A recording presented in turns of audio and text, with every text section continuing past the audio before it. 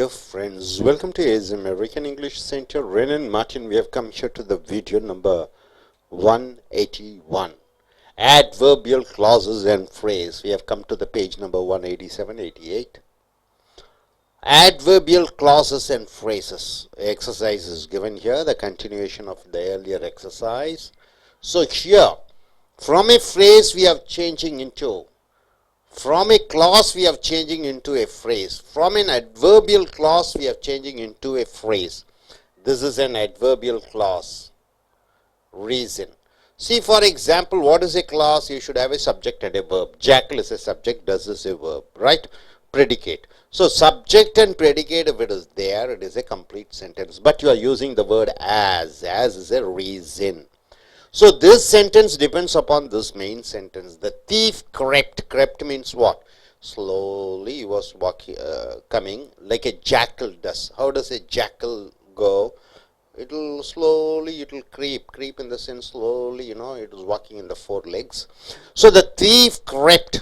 He slowly tried to come inside without getting noticed by somebody else. Thief crept. Thief is a subject, crept is a verb, predicate. So you have a full sentence here. As a jackal does, depends upon, yes, the main sentence, the thief crept. So adverbial clause of reason. So you ask a question, the thief crept, how? As a jackal does, how? So adverbial clause of manner. So the thief crept, how? As a jackal does. So as a jackal does becomes a complete sentence depending upon the main sentence. So you have to change the jackal does into a phrase. Phrase means it shouldn't have a subject and predicate. The thief crept like a jackal. Like a jackal. So you don't have, like is a preposition, a jackal. So it doesn't have a subject and predicate. So it is a phrase. So the thief crept like a jackal. So adverbial phrase, manner. So clause you are changing into a manner. I am glad. I am glad is a full sentence. Subject and predicate is there. I am glad what? That he has recovered from illness. That he has recovered from illness. So I am glad because he has recovered from illness. So he has recovered from illness becomes a adverbial clause because he is there as required as the verb is there. That is there, so that is a relative pronoun. It depends upon the main sentence. I am glad. So adverbial clause. I am glad of his recovery from illness. So you are changing the clause into a phrase where they don't have a subject and a verb. Verb is not there here. See, of his recovery from illness. Here, as required, verb is there. So this becomes adverbial phrase. He worked so hard. It is a complete sentence. Subject and predicate is there. That he may become rich. The result is that he may become rich. May become, he is the subject. May become is the verb. So subject and predicate is there. So adjective clause. He works so hard to become rich. To become rich, it is not a verb. No verb is there. To become is an infinite. So it becomes an adverbial phrase. So adverbial clause is changed into adverbial phrase. He worked so hard that he succeeded. He worked so hard. So what is the result? That he succeeded. He is the subject, succeeded is the verb. So it is a full sentence. Since that he succeeded is there, it depends upon he worked so hard. So this is adverbial clause of result. He worked so hard as to succeed. No subject and predicate is there. So it becomes an adverbial phrase. As soon as I saw the cobra, I ran away. Which is the main sentence? I ran away is the main sentence, right? A subject is there, predicate is there. When did I run away? As soon as I saw the cobra. As soon as I saw the snake. I saw the cobra. That is the complete sentence. But as soon as, immediately. So when you are using as soon as I saw the cobra, it depends upon I ran away. Main sentence. So this is adverbial clause of time. So you have to change into a phrase. Immediately on seeing the cobra. So no verb is there. On seeing. Seeing is a gerund. Immediately on seeing the cobra, I ran away. So this becomes an adverbial phrase of time. When did I run away? As soon as I, immediately on seeing the cobra becomes an adverbial phrase. We ran so that we might arrive in time. We ran. We went fast, ran. Why? So that we might arrive in time. We might arrive in time. It is a sentence. but so that it is the result, so it becomes an adverbial clause. We ran why that we might arrive in time. So you have to change that we might arrive in time into a phrase without a verb. We ran so as to arrive in time. No verb is there, only infinite is there, so it becomes an adverbial phrase. He jested even as he lay dying. He jested even as he was lying. So he jested, full sentence, even as he lay dying becomes a adverbial clause of time. He jested even on his deathbed. No verb is there, so adverbial phrase. No man can become a great artist. No man can become a great artist. Full sentence, subject is there, predicate. Become a great artist, verb is there, become. Unless he applies himself continually to his art. So you have to keep on, whether it is Ilayaraja or A. Rahman, till his their death, they have to keep upgrading their art. No man can become a great artist is a full sentence when, unless he applies himself continually to his art. He has to continually, he have to keep on working on his art. So this becomes an adverbial clause of time. So you have to change unless he applies himself continually to his art into a phrase. So unless he applies, he subject is the verb is there. So you have to change into a phrase. No man can become a great artist without applying himself continually to his art. Without applying himself continually to his art. No verb is there. So it becomes an adverbial phrase of time. There was nothing he would not do if only he might make profit. For making profit, he will do anything. There was nothing he would not do, so he will do everything, right? It is a full sentence. Subject is there, predicate is there. And condition, when he will do anything, if only he might make profit. If only he might make profit. He might make profit. Subject and predicate is there, so adverbial clause of condition. So you have to change if only he might make profit into a phrase. There was nothing he would not do to make profit. To make profit. To make is an infinite, so it becomes an adverbial phrase. He was not so rich that he could buy a motor car. So he was not so rich that he could buy a car. He is not rich enough to buy a car. So he was not. It becomes a full sentence. So rich that he could buy a car. See, he is subject is there. Could buy is the verb is there. You have to change into a phrase. So this is an adverbial clause. He was not rich enough to buy a car. Not rich enough to buy a car. You don't have a verb. So it becomes an adverbial phrase. Adverbial clause is changed into adverbial phrase. When he had uttered these words, when he told those words, he sat down. Other person sat down. He sat down. It's a full sentence. So when did he sit down? When he had uttered these words. So when he had uttered these words, he subject is there, had uttered verb is there, these words object is there. So when he had uttered these words depends upon the other sentence. So this is an adverbial clause of time. You have to change into phrase. After uttering these words, he sat down. So he sat down, full sentence. This when he had uttered these words changes into a phrase. In phrase there is a no verb. So it becomes an adverbial phrase of time. This exercise is a full sentence. Subject and predicate is there. So difficult that I cannot do it. So difficult that I cannot do it. I cannot do is a full sentence here. So difficult that becomes a dependable sentence, adverbial. This exercise is how. So difficult. How? Adverb of manner clause. Adverb of manner clause. You have to change into a phrase. Too difficult for me to do. So this becomes adverbial phrase of cause. This exercise is too difficult for me to do. There is no verb is there. The news is so good that it cannot be true. The news is very good, but it cannot be true. So the news is a full sentence. Is good that it cannot be true. It becomes a clause, adverbial clause. You have to change the adverbial clause into a phrase. It should not have a verb. Here cannot be is the verb is there. So the news is too good to be true. So there is no verb is there. So it becomes an adverbial phrase. I did not pay him. It's a full sentence. I did not pay him. Why? As I had no money with me. As I had no money with me. I subject is there. Had no money with me is the predicate. The verb is there. Had is there. You have to change into a phrase. So adverbial clause of reason. I did not pay him. Having no money with me, no verb is there, so it becomes an adverbial phrase of reason. He lived carefully. He lived carefully is a full sentence. He subject is there, verb is there. So that he might live long. Why? So that he might live long. He might live long. Subject and predicate is there. He subject, might live is the verb. So that the reason is there. So here becomes adverbial clause of reason.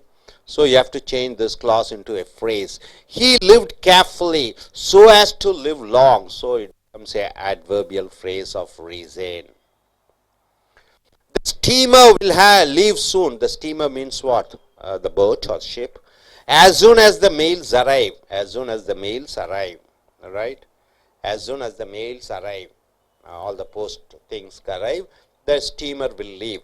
So the steamer will leave is the full sentence. When will it leave? As soon as the mails arrive. Mails is the subject, arrive is the verb. So it is a adverbial clause of time. Full sentence, but a dependent sentence of the main sentence. You have to change into a phrase without a verb. So the steamer will leave soon on the arrival of mail. See, no verb is there. So adverbial phrase of time. It is changed into adverbial phrase of time.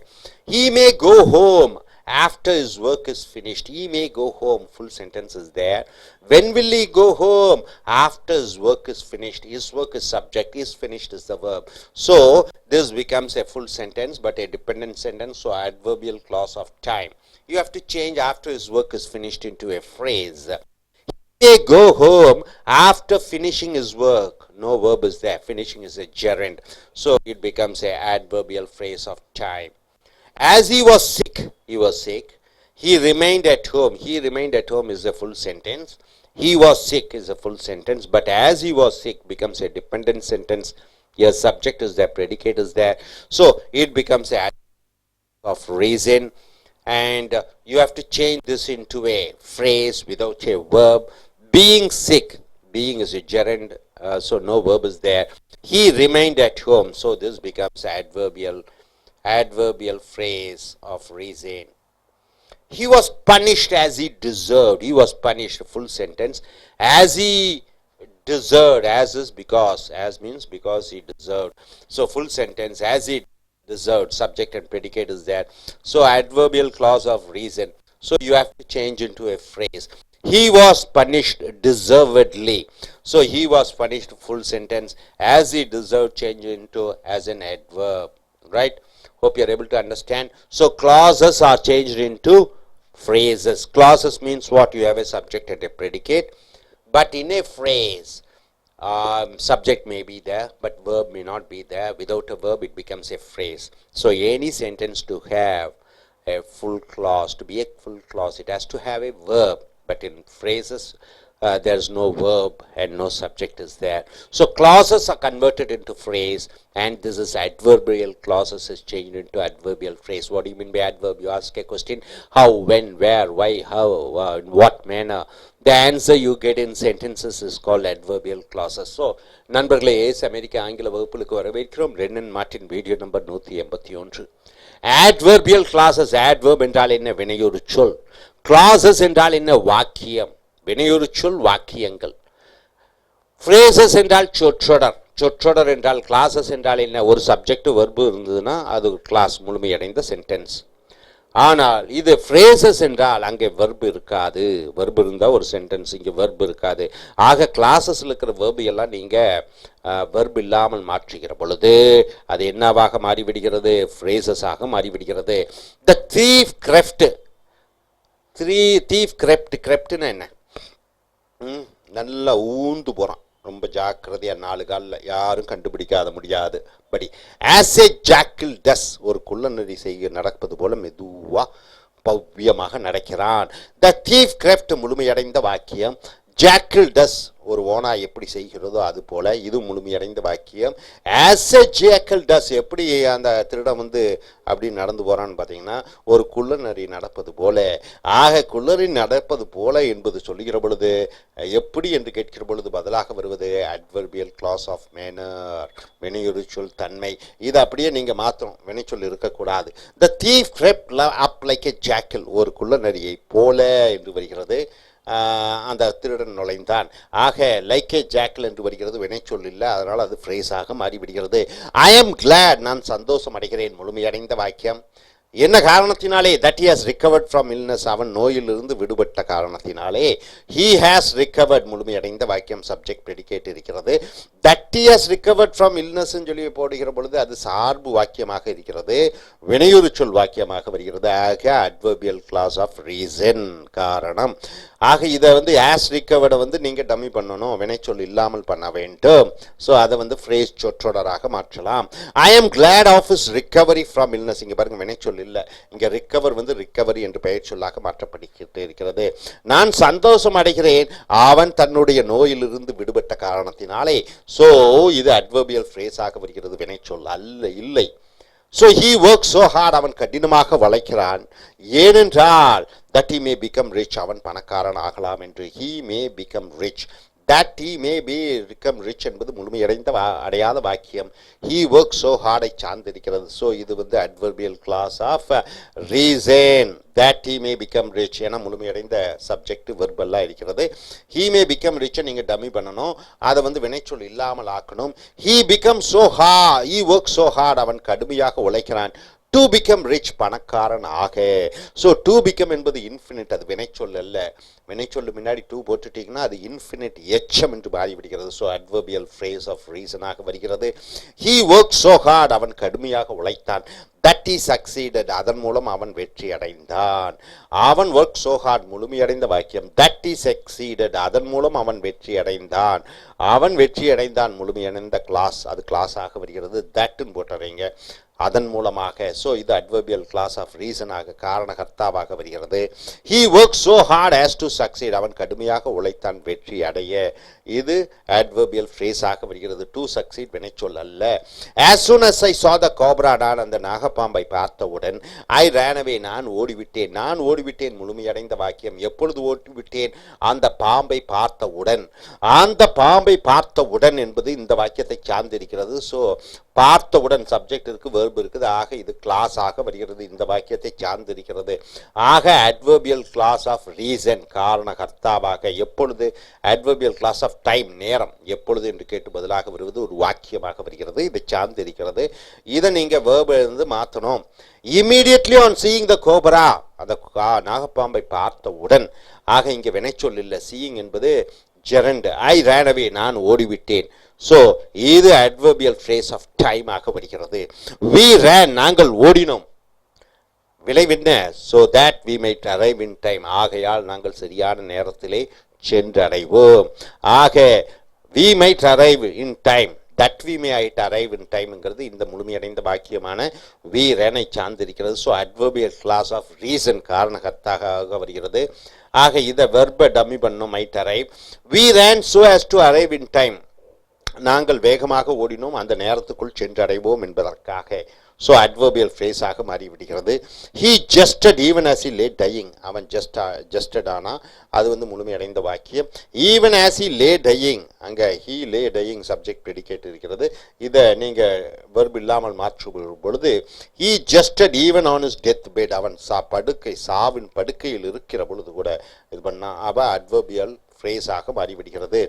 no man can become a great artist, எந்த மனிதனும் மிகப்பெரிய கலைஞன் ஆக முடியாது.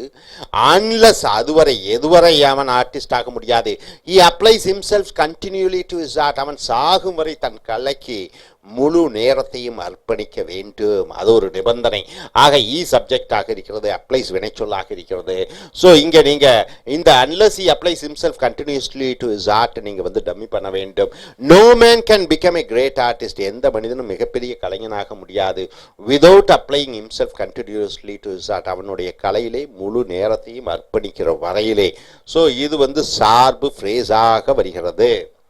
there was nothing he could do, would not do, if only he might make profit. லாபம் கிடைப்பதற்காக அவன் என்ன வேண்டுமானாலும் செய்வான். There was nothing he would not do. இது முழுமையடைந்த வாக்கியமாக இருந்தது. என்ன செய்ய மாட்டான்? If only he might make profit. அவன் லாபம் கிடைச்சனா என்ன வேணாலும் செய்வான். So he might என்பது verb subject இருக்கிறது. இது வந்து adverbial clause of condition நிபந்தனையாக வருகிறது. இது phrase ஆக மாற்றுகிற பொழுது, சொற்றொடராக மாற்றுகிற பொழுது, வினைச்சொல் இல்லாமல் மாற்றுகிற பொழுது there was nothing he wouldn't do to make profit. To make profit infinite ஆக வருகிறது. phrase ஆக மாறிவிடுகிறது. He was not so rich that he could buy a motor car. அவன் ரொம்ப பணக்காரன் இல்லை, அவனால் கார் எல்லாம் வாங்க முடியாது. So he was என்பது முழுமையடைந்த வாக்கியமாக வருகிறது. Not so rich that he could buy a motor car. He could buy என்பது subject predicate ஆக வருகிறது. இதை நீங்க டம்மி பண்ணணும். He was not rich enough to buy a motor car. அவன் அந்த அளவு வசதி இல்லை ஒரு மோட்டார் கார் வாங்குகிற வரை. இது சொற்றொடராக phrase ஆக மாற்றி விடுகிறோம். When he had uttered these words he sat down. அவன் இந்த வார்த்தைகளை சொன்னவுடன் அவன் உட்கார்ந்து கொண்டான். அவன் உட்கார்ந்து கொண்டான் முழுமையடைந்த வாக்கியம். எப்பொழுது உட்கார்ந்து கொண்டான்? அவன் அந்த வார்த்தைகளை சொன்ன பொழுது. he had uttered இது கிளாஸ் ஆக வருகிறது, ஏன்னா சப்ஜெக்ட் ப்ரெடிகேட் ஆக இருக்கிறது. எப்பொழுதும் கேட்கிற பொழுது when he had uttered these words என்று வருகிறது. ஆக adverbial clause of time ஆக வருகிறது. இதை சொற்றொடராக மாற்றுகிற பொழுது after uttering these words he sat down. அவன் இந்த வார்த்தைகளை சொன்னவுடன் அவன் உட்கார்ந்து கொண்டான். ஆக இது uttering என்பது gerund ஆக வருகிறது, வினைச்சொல் அல்ல. ஆக adverbial phrase of time வருகிறது. This exercise is so difficult that I cannot do it. இந்த கணக்கு பயிற்சி ரொம்ப கடினமாக இருக்கிறது. அது எப்படி என்றால் என்னால் செய்ய முடியவில்லை. இந்த பயிற்சி இருக்கிறது. so difficult that I cannot do என்பது சார்பு வாக்கியமாக வருகிறது. I subject cannot do it இருக்கிறது. so இது adverbial clause of manner. எப்படி இருக்கிறது இந்த பயிற்சி? ரொம்ப கஷ்டமா இருக்குது, என்னால் செய்ய முடியாத அளவிலே. ஆக இது நீங்க டம்மி பண்ணணும், verb எடுத்துடணும். This exercise is too difficult for me to do. இந்த பயிற்சி வந்து கடினமாக இருக்கிறது என்று phrase ஆக மாறுகிறது. The news is so good that it cannot be true. இந்த செய்தி வந்து ரொம்ப நன்றாக இருக்கிறது, ஆனால் அது உண்மையாக இருக்காது. So the news is so good. இது வந்து முழுமையடைந்த வாக்கியம். That it cannot be true. அது உண்மையாக இருக்காது. So இதுலயும் இட்டு சப்ஜெக்ட் இருக்குது, cannot be verb இருக்கிறது. இது கிளாஸ் ஆக வருகிறது, வினையுரிச்சொல் கிளாஸ். இதை நீங்க டம்மி பண்ணணும். The news is too good to be true. இந்த செய்தி ரொம்ப நன்றாக இருக்கிறது, உண்மையாக இருக்க. ஆக இங்க வினைச்சொல் இல்ல, adverbial phrase ஆக மாறிவிடுகிறது. I did not pay him. நான் அவனுக்கு பணம் செலுத்தவில்லை. As I had no money with me. ஏனென்றால் என்னிடம் பணம் கிடையாது. I did not pay him. இது முழுமையடைந்த வாக்கியம். என்ன காரணத்தினாலே? என்னிடம் பணம் இல்லாத காரணத்தினாலே. having no money with me வந்து adverbial phrase ஆக மாறுகிறது. இங்க வினைச்சொல் இல்ல பாருங்க. He lived carefully. அவன் ரொம்ப ஜாக்கிரதையாக வாழ்ந்தான். so that he might live long. ஆகையால் அவன் நீண்ட காலம் வாழலாம் என்று. he lived carefully முழுமையடைந்த வாக்கியமாக இருக்கிறது. எதற்காக என்று கேட்கிறீர்கள்? lived வாழ்வதற்கு. so that he might live long. அவன் நீண்ட காலம் வாழ்வதற்கு. so adverbial clause of reason. ஆக வினையுரிச்சொல் வாக்கியம் காரணம். இதை நீங்க might live நீங்க verb இல்லாம மாற்றுகிற பொழுது he lived carefully so as to live long. அவன் ரொம்ப ஜாக்கிரதையாக வாழ்ந்தான், ஆகையால் அவன் நீண்ட காலம் வாழ முடியும் என்பதற்காக. so adverbial phrase of reason ஆக வருகிறது. the steamer will leave soon. steamer என்றால் என்ன? அந்த புகை வண்டி, அந்த நீராவி என்ஜினால் ஏற்பட்ட அந்த வண்டி புறப்பட்டு விடும். as soon as arrive. as soon as the mails arrive என்ன லெட்டர்ஸ் எல்லாம் வந்த உடனே இந்த ட்ரெயின் புறப்படும் engine. so as soon as the mails என்பது subject, arrive என்பது verb. so adverbial clause of time வருகிறது. ஸ்டீமர் புறப்படும், அந்த லெட்டர்ஸ் எல்லாம் வந்த உடனே. ஸோ இது முழுமையடைந்த வாக்கியம், சார்பு வாக்கியமாகவும் வருகிறது. The steamer will leave soon. அந்த ஸ்டீமர் புறப்பட்டு விடும். On the arrival of mails. அந்த மெயில்ஸ் எல்லாம் வந்தவுடன் இங்கே வெர்ப் இல்லை, அது அட்வர்பியல் ஃப்ரேஸ் ஆஃப் டைமாக மாற்றி விடுகிறோம். He may go home after his work is finished. அவன் வீட்டுக்கு போகலாம், அவனுடைய வேலைகள் எல்லாம் முடிந்த பிறகு. அவன் வீட்டுக்கு இந்த வாக்கியம் எப்பொழுது வீட்டுக்கு போகலாம்? அவனுடைய வேலைகள் எல்லாம் முடிந்தவுடன். His work subject, his finished verb. Adverbial clause of time எப்பொழுது என்று கேட்டு பதிலாக வாக்கியமாக வருகிறது டைம். இந்த வாக்கியம் இதை சார்ந்திருக்கிறது. So adverbial clause of time. அதை நீங்க ஃப்ரேஸாக மாற்றிக்கிற பொழுது வெர்பை எடுத்துவிட வேண்டும். He may go home after finishing is work. அவன் வீட்டுக்கு போகலாம் அவனுடைய வேலைகள் முடிந்த பிறகு. ஃபினிஷிங்னு போட்டீங்க, அது ஜெரண்டு. அது ஜெரண்டுகள்லாம் வெர்ப் இல்லை. ஸோ இது அட்வர்பியல் ஃப்ரேஸ் டைமாக வருகிறது. ஆஸ் ஹி வாஸ், அவன் உடல்நிலை சரியில்லாத காரணத்தினாலே. He remained at home. அவன் வீட்டிலேயே இருந்தான். அவன் வீட்டிலேயே இருந்தான். முழுமையடைந்த வாக்கியம். Subject is there, remained verb is there. ஏன் வீட்டில் இருந்தா என்ன ரீசனுக்காக? as he was sick, அவன் உடல்நிலை சரியில்லாத காரணத்தினாலே. he subject இருக்கு, was இருக்கு, verb. as he was sick அது முழுமையடைந்த வாக்கியம் கிடையாது. இந்த வாக்கியம் இதை சார்ந்து இருக்கிறது. so adverbial clause of reason, காரணம். அந்த காரணம் இதோடு சேரும் பொழுதுதான் முழுமையடைகிறது. இந்த காரணம் he was sick என்று சொல்கிறீர்கள். சப்ஜெக்ட் verb was இருக்கிறது. அதை டம்மி பண்ணணும். அது verb இல்லாமல் பண்ணணும். verb இல்லாமல் பண்ணுகிற பொழுது அது phrase-ஆக மாறுகிறது. being sick he remained at home. being sick இங்க verb இல்லை. is beingனா தான் verb. being sick he remained at home. உடல்நிலை சரியில்லாத காரணத்தினால வீட்டிலே இருந்தான். so adverbial phrase of time-ஆக மாற்றி விடுகிறோம். he was punished as he deserved. அவன் தண்டிக்கப்பட்டான். ஏனென்றால் அந்த deserved அவனுக்கு அனைத்தும் அதுக்கு தகுதிகள் இருக்கிறது. ஏனென்றால் அவன் அந்த அளவு தப்பு செஞ்சிருக்கான். அதனால் அவன் தண்டிக்கப்பட வேண்டும். he was punished முழுமையடைந்த வாக்கியம். subject was punished verb இருக்கு, predicate இருக்கு. as he deserved, he subject deserved அவனுக்கு அந்த அதற்கான தகுதிகள் இருக்கிறது, தண்டிக்கப்பட வேண்டிய தகுதிகள். so as he deserved சார்பு வாக்கியம் இதை சார்ந்து இருக்கிறது. இது முழுமையடைந்த வாக்கியமாக வராது. so deserved அதை நீங்க வினையுரிச்சொல் வினைக்குள் இல்லாமல் பண்ண வேண்டும். he was punished deservedly. deservedlyங்கிறது வினையுரிச்சொல்லாக வருகிறது. அவன் தண்டிக்கப்பட்டான் தகுதியான வகையிலே. so adverbial adverb-ஆக வருகிறது. so dear friends, என்ன புரிஞ்சுட்டீங்க? class என்பது என்ன? சப்ஜெக்ட் predicate இருக்க வேண்டும்.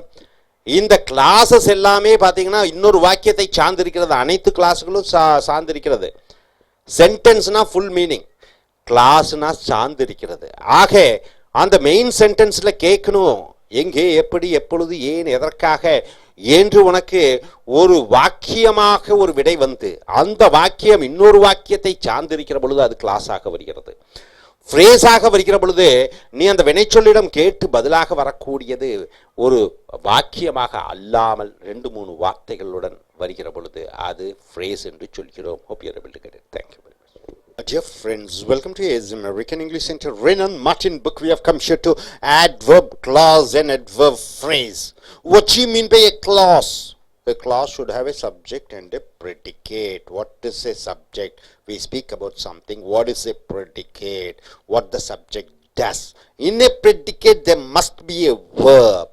So adverb clauses, you ask a question to the verb.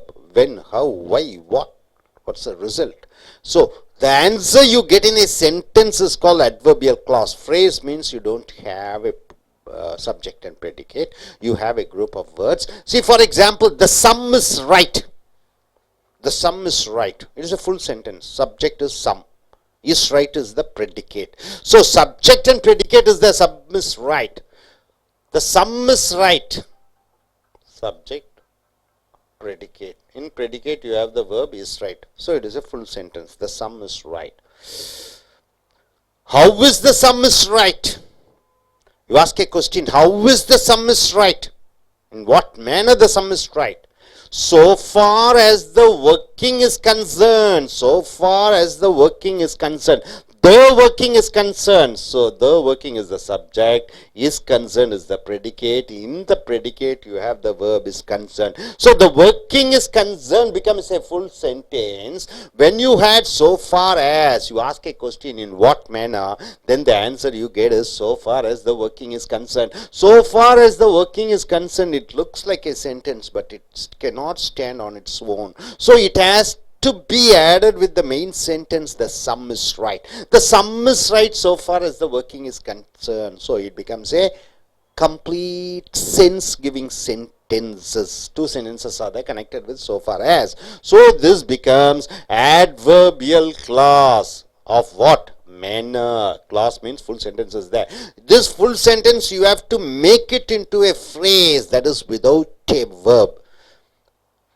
The sum is right. This is the full sentence. How is the sum is right? In respect of working. In respect of working. There is no verb here. So it becomes an adverbial phrase. Phrase You should not have a verb there. So adverbial phrase of manner. Able to understand? It rains so hard. It is a full sentence. It is subject. Rain so hard is the predicate. It rains so far, so hard.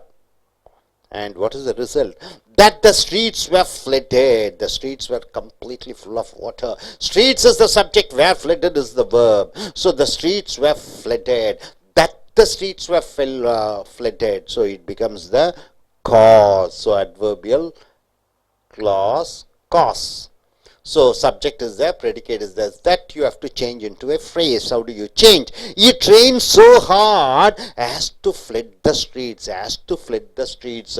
So to flood, it becomes an infinitive. It is not a verb. So adverbial phrase. I took him. I took him. It's a full sentence. I is the subject, took is the verb, him is the object is there. It is a full sentence. I took him. Why? You recommended me.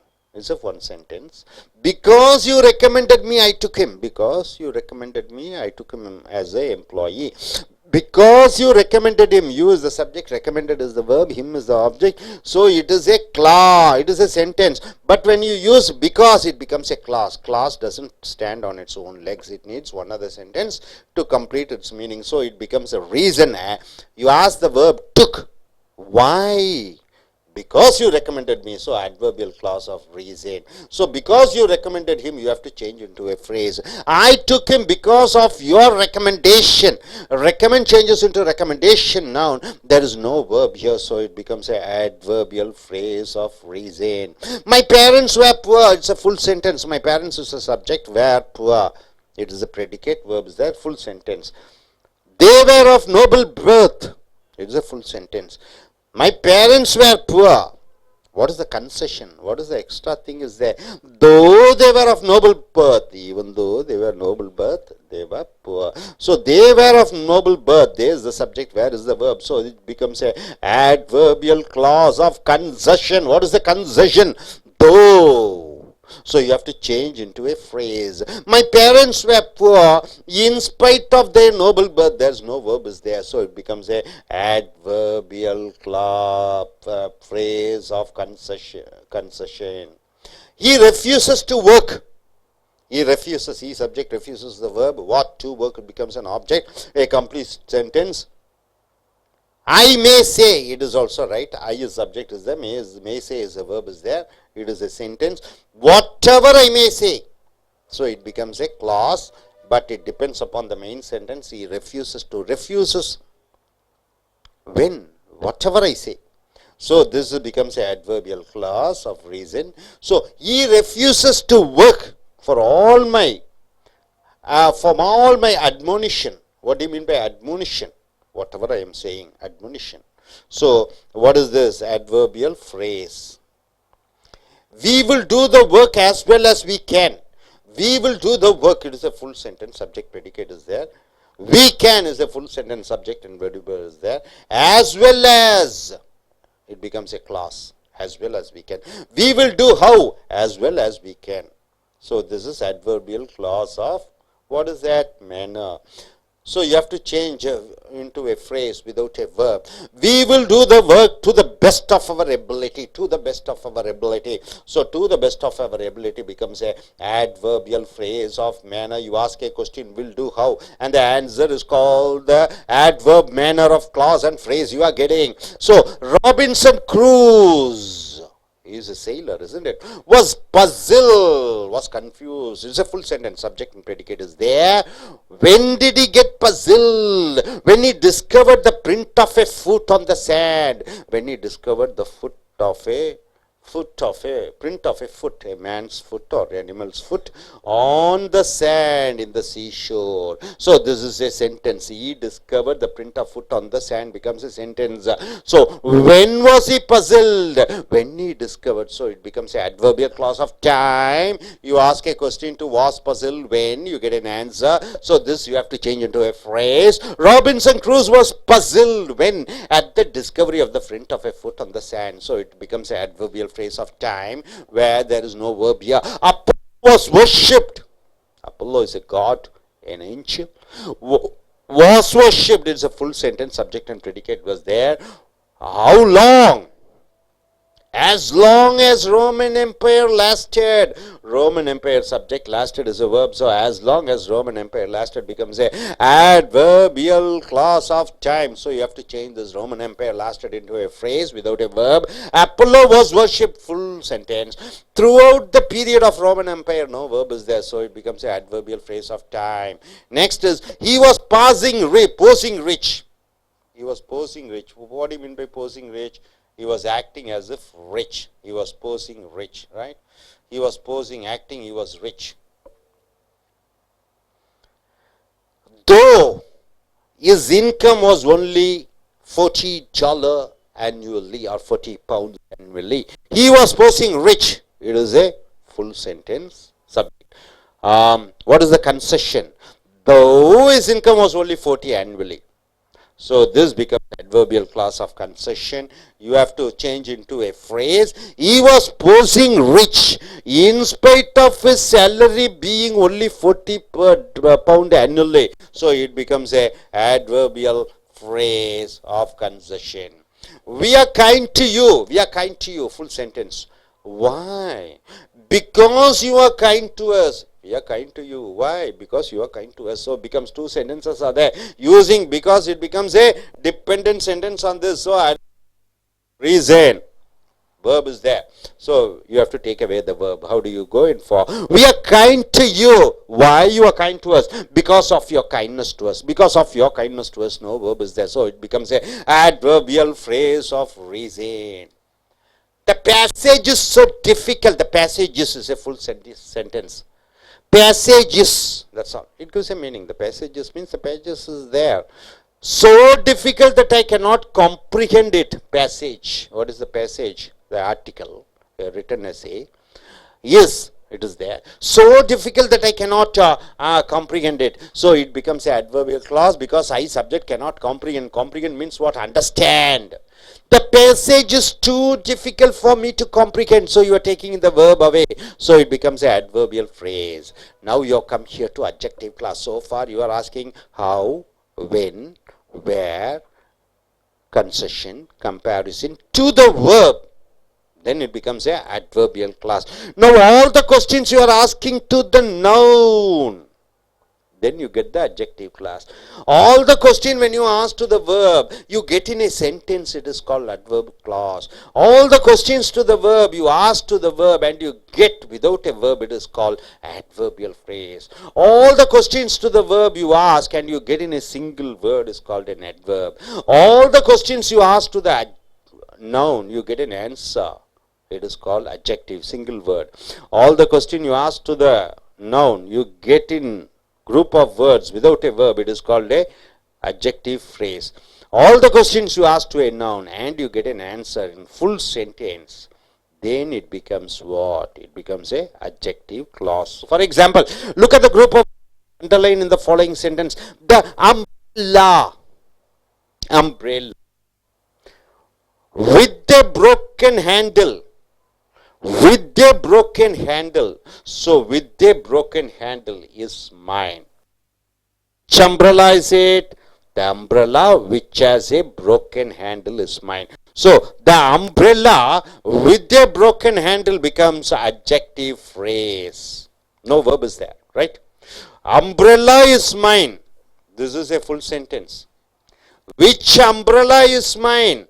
The umbrella with a broken handle, no verb is there, so it becomes an adjective phrase. Now you see, the umbrella which has a broken handle. So this which stands for umbrella, has is a verb. So demonstration of this umbrella is used with a verb, so it becomes a adjective clause. Right? Is mine. This is a sentence. The umbrella is mine. Which umbrella? The umbrella which has a broken handle. Has is a verb is there. So it becomes a adjective clause. The first group of words with a broken handle describes the umbrella. It describes about the umbrella. That is, it qualifies the noun umbrella and does the work of an adjective. It is we call adjective phrase. The second group of words which has a broken handle. Which has a broken handle. The second sentence you see, which has a broken handle. This. also describes the umbrella. It also describes the umbrella, and so does the work of an adjective. It is also does the work of an adjective. But because it contains subject and a predicate, which is the subject, as is the predicate, and predicate of its own, it is there. It is called an adjective clause. Able to understand what is an adjective clause and what is an adjective? Okay adjective phrase. So நண்பர்களே, ace அமெரிக்க ஆங்கில வகுப்புகளுக்கு வரவேற்கிறோம். Wren and Martin புக்கை பாருங்கள். இந்த வினையுறுச்சொல் சொற்றொடர் வினையுறுச்சொல் வாக்கியங்களாக வருகிறது, 3ஆக வருகிறது. சம் இஸ் ரைட், அந்த கணக்கு ரொம்ப கரெக்டாக இருக்கிறது. As for as the working is concerned, அதனுடைய கூட்டல் கழித்தலைகளை பொறுத்து இது முழுமையடைந்த வாக்கியமாக இருக்கிறது. ஸோ அட்வர்பியல் கிளாஸாக இருக்கிறது. இதில் வினைச்சொல் எடுத்துட்டிங்கன்னா அட்வர்பியல் ஃப்ரேஸாக வருகிறது.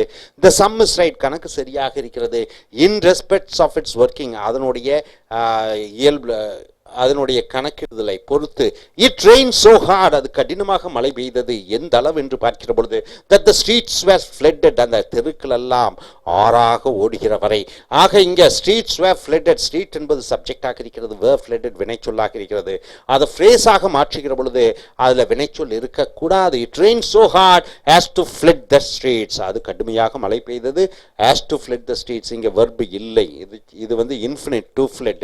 ஸோ இது அட்வர்பியல் ஃப்ரேஸ் வருகிறது. I took him, நான் அவனை சேர்த்து கொண்டேன். because you recommended him, நீங்கள் சிபாரிசு செய்த காரணத்தினாலே.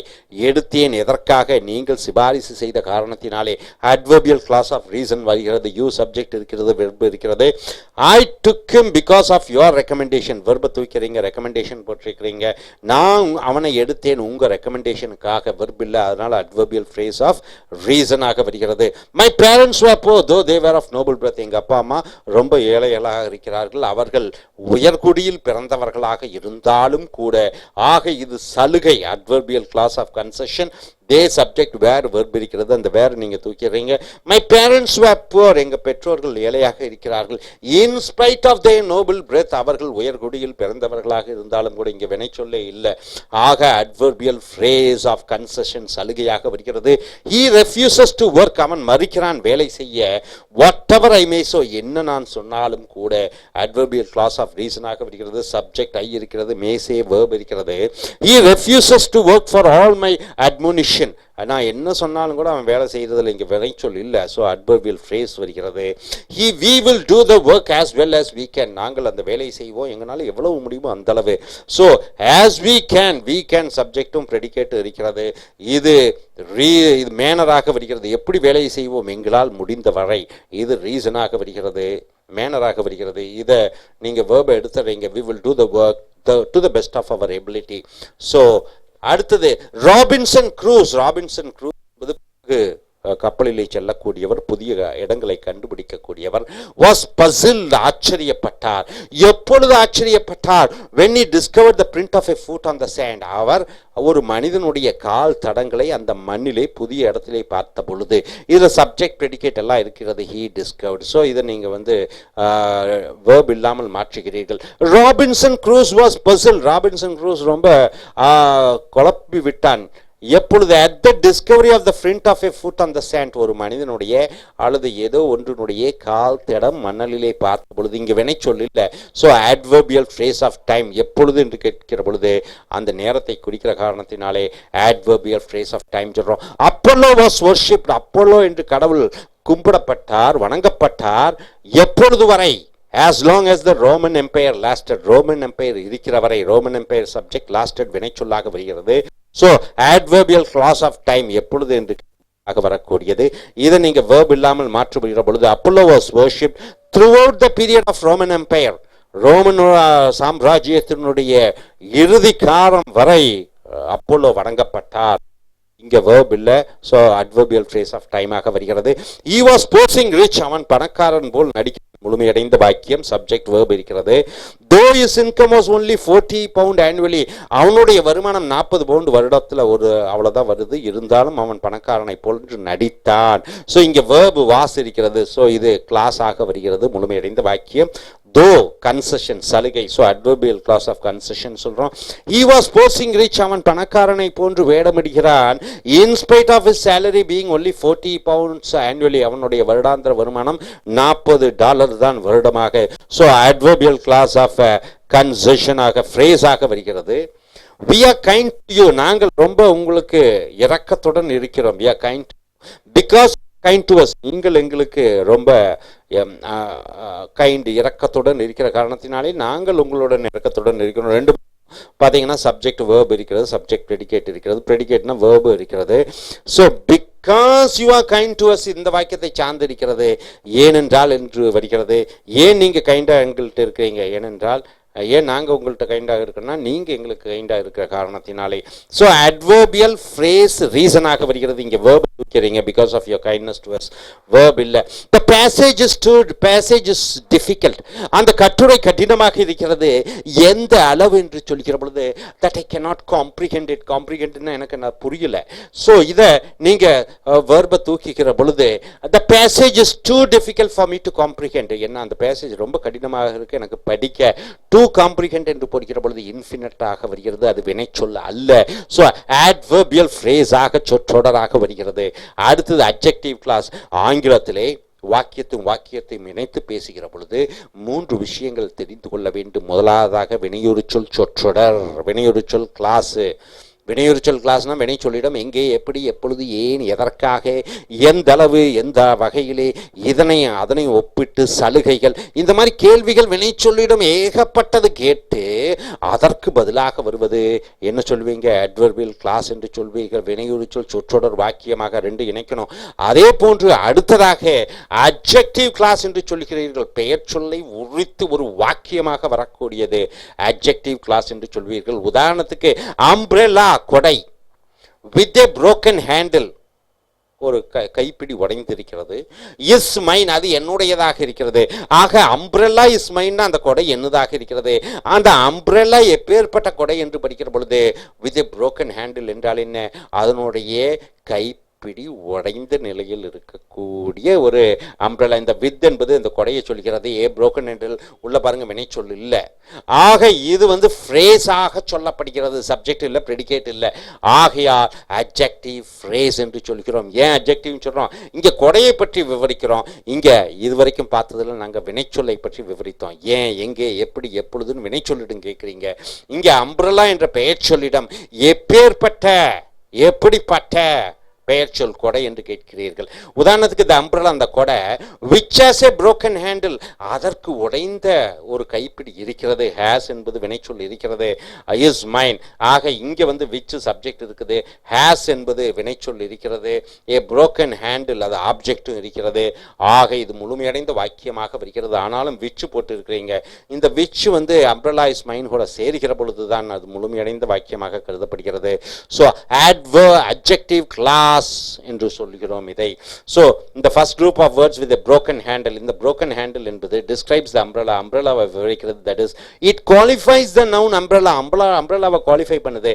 and does the work of an adjective, இது பெயரோடு சொல்லுடைய வேலையை செய்கிறது. so it is what we call adjective phrase, அது பெயருரிச்சொல் சொற்றொடர் என்று சொல்கிறோம். ஏன்னா சப்ஜெக்ட் ப்ரெடிகேட் இல்லை. The second group of words, இந்த செகண்ட் குரூப் ஆஃப் வேர்ட்ஸ் பார்த்தீங்கன்னா which has a broken handle எழுதி இருக்கிறது. ஆல்சோ டிஸ்கிரைப்ஸ் த அம்ப்ரெல்லா, இது கொடையை பற்றி விவரிக்கிறது. And so does the work of an adjective, இது பெயருரிச்சொல்லினுடைய வேலையை செய்கிறது. But because it contains a subject and predicate, which subject இருக்கு, ப்ரெடிகேட் இருக்கிறது, ப்ரெடிகேட்ல ஆப்ஜெக்ட் இருக்கு, வேர்ப் இருக்கிறது. Its own it is called an adjective clause, அது பெயருரிச்சொல் வாக்கியம். கிளாஸ் என்றாலே எப்பொழுது சார்ந்து இருக்கணும்.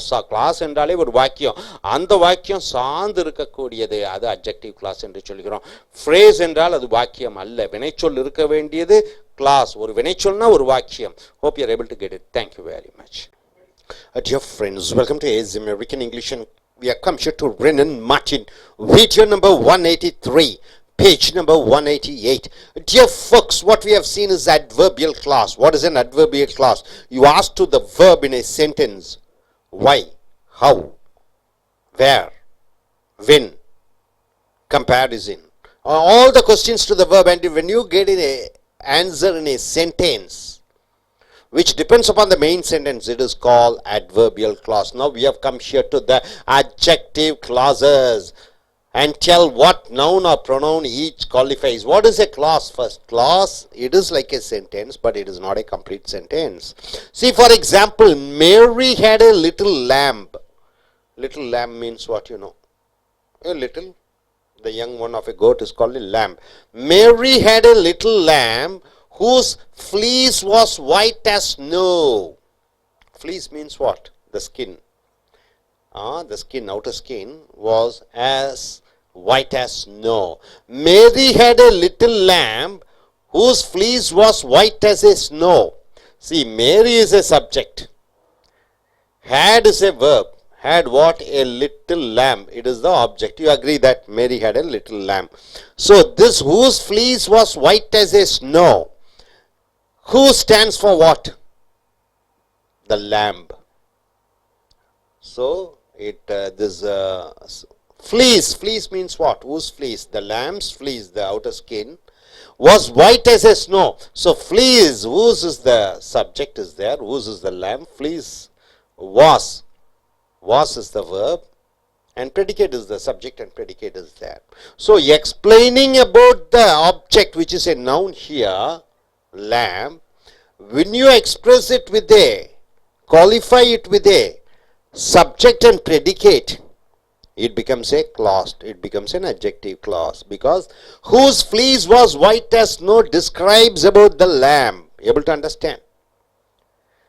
The letter brought money which was badly needed. The letter brought money. I wrote a letter to my uncle. My uncle sent me money. That money I was very badly in need. So the letter is the subject, brought is the verb, money is the object, which was badly needed, which stands for what? Money. Which stands for money. So subject is there. Was badly needed, it becomes the predicate. In the predicate, was is the verb is there. So predicate is there. Which was badly needed, it cannot stand on its own legs. It doesn't give a full meaning unless it adds with the letter brought money, which was badly needed. So this becomes an adjective clause which qualifies the noun money. The house that I live in belongs to my father. The house that I live in belongs to my father, right? So the house belongs to my father, right? This is the sentence. The house belongs to my father. See, the house belongs to my father. This is the main sentence. You are describing about the house that I live in. That stands for what? House. That I live in. So I subject is there, live predicate is there. That I live in. So you have a subject and a predicate, but that stands for house. So this that qualifies the noun house, right? So next, I am monarch. Monarch means what? I am the king of all. I am the king of all. I survey. I did a research. I am a monarch of all. I survey. So this I stands for what? It stands for qualifies all. So I am a monarch of all. Of all means all the monarchs. I am the monarch. I survey. I have a little shadow. I have a little shadow which goes in and out with me. I have a little shadow means what? What do you mean by shadow? See, this is the shadow. I have a little shadow which goes in and out with me. It comes and goes with me. The shadow always goes with you. So this which stands for what? Shadow.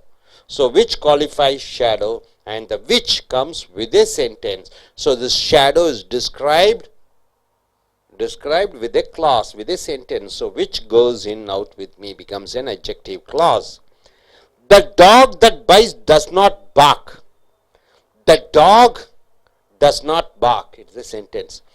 That bites. So this that stands for what? The dog, right? So adjective clause. This is an adjective clause describing or qualifying the noun dog. He tells a tale. He tells a story. That sounds untrue. Sounds is the verb here. That is the subject. That stands for what? The tale. He says, or he tells a story. He tells a tale that sounds untrue. That stands for the tale. Now coming here. It is an ill wind. Ill wind means bad wind. That blows nobody any good.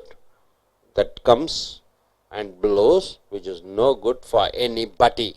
So that is the subject. That stands for what? That stands for what? That blows nobody any good. This entire sentence stands for what? The wind. So this is adjective clause. The boy stood on the burning deck. The boy stood on the burning deck. What do you mean by deck? In the ship, the front part is called the deck. The boy stood on the burning deck, whence all but he had fled. Everybody ran away from the deck. So this whence all but he had fled, this adjective clause qualifies the noun deck. They never fail who die in a great cause.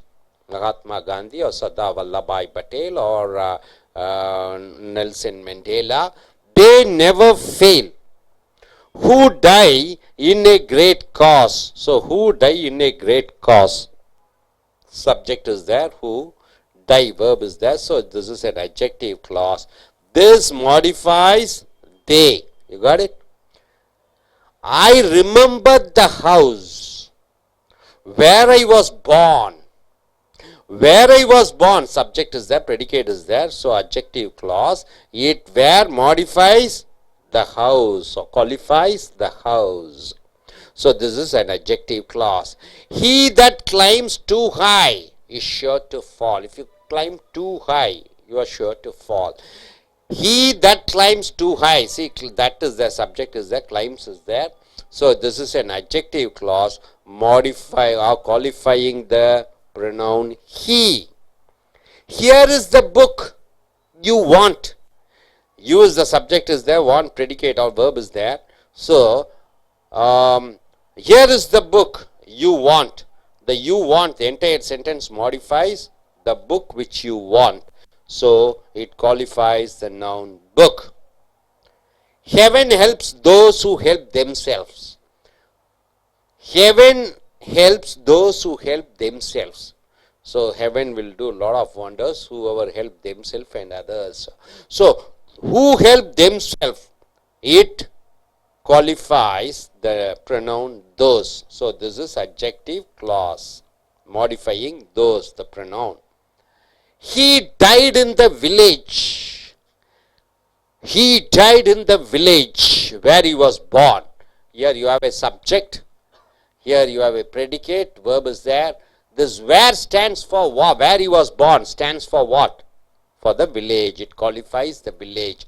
He died in the village where he was born. So this becomes an adjective clause. It is qualifying the word village. He never does anything that is silly. That is the subject is there, predicate is silly is there. So that is silly. It qualifies anything. Anything is a pronoun. He never does anything that is silly. So people who live in glass houses should not throw stones. What do you mean by that? People already, I am a bad man. I should not say bad about somebody because I am already bad. So people should not throw stones. And who stands for what? Who live in glass houses? Who live in glass houses? You have a subject and predicate. This who qualifies what? The people. So this is adjective clause. This is qualifying the noun people. It is a long lane. Lane means what? A road, long lane that has no turning. So that has no turning. You have a subject and predicate. That has no turning. It is an adjective clause qualifying the noun lane. He laughs best who laughs last. He laughs best who laughs last. So this who laughs last, you have a subject and predicate. It is an adjective clause. it qualifies he. Thrice is he armed, that as is quarrel just. That as is quarrel just, subject and predicate is there. This this qualifies he, right? So it is an adjective clause. So what is an adjective clause? Mary had a little lamb whose fleece was white as snow. That lamb you are qualifying with saying that its skin is white as a snow. So this becomes an adjective clause. Got it? The letter brought money which was badly needed. Money. What money? What did the money do? Which was badly needed. So this becomes an adjective clause. This which stands for money. The house that I live in belongs to my father. The house that I live in. You are mentioning about the house that I live in. So this becomes an adjective clause. I am monarch of all I survey. So I survey, qualifying all. I have a little shadow which goes in and out with me. So this which goes in and out with me, it qualifies shadow. So this is an adjective clause. The dog that bites does not bark. So the dog that bites. So that bites. It is qualifying the dog. So it is an adjective clause, right? He tells a story that sounds untrue. That sounds untrue. It qualifies the tale. So this becomes an adjective clause. You got it? What do you mean by adjective clause? You are describing about a noun. The noun may be a subject or an object. You are describing with a subject and predicate, and describing or qualifying the noun. It becomes an adjective clause. Adjective clause cannot stand on its own. It has to join with the main sentence, right? Got it? So, நண்பர்களே, ace America ஆங்கில வகுப்புகளுக்கு வரவேற்கிறோம். இங்கே video number 183 ரெண்டன் மாட்டி. Adjective என்றால் என்ன? பெயருரு சொல். பெயருரு சொல் என்றால் என்ன? பெயர் சொல்லை உரித்து சொல்கிறது. Chennai is a good city. Chennai ஒரு சிட்டி, நகரம். எப்பேற்பட்ட நகரம்? நல்ல நகரம். Good city. அந்த குட் என்பது என்னது? பெயருரு சொல். தனியாக வருகிறது. அதே அது வாக்கியமாக வருகிற பொழுது பெயருரு சொல் வாக்கியமாக வருகிறது. சென்னை, சென்னை சொல்லிட்டு ஒரு வாக்கியமா சொல்லு. Where Marina beach is there. Chennai where Marina beach is there is a good சிட்டிங்கிற. ஆக சென்னை சொல்லிட்டு வேர் மெரினா இஸ் தேர். இங்க சப்ஜெக்ட் இருக்குது மெரினா. வேர்ங்கிறது Marina. Where Marina is there. Marina subject இருக்கு, இஸ் இருக்குது, வினை சொல் இருக்கிறது. ஆக இந்த சென்னை பற்றி ஒரு வாக்கியமாக நீ அதை உரித்து சொல்கிற பொழுது, அந்த பெயர் சொல்லை வாக்கியமாக உரித்து சொல்கிற பொழுது அது பெயருரு சொல் கிளாஸ் வாக்கியமாக வருகிறது. உதாரணத்திற்கு Mary had a little lamb. மேரியிடம் ஒரு சின்ன ஆட்டுக்குட்டி இருந்தது. அந்த ஆட்டுக்குட்டியை பற்றி வாக்கியமாக விவரிக்கிறோம். அந்த ஆட்டுக்குட்டி எப்பேற்பட்ட ஆட்டுக்குட்டி? ஊஸ் ஃப்ளீஸ், அதனுடைய அந்த ரோமங்கள், அந்த தோல் was white as a snow, அது வெள்ளையாக இருக்கிறது, பனி துளிகளை போன்று. ஆக இந்த ஆட்டுக்குட்டி எப்பேற்பட்ட ஆட்டுக்குட்டி என்று பார்க்கிற பொழுது அதனுடைய தோள்கள், ரோமங்கள் வெள்ளை பனி போல இருந்தது. ஆக இது சப்ஜெக்ட் ப்ரெடிகேட் எல்லாமே ஒரு வாக்கியமாக வருகிறது. ஆனாலும் whose fleece was white as a snow தனியாக இருந்த அர்த்தத்தை கொடுக்காது. இந்த மெயின் வாக்கியத்துடன் சேர்கிற பொழுதுதான் அர்த்தத்தை கொடுக்கும். ஆகையால் இவைகள் கிளாஸ் என்று சொல்கிறோம். அது பெயர் சொல்லை உரித்து வாக்கியமாக வருகிற காரணத்தினாலே பெயருரு சொல் கிளாஸ் என்று சொல்கிறோம். அடுத்ததாக the letter brought money. நான் எழுதிய கடிதம் பணம் கொண்டு வந்தது. அந்த பணம் which was badly needed, அந்த பணம் எனக்கு ரொம்ப தேவையாக இருந்தது. நான் கடிதம் எழுதினேன், பணம் வந்தது. அந்த பணம் எனக்கு முக்கியமான தேவையாக இருந்தது. அந்த பணம் எப்பேற்பட்ட பணம்? அந்த பணம் எனக்கு என் தேவையை பூர்த்தி செய்யக்கூடியதாக இருந்தது. அந்த பணத்தை பற்றி விவரிக்கிறாய் which was badly needed. அது adjective clause. ஏனென்றால் இதுக்கு verb, subject எல்லாமே இருக்குது. அந்த பணத்தை பற்றி விவரிக்கிறாய், வாக்கியமாகவே விவரிக்கிறாய். அதுக்கு சப்ஜெக்ட் ப்ரெடிகேட் எல்லாம் இருக்கிற காரணத்தினாலே அது பெயருரு சொல் கிளாஸ் ஆக வருகிறது. The house that I live in belongs to my father. நான் வாழ்ந்து கொண்டிருக்கக்கூடிய எந்த வீடோ அந்த வீடு என் தந்தைக்கு சொந்தமானத வீடாக இருக்கிறது. The house, அந்த வீடு, அந்த வீட்டை பற்றி விவரிக்கிறார். That I live in, அந்த வீட்டில் தான் நான் வாழ்றேன். எங்கள் அப்பாவுக்கு சொந்தமானதாக இருக்கிறது. அந்த வீடு தட் ஐ லிவ் இன் என்பது அந்த வீட்டை பற்றி விவரிக்கிறாய், பெயரொரு சொல் வாக்கியமாக வருகிறது. ஆக இது பெயரொரு சொல் வாக்கியம் என்று கருதப்படுகிறது. I am monarch of all, அனைத்து ராஜாக்களிலும் நான் தான் ராஜா. ஐ சர்வே, நான் ஒரு ஆராய்ச்சி பண்ணினேன். ஐ சர்வே, அந்த ஆளை பற்றி விவரிக்கிறது தான் அந்த இது. ஆக இது பெயரொரு சொல் வாக்கியம். ஐ ஹேவ் எ லிட்டில் ஷேடோ, எனக்கு ஒரு பிம்பம் இருக்கிறது. பிம்பம் என்றால் என்ன? ஷேடோன்னா நிழல் இருக்கிறது. இந்த நிழல் நான் எங்கெல்லாம் போறனோ வர்றனோ அதெல்லாம் எங்கூடையே வந்து கொண்டு இருக்கிறது. அந்த நிழலை பற்றி விவரிக்கிறாய். I have a little shadow, என்கிட்ட ஒரு சிறு பிம்பம் இருக்கிறது, நிழல் இருக்கிறது. பாருங்க, எனக்கு பின்னாடி கையில் கருப்பாக வருது. பிம்பம் இருக்கிறது. எங்கெல்லாம் செல்கிறனோ எங்கெல்லாம் வருகிறனோ அதுவும் என்னுடன் வருகிறது. அந்த பிம்பத்தை பற்றி விவரிக்கிறாய் ஒரு வாக்கியமாக. அது பெயரொரு சொல் வாக்கியம் என்று சொல்லப்படுகிறது. The dog that bite does not bark, குரைக்கிற நாய் கடிக்காது. நாய், the dog that bites, கடிக்கிற நாய் குரைக்காது. சோ இந்த டாக் என்பது கடிக்கிற நாய். அந்த நாய் எப்பேற்பட்ட நாய்? அந்த கடிக்கிற நாய்கள் எப்பொழுதும் குறைக்காது. நாய்களை சொல்லிட்டு அந்த கடிக்கிற நாய்களை பற்றி நீ விவரித்து சொல்லுகிற பொழுது இந்த that bites, இந்த that என்பது நாய்களை சொல்கிறது, bites என்பது வினைச்சொல், அதே வாக்கியமாக வருகிறது. அது இதனுடன் சேருகிற பொழுதுதான் முழு வாக்கியமாக இருக்கிறது. ஆகாது adjective clause என்று சொல்லக்கூடிய பெயரொரு சொல் வாக்கியம், துணை வாக்கியம். He tells a tale, அவன் ஒரு கதை சொல்கிறான், முழுமையடைந்த வாக்கியம். அந்த கதை எப்பேற்பட்ட கதை? that sounds untrue, அந்த கதை உண்மை இல்லாதது போன்று தோன்றுகிறது. ஆக அவன் ஒரு கதை சொன்னான், அந்த கதை உண்மை இல்லாதது போன்று தோன்றுகிறது. ஆக அது உண்மை இல்லாதது போன்று தோன்றுகிறது என்பது எதை சொல்கிறது? அந்த கதையை பற்றி விவரித்து சொல்கிறது. ஆக இந்த வாக்கியம் பெயரொரு சொல் வாக்கியம், துணை வாக்கியமாக வருகிறது. இதனுடன் சேர்கிற பொழுதுதான் முழு அர்த்தம் படுகிறது. It is an ill wind that blows nobody any good, அது ஒரு கெட்ட காற்று அடிக்கிறது, அது யாருக்கும் நல்ல உபயோகம் இல்லாத காற்றாக இருக்கிறது. It is a ill wind, கெட்ட காற்று. அந்த காற்றுக்கும் உபயோகம் இல்லாத காற்றாக இருக்கிறது. காற்று, அந்த காற்று யாருக்கும் உபயோகம் இல்லாததாக இருக்கிறது. இது adjective clause, பெயரொரு சொல் வாக்கியம், துணை வாக்கியம்.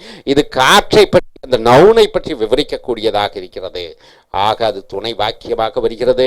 The boy stood on the burning deck, அந்த பையன் நின்று கொண்டிருந்தான் எரிந்து கொண்டிருக்கக்கூடிய அந்த கப்பலினுடைய முக வாயிலே. டெக் என்று சொல்கிறோம். all but he had fled, அனைவரும் ஓடிவிட்டார்கள், அவன் மட்டும் அங்கே இருக்கிறான். ஆக அந்த டெக்கை பற்றி அந்த டெக் என்றால் நிற்கக்கூடிய இடம். அந்த நிற்கக்கூடிய இடத்திலே அனைவரும் சென்று விட்டார்கள், இவன் மட்டும் நிற்கிறான். பெயரொரு சொல் துணை வாக்கியமாக வருகிறது. they never great cause, எப்பொழுதும் சாக மாட்டார்கள். யாரெல்லாம் ஒரு உயர்ந்த நோக்கத்திற்காக சாகிறார்களோ அவர்களெல்லாம் எப்பொழுதுமே சாக மாட்டார்கள். they never fail who die in a great cause, அவர்கள் சாக மாட்டார்கள். எவரவர் உயர்ந்த நோக்கத்திற்காக சாகிறார்களோ, எவரவர் உயர்ந்த நோக்கத்திற்காக சாகிறார்களோ, இது வாக்கியம் துணை வாக்கியமாக, பெயரொரு சொல் வாக்கியமாக இந்த தேவை விவரிக்கக்கூடியதாக, இந்த பிரதிபை சொல் தேவை விவரிக்கக்கூடியதாக இருக்கிறது. ஆக adjective clause என்று வருகிறது, துணை வாக்கியம். I remember the house where I was born, எனக்கு ஞாபகம் இருக்கிறது, நான் பிறந்து வளர்ந்த வீட்டை எனக்கு ஞாபகம் இருக்கிறது. எனக்கு ஞாபகம் இருக்கிறது அந்த வீடு. அந்த வீட்டை பற்றி விவரிக்கிறாய். where I was born, எங்கே பிறந்தேனோ அந்த வீடு எனக்கு ஞாபகம் இருக்கிறது. இந்த where I was born என்பது இந்த ஹவுஸ் என்ற பெயர் சொல்லை உரித்து வாக்கியமாக வருகிறது. where I was born இது துணை வாக்கியமாக வருகிறது. இந்த வாக்கியத்துடன் சேர்கிற பொழுதுதான் அது முழுமையடைந்த வாக்கியமாக வருகிறது. ஆக இது adjective clause என்று சொல்கிறாய்.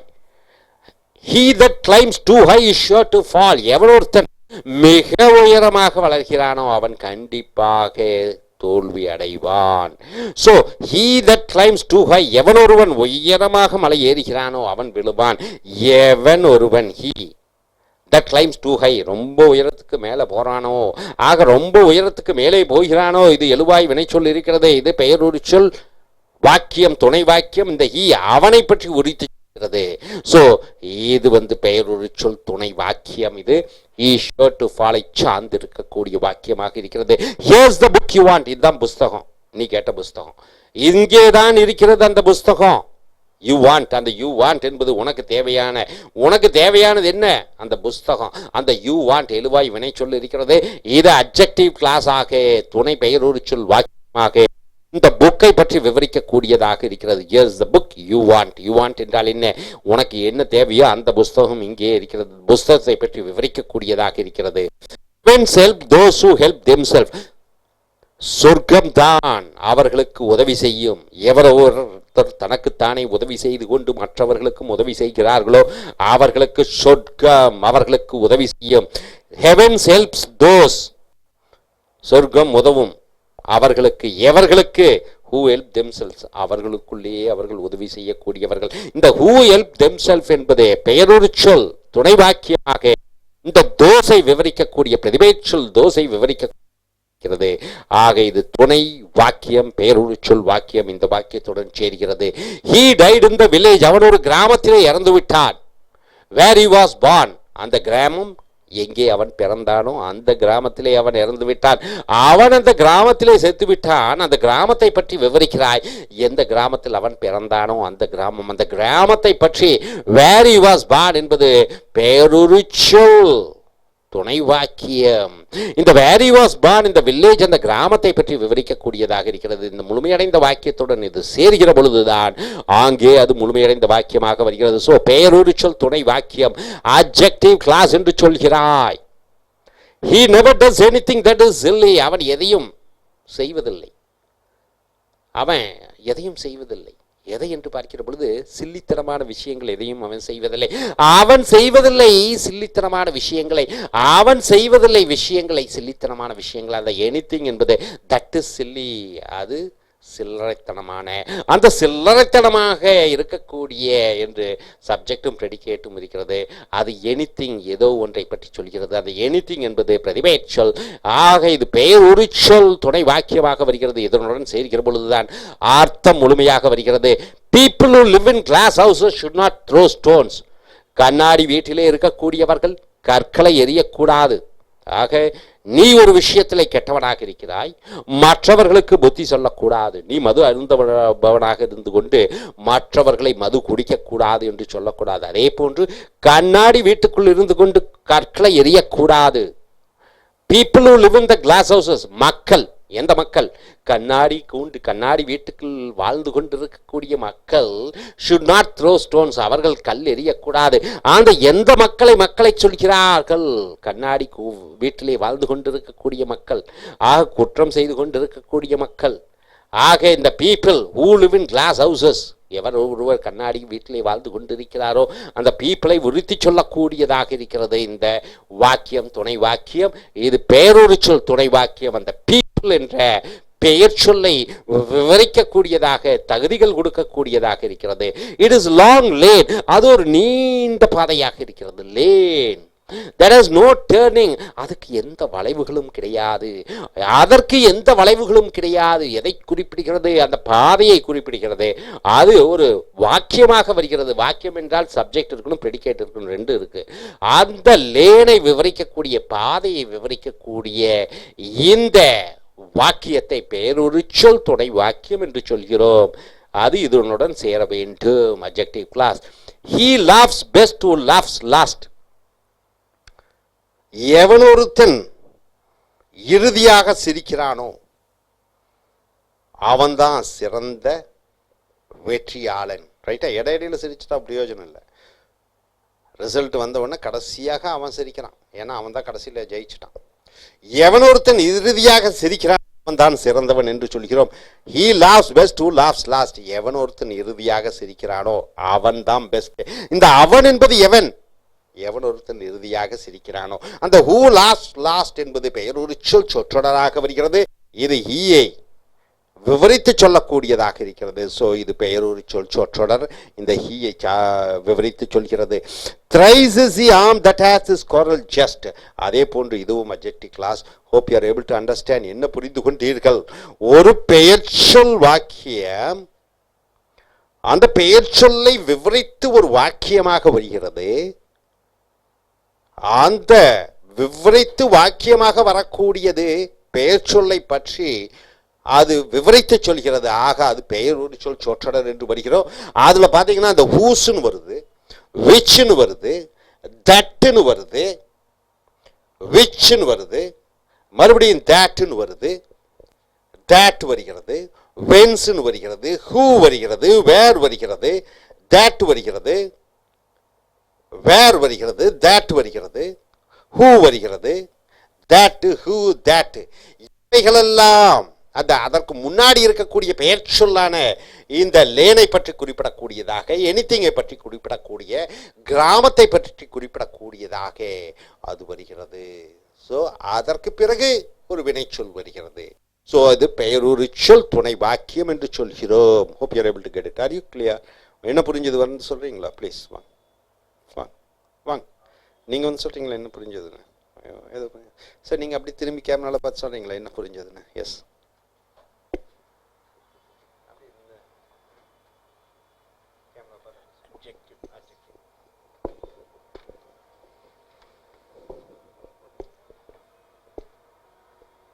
Adjective clause is describing about a noun. Like for example,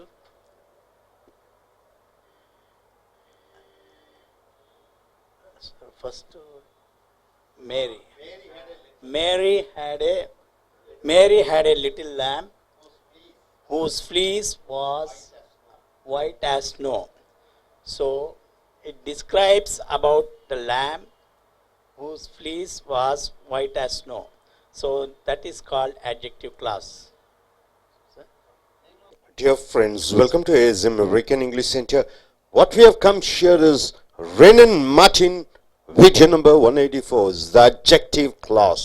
What is an adjective? Adjective which qualifies a noun. When it comes in 2 or 3 words, you can call it as a phrase. When it comes with a complete sentence, but not a complete sentence, it is called an adjective clause. For example, I know the phone. Sorry, I know the place where he lives. I know the place. I is the subject. Know is the verb. The place is the object. I know the place. You ask a question to the place. What type of place is it? Where he lives. So this particular place is, where he lives qualifies this noun place. So this becomes an adverbial clause because the subject is there, lives, verb is there, subject and predicate is there. Where he lives, it cannot stand on its own, so it has to join with the sentence, I know the place, so it becomes a full sentence. I know the place where he lives. This where qualifies the noun, the place. He is the man who is true to his word. He is the man. So he is the man. So who is true to his word? This who stands for the man, and it describes about the man who is true to his word. So this becomes adjective clause. You have a subject, you have a predicate. So he is the man who is true to his word. Who is true to his word qualifies the noun man. So it is an adjective clause. The horse which he is referring to is 100 years old. The horse which he is referring to is 100 years old. So the horse is 100 years old, and the qualification of the horse is which he is referring to. So which he is referring to becomes an adjective clause because it has its own subject and predicate, which stands for the horse. So it is an adjective clause. His offense is one. So his mistake is one, or his crime is one, his offense is one, which cannot be excused. That offense cannot be excused. So one which cannot be excused. So which cannot be excused is his offense. So which cannot be excused qualifies the noun offense. So this is an adjective clause. Where is the book which I borrowed from the library? Where is the book which I borrowed from the library? So book is the noun here, and this sentence or this clause which I borrowed from the library, which qualifies the noun book. So which I borrowed from the library, you have a subject and a predicate, and the which qualifies the noun book. So it is an adjective clause. Boys who have failed in more than 2 subjects will not be promoted. Boys who have failed in more than 2 subjects will not be promoted. So this who stands for the boys who have, and the who stands for the boys who have failed in more than 2 subjects. It qualifies the noun boys. So boys is the noun. Who have failed in more than 2 subjects. It has a subject and a predicate. So it qualifies the noun boys. So it is an adjective clause. He has lost the book that he bought yesterday. He has lost the book that he bought yesterday. So which he has bought yesterday? The book. The book, yes, the book. So the book is the noun, and this particular clause that he bought yesterday qualifies the noun book. So that he bought yesterday has a subject and a predicate. So it is an adjective clause. I found the book that I had lost. That I had lost, that stands for the book. Book. So that I had lost, the book which I had lost. So that I had lost becomes it has a subject and predicate. It is a clause. So it is an adjective clause because it qualifies the noun book. I know the man. I know the man who beat your brother. I know the man who beat your brother. This who stands for the man. It is a noun. So who beat your brother has a subject and a predicate. This who stands for the man, and it says that the man who beat his brother. So it is an adjective clause. Coming here, no man who is honest shall suffer in any way. No man who is honest shall suffer in any way. So no man whoever they are honest should suffer in any way. So who is honest stands for the man. So who is honest? The who stands for the man. It has a subject and a predicate. So it is an adjective clause which qualifies the noun man. The boy who is standing there gained the prize. The boy who is standing there gained the prize. So the boy gained the praise is the main sentence, and you're describing about the boy with a subject and a predicate. Subject and a predicate. But who is standing there? This who stands for the boy. So it is an adjective clause. Students who work hard get good marks. The students who work hard get good marks. The main sentence is the students get good marks. Here the who work hard, this who stands for the students.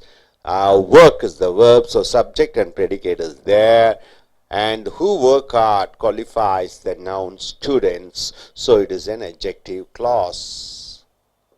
Water which is meant for drinking should be kept covered in a jar. Water which is meant for drinking should be kept covered in a jar. Water should be kept covered in a jar. It's a full sentence. This water you are qualifying with a clause. The water which is meant for drinking. So this which stands for water, the subject, and you have is meant for drinking. Predicate is there, and this which is meant for drinking, it is a clause. It qualifies the noun water, so it is an adjective clause. Any student who comes late will be punished. The main sentence is any student will be punished, and you are describing about that particular student. Any student who comes late, this who comes late qualifies the noun student. So who stands for student, you have a subject and a very predicate, so it is an adjective clause qualifying the noun student. He went away by the train. He went away by the train. Which train? The train which departed at 8:30. So you have a subject and predicate, it qualifying the noun train. So it is an adjective clause. So dear friends, examine the following sentence. He met a girl. He met a girl. He met a girl with the blue eyes. See, with blue eyes. So with the blue eyes. So the girl with blue eyes. He met a girl whose eyes were blue. So two sentences are there. Both these with blue eyes, it describes about the girl whose eyes were blue. It qualifies the noun girl. The girl is the noun here. So, but here you don't have a predicate. Verb is not there with blue eyes. No verb is there. But here, whose eyes were blue, where? Verb is there. So this becomes a clause, this becomes a phrase. So this becomes an adjective phrase because it qualifies the noun girl. Whose eyes were blue? This also qualifies the noun girl, but it has a subject and a predicate, so it is called an adjective clause. He met a girl with blue eyes. He met a girl whose eyes were blue. So this both these group of words describes about the girl, but this without a predicate, so it is called a phrase. Adjective phrase because it qualifies the noun girl. This has the subject and predicate which qualifies the noun girl. So this becomes an adjective clause, the second sentence. The group of words with blue eyes qualifies the noun girl. It qualifies the noun girl. The group of words whose eyes were blue. See, with blue eyes and whose eyes were blue also qualifies the noun girl. Hence, both these group of words do the work of an adjective. So, both these group of words, they do the work of an adjective. Adjective qualifies the noun. But the group of words with the blue eyes, is a phrase. Why? You don't have a verb there. With the group of words, while the group of words whose eyes were blue, it is a clause because you have a subject and predicate. Subject is whose stands for the girl, eyes were blue. See, subject and predicate. Where is there? Verb is there. So it is called a clause, adjective clause. We further notice that the adjective phrase with blue eyes, adjective phrase with the blue eyes is equivalent to adjective clause whose eyes were blue. Both the meaning are almost same and can therefore be replaced by it. So you can replace an adjective clause with the adjective phrase. You can replace an adjective phrase with an adjective clause. An exercise is given here. In each of the following sentence, replace each adjective phrase by an adjective clause. You have to replace an adjective phrase with a clause. So in an adjective clause, you should have a subject and a predicate. A man of industrious habits. A man of industrious habits means a person of a hard working habit is sure to succeed, is sure to win.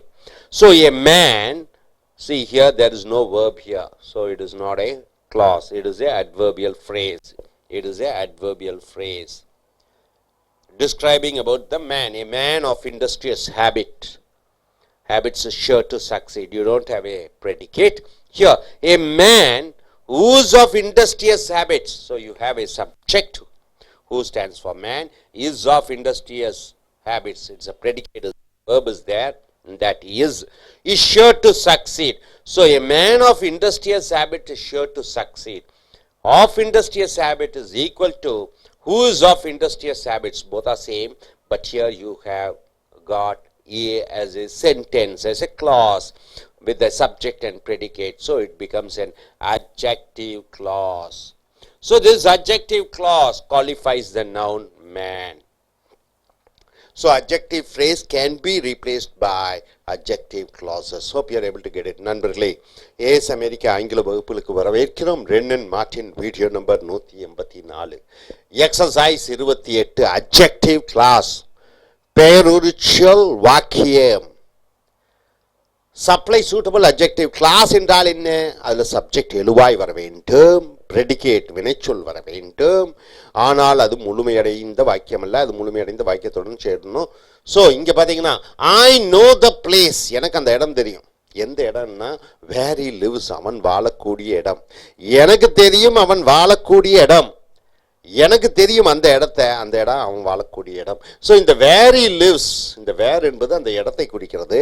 Where he lives, எங்கே அவன் வாழ்கிறானோ அங்கே, அந்த இடத்தை எனக்கு தெரியும் என்று சொல்கிறது. எங்கேயோ அங்கே என்று வருகிறது. இந்த வேர் வந்து அந்த இடத்தை சொல்கிறது. இதுக்கு வந்து சப்ஜெக்ட் ப்ரெடிகேட் இருக்கிறது, வெர்ப் இருக்கிறது, லிவ்ஸ் இருக்கிறது. ஆக இது பெயரூறு சொல் வாக்கியமாக வருகிறது. இந்த பிளேஸை உரித்து சொல்கிறது.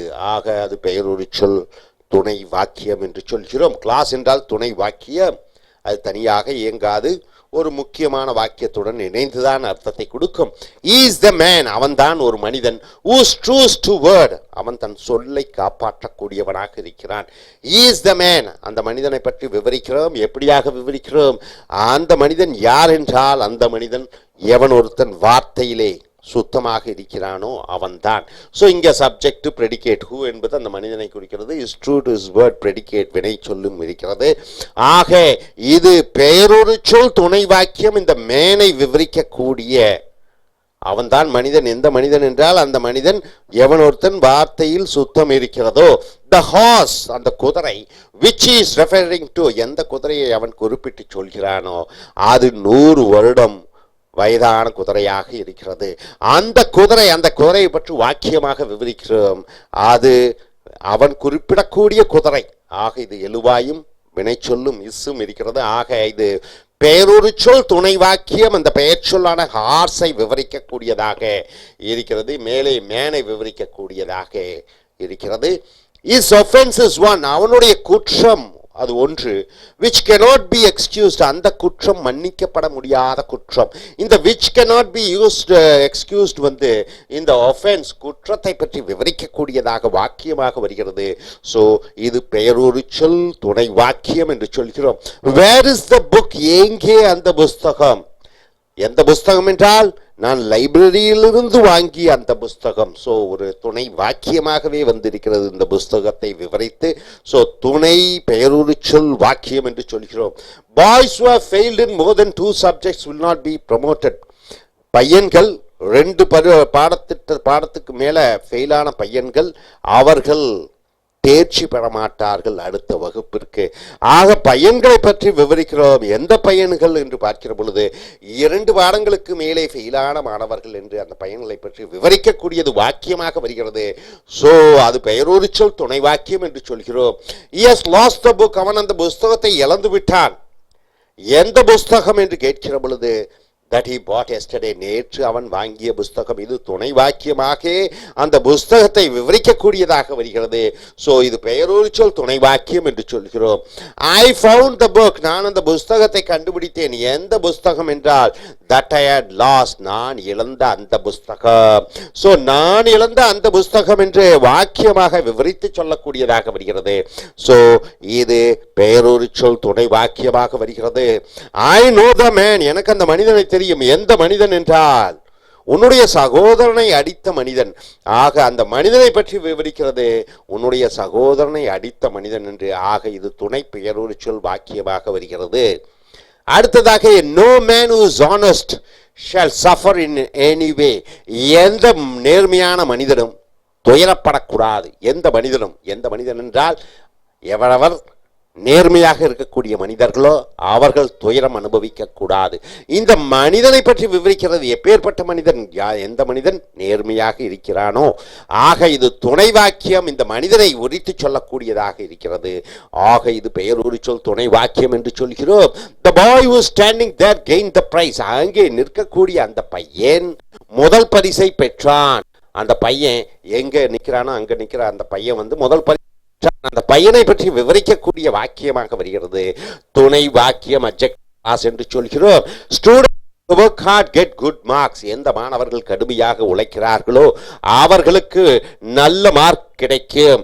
மாணவர்கள், எந்த மாணவர்கள் கடுமையாக உழைக்கக்கூடிய மாணவர்கள், who work hard என்று அந்த மாணவர்களை பற்றி விவரிக்கக்கூடியதாக இருக்கிறது வாக்கியமாக. ஆக துணை வாக்கியம் பெயரொரு சொல் வாக்கியமாக வருகிறது. water which is meant for drinking should be kept covered in a jar, தண்ணீர் குடிக்க வைக்கக்கூடிய அந்த தண்ணீரை மூடிய ஜாடியிலே வைக்க வேண்டும். தண்ணீர், எந்த தண்ணீர்? குடிக்க வைத்திருக்கக்கூடிய தண்ணீர்.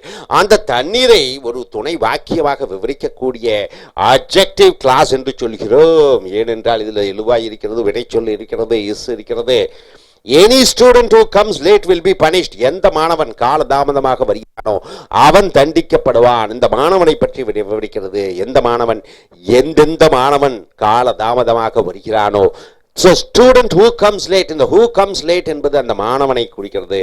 இது துணை வாக்கியமாக வருகிறது. So பேருரிச்சொல் துணை வாக்கியம் என்று சொல்லப்படுகிறது. He went away by the train, அவன் ட்ரெயினிலே புறப்பட்டு விட்டான். எந்த ட்ரெயின் என்று பார்க்கிற பொழுது எந்த ட்ரெயின் 8:30 மணிக்கு புறப்படுகிறதோ அந்த ட்ரெயின், அந்த ட்ரெயினை பற்றி துணை வாக்கியமாக வருகிறது.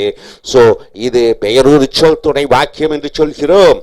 எக்ஸாமின் த ஃபாலோயிங் சென்டென்ஸ், கீழே கொடுக்கப்பட்டுள்ள வாக்கியத்தை நீ ஆராய்ச்சி செய். He met a girl, அவன் ஒரு பெண்ணை சந்தித்தான். அந்த பெண்ணுக்கு நீல நிற கண்கள் இருந்தன.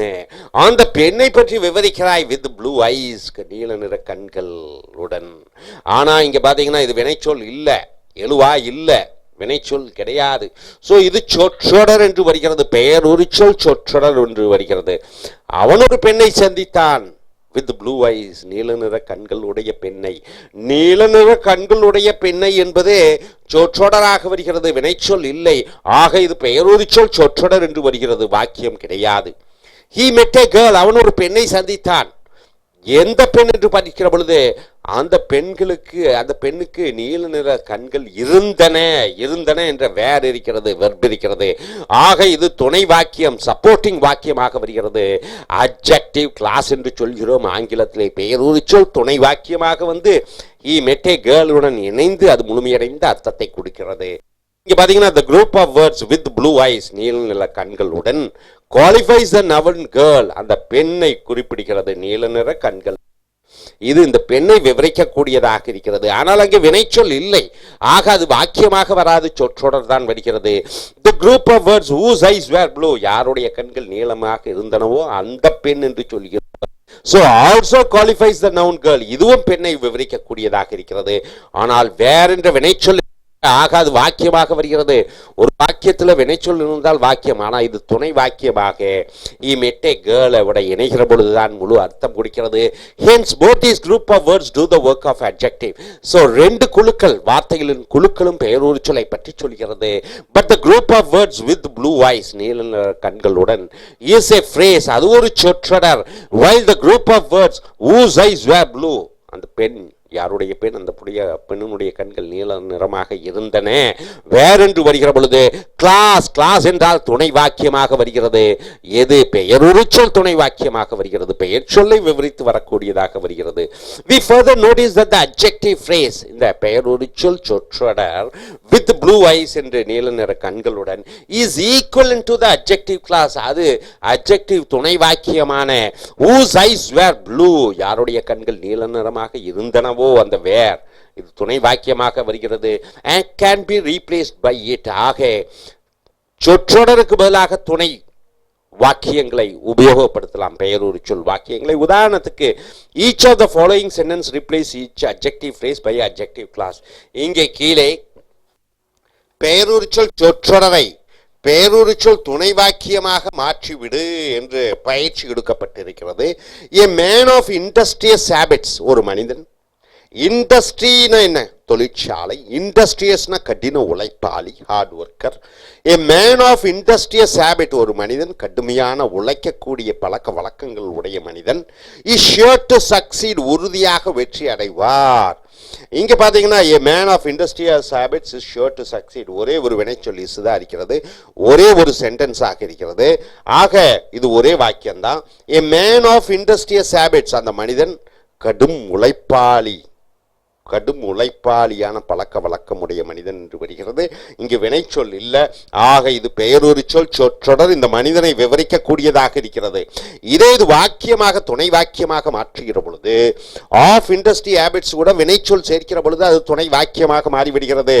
a man, அந்த மனிதனை பற்றி விவரிக்கிறோம். who is of industrious habit, எவர் ஒருத்தர் கடினமாக உழைப்பதை பழக்க வழக்கமாக வைத்திருக்கிறார்களோ. சப்ஜெக்ட் who இருக்கிறது, predicate is of industrious habits, வினைச்சொல் இருக்கிறது is. ஆக இது துணை வாக்கியமாக மாறிவிடுகிறது. இது முக்கியமான வாக்கியமான a man is sure to succeed ஓட who is of industrious habits சேர்க்கிற பொழுது முழுமையடைந்த அர்த்தம் கொடுக்கிறது. so a man, ஒரு மனிதனை வாக்கிய மூலமாக இணைக்கிற பொழுது அது துணை வினை பெயரொரு சொல் வாக்கியமாக வருகிறது. இந்த மேன் என்பது பெயர் சொல்லை விவரிக்கக்கூடியதாக இருக்கிறது. ஸோ நண்பர்களே, ஒரு வாக்கியத்தில் ஒரு பெயர் சொல் இருக்கிறது.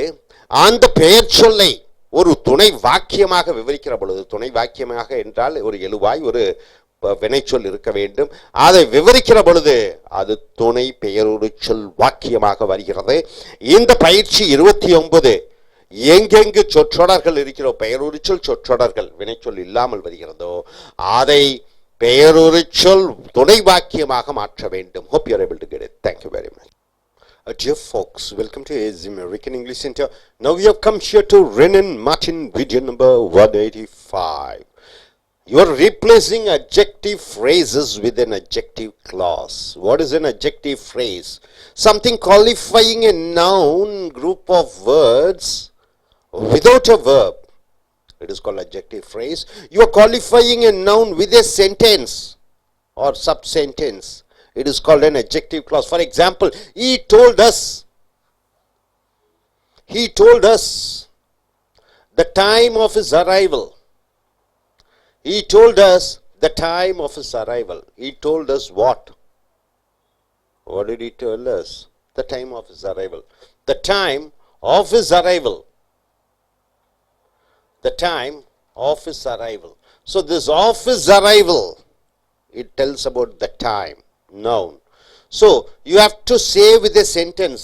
Here it doesn't have a verb here. So he told us when he would arrive. So he told us when he would arrive. So here you have verb would arrive. So it qualifies the time. The time for departing has now arrived. The time for departing has arrived. See, the time has now arrived. This is the main sentence. The time has now arrived. The time is the noun here. You are qualifying the noun. What? For departing. So for departing, it doesn't have a verb. So this for departing tells about the time. It has a group of words. 2 words are there for departing. So it describes about the noun time.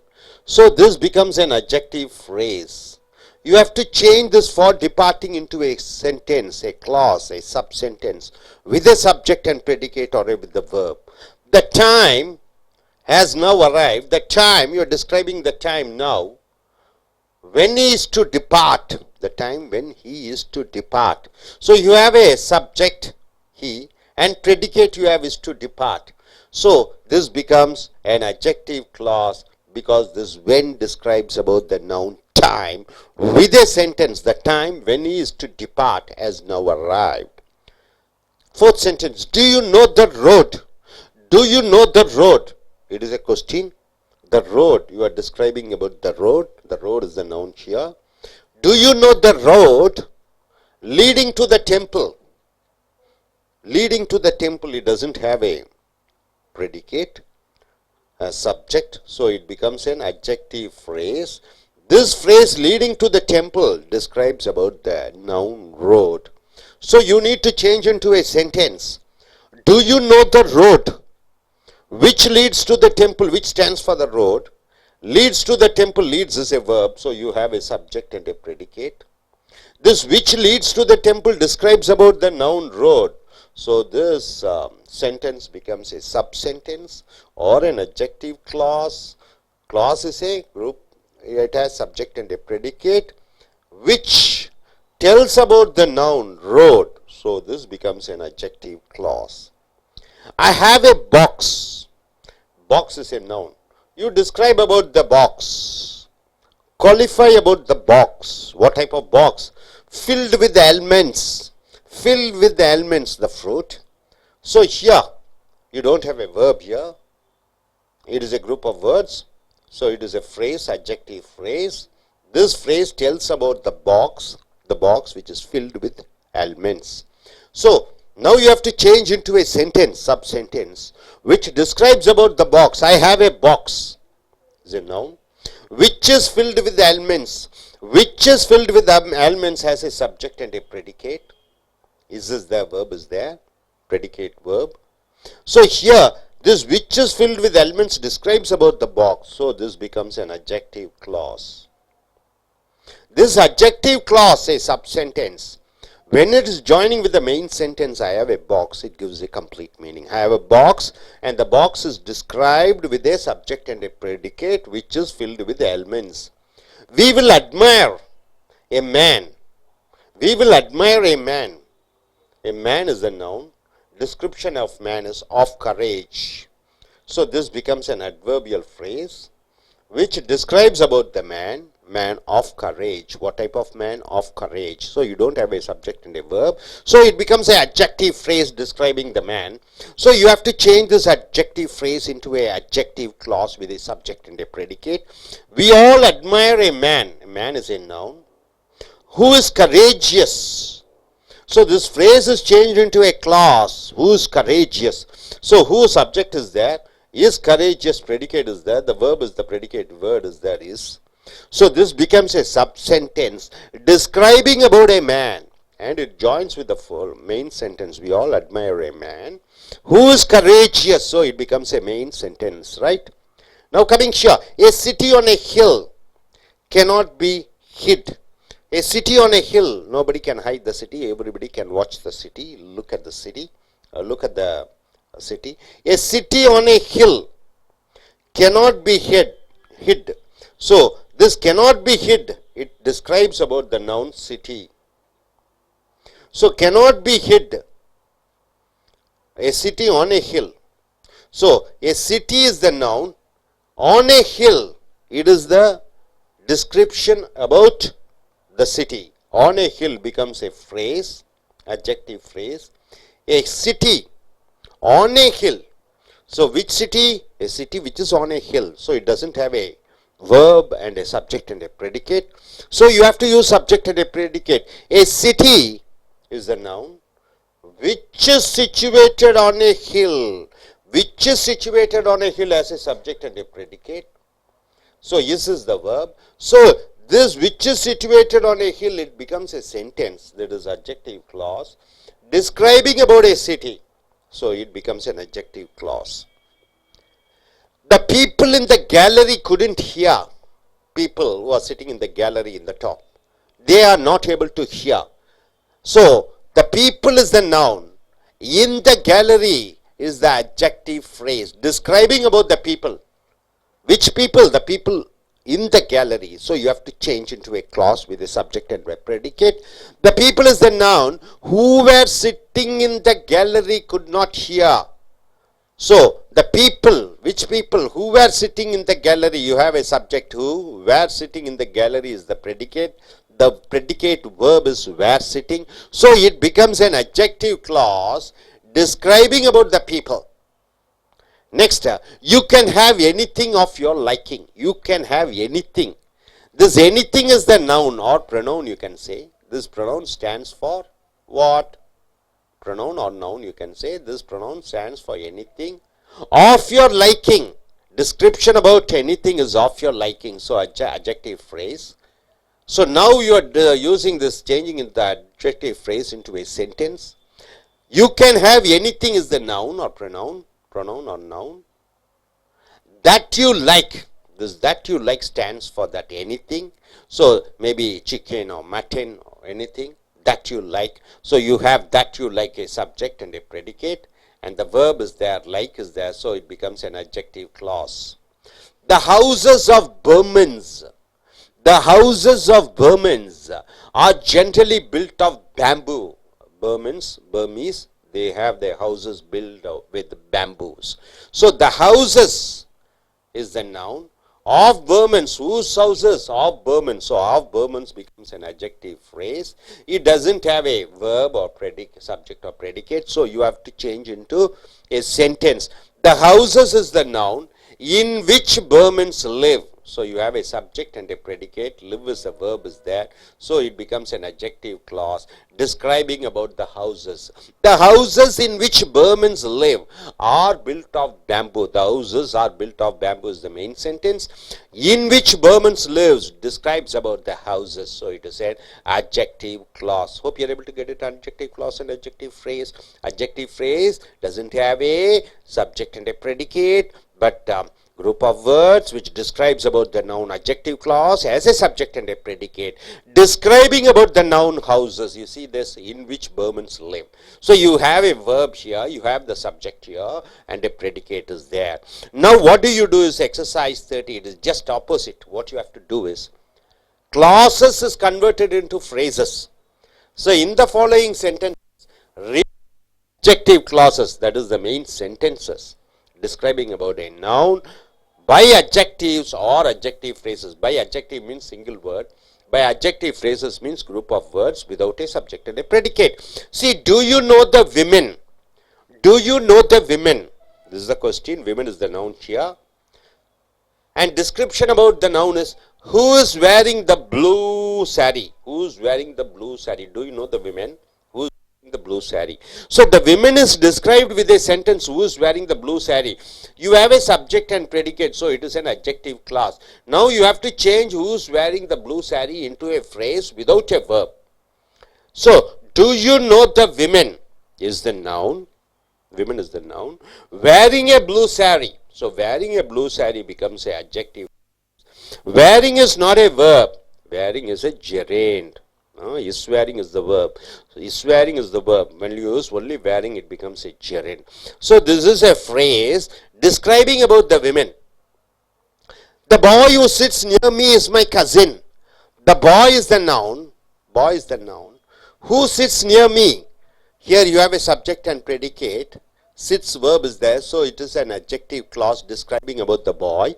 The boy who sits near me is my cousin. So the boy is my cousin is the main sentence. Who sits near me describes about the boy in a sentence. So it is an adjective clause. Now you have to change this adjective clause, who sits near me, with a simple few words without a verb. So the boy sitting near me is my cousin. So sitting near me, it is no verb is there. So it is no subject is there. No predicate verb is there. So it becomes an adjective phrase describing about the noun boy. That was the reason why he came late. That was the reason why he came late. Reason is the noun. Reason why he came late. So, why he came late, you have a subject and a predicate. Subject, he is there. Came late is the predicate is there. Came is the verb is there. So, it is an adjective clause describing about the noun reason.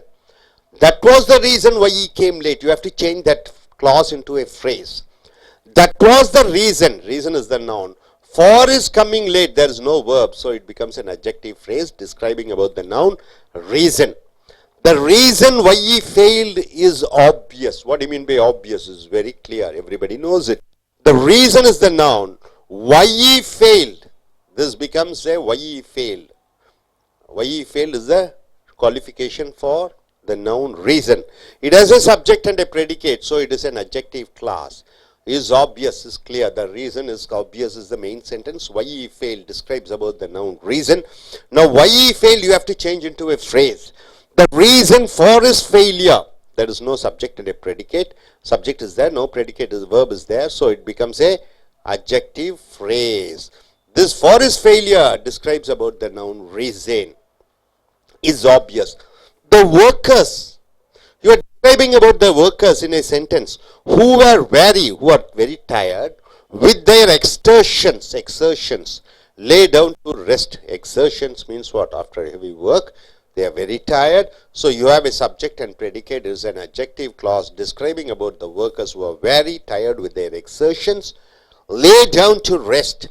So this describes about the workers in a sentence. Now you have to change into a phrase. The workers being weary with their exertions. So there is no verb is there. So it becomes an adjective phrase describing about the noun workers. The sun, which at midday was hot. The sun.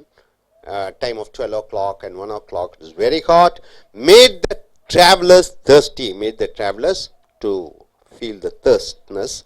So the sun is the noun, describing about the noun which at midday was hot becomes a adjective clause because you have a subject and a predicate describing about the sun. Now you have to change into a phrase. The sun being hot at midday. So being hot at midday becomes an adjective phrase. There is no verb is there.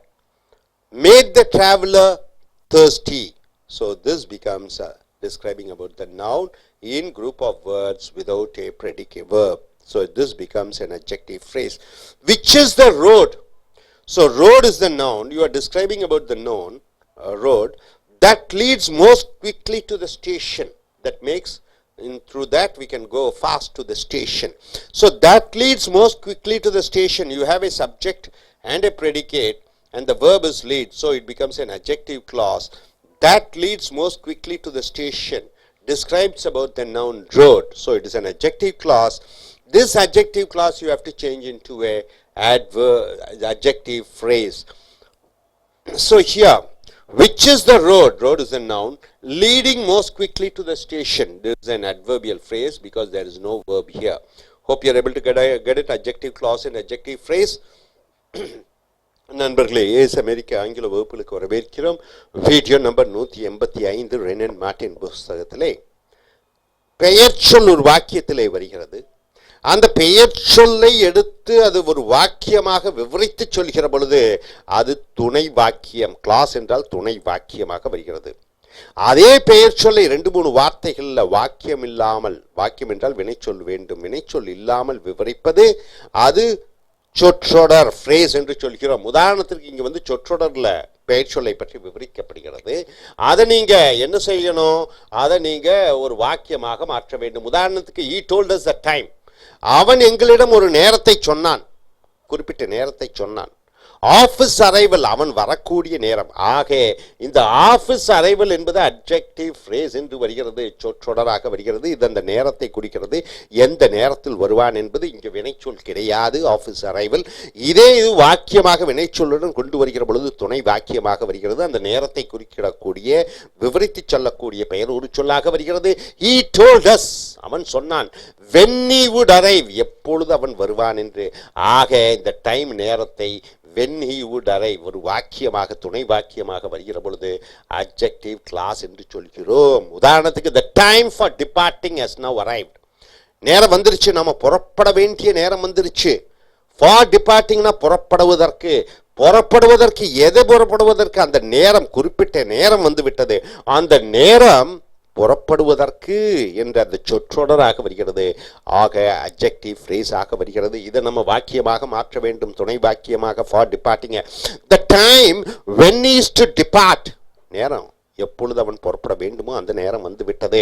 when he is to depart என்பது subject இருக்கிறது, predicate இருக்கிறது, is verb இருக்கிறது. So இது adjective class ஆக வருகிறது. பெயர் ஒரு சொல் வாக்கியமாக துணை வாக்கியமாக அந்த நேரத்தை விவரிக்கக்கூடியதாக வருகிறது. To you know the road, உனக்கு அந்த ரோடை தெரியுமா? எந்த road? Leading to the temple, அந்த கோயிலுக்கு வழிகாட்டக்கூடிய அந்த ரோடு. இது வந்து லீடிங் டு த டெம்பிள், இதில் வினைச்சொல் இல்லை. ஸோ இது அட்ஜெக்டிவ் ஃப்ரேஸ் என்று சொல்கிறோம். இதையவே நாம் வாக்கியமாக துணை வாக்கியமாக மாற்றுகிற பொழுது do you know the road, உனக்கு அந்த ரோடை தெரியுமா? எந்த road? Which leads to the temple, எந்த ரோடு அந்த கோயிலுக்கு வழி நடத்தி செல்லுமோ அந்த road. So which leads to the temple என்பது அந்த ரோடை விவரிக்கக்கூடியதாக துணை வாக்கியமாக வருகிறது. ஏனென்றால் இங்கே வினைச்சொல் இருக்கிறது. ஸோ இது அட்ஜெக்டிவ் கிளாஸ் ஆக சொற்றொடரை நீங்கள் துணை வாக்கியமாக மாற்றுகிறீர்கள், பெயர் ஒரு சொற்களை. ஐ ஹாவ் ஏ பாக்ஸ், எங்கிட்ட ஒரு பெட்டி இருக்கிறது, அந்த பெட்டி தான் பெயர் சொல். அந்த பெட்டியை பற்றி விவரிக்கிறீங்க. ஃபில்டு வித் ஆல்மண்ட்ஸ், ஆல்மண்ட்ஸ் என்ற கனியால் நிரப்பப்பட்டிருக்கக்கூடிய பெட்டி. இதில் வினைச்சொல் இல்லை. ஆக இது துணை வினை வாக்கியமாக, பெயரோடு சொல் வாக்கியமாக மாற்ற வேண்டும் என்றால் வினைச்சொல் வேண்டும். ஐ ஹேவ் ஏ பாக்ஸ், என்னிடம் ஒரு பெட்டி இருக்கிறது. Which is filled with almonds, அந்த பெட்டியிலே ஆல்மண்ட் கனிகள் நிறைந்திருக்கிறது. ஆக இது ஒரு துணை வாக்கியமாக வருகிறது. அந்த பெட்டி எப்பேற்பட்ட பெட்டி? அந்த ஆல்மண்ட் கனிகள் இருக்கக்கூடிய பெட்டி. இதில் சப்ஜெக்ட் எழுவாய் இருக்கிறது, வினைச்சொல் இருக்கிறது, எஸ் இருக்கிறது. அது துணை வாக்கியமாகவே வந்து விடுகிறது.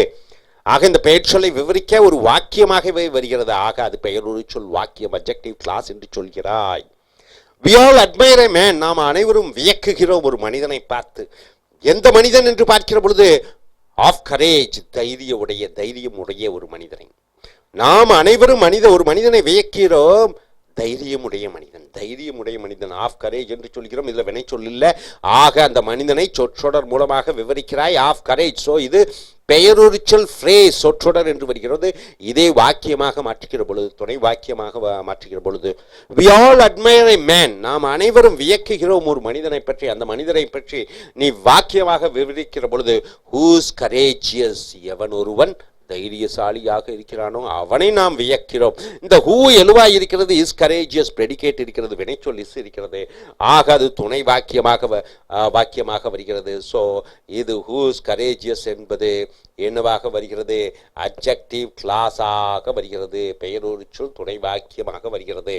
ஏ சிட்டி ஆன் ஏ ஹில், ஒரு நகரம், ஒரு மலை மேல் இருக்கக்கூடிய நகரம். ஆக அந்த சிட்டி என்பது பெயர்ச்சொல். எந்த சிட்டி, மலை மேல் இருக்கக்கூடிய அந்த நகரம்.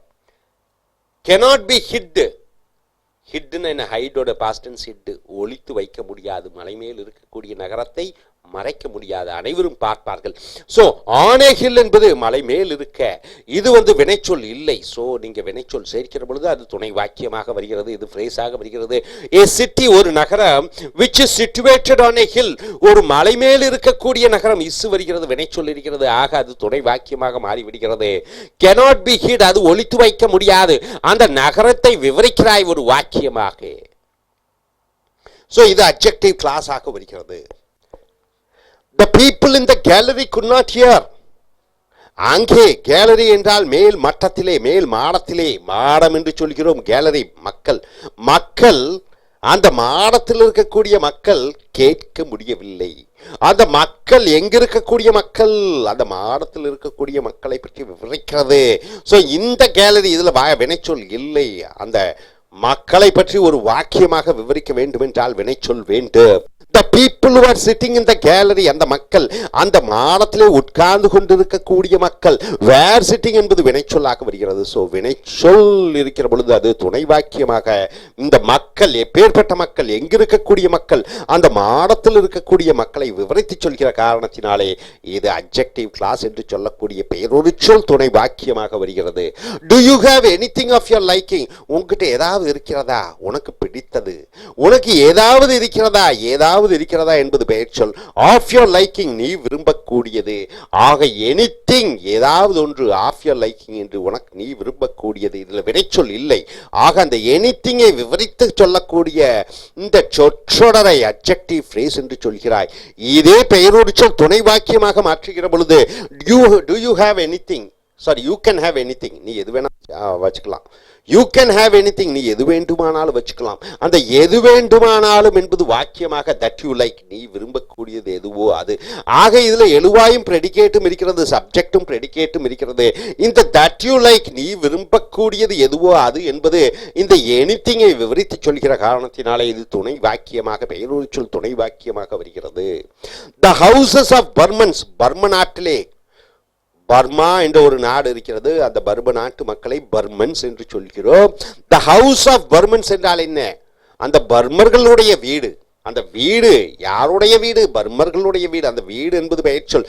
அந்த வீட்டை விவரிக்கிறாய், ஆஃப் பர்மன்ஸ், பர்மன்களுடைய. அது என்னவாக வருகிறது, சொற்றொடராக, பெயரொருச்சொல் சொற்றொடராக இந்த வீடுகளை பற்றி விவரிக்கிறது. Are generally built of bamboo, அது மூங்கில்களால் செய்யப்பட்டிருக்கின்றன.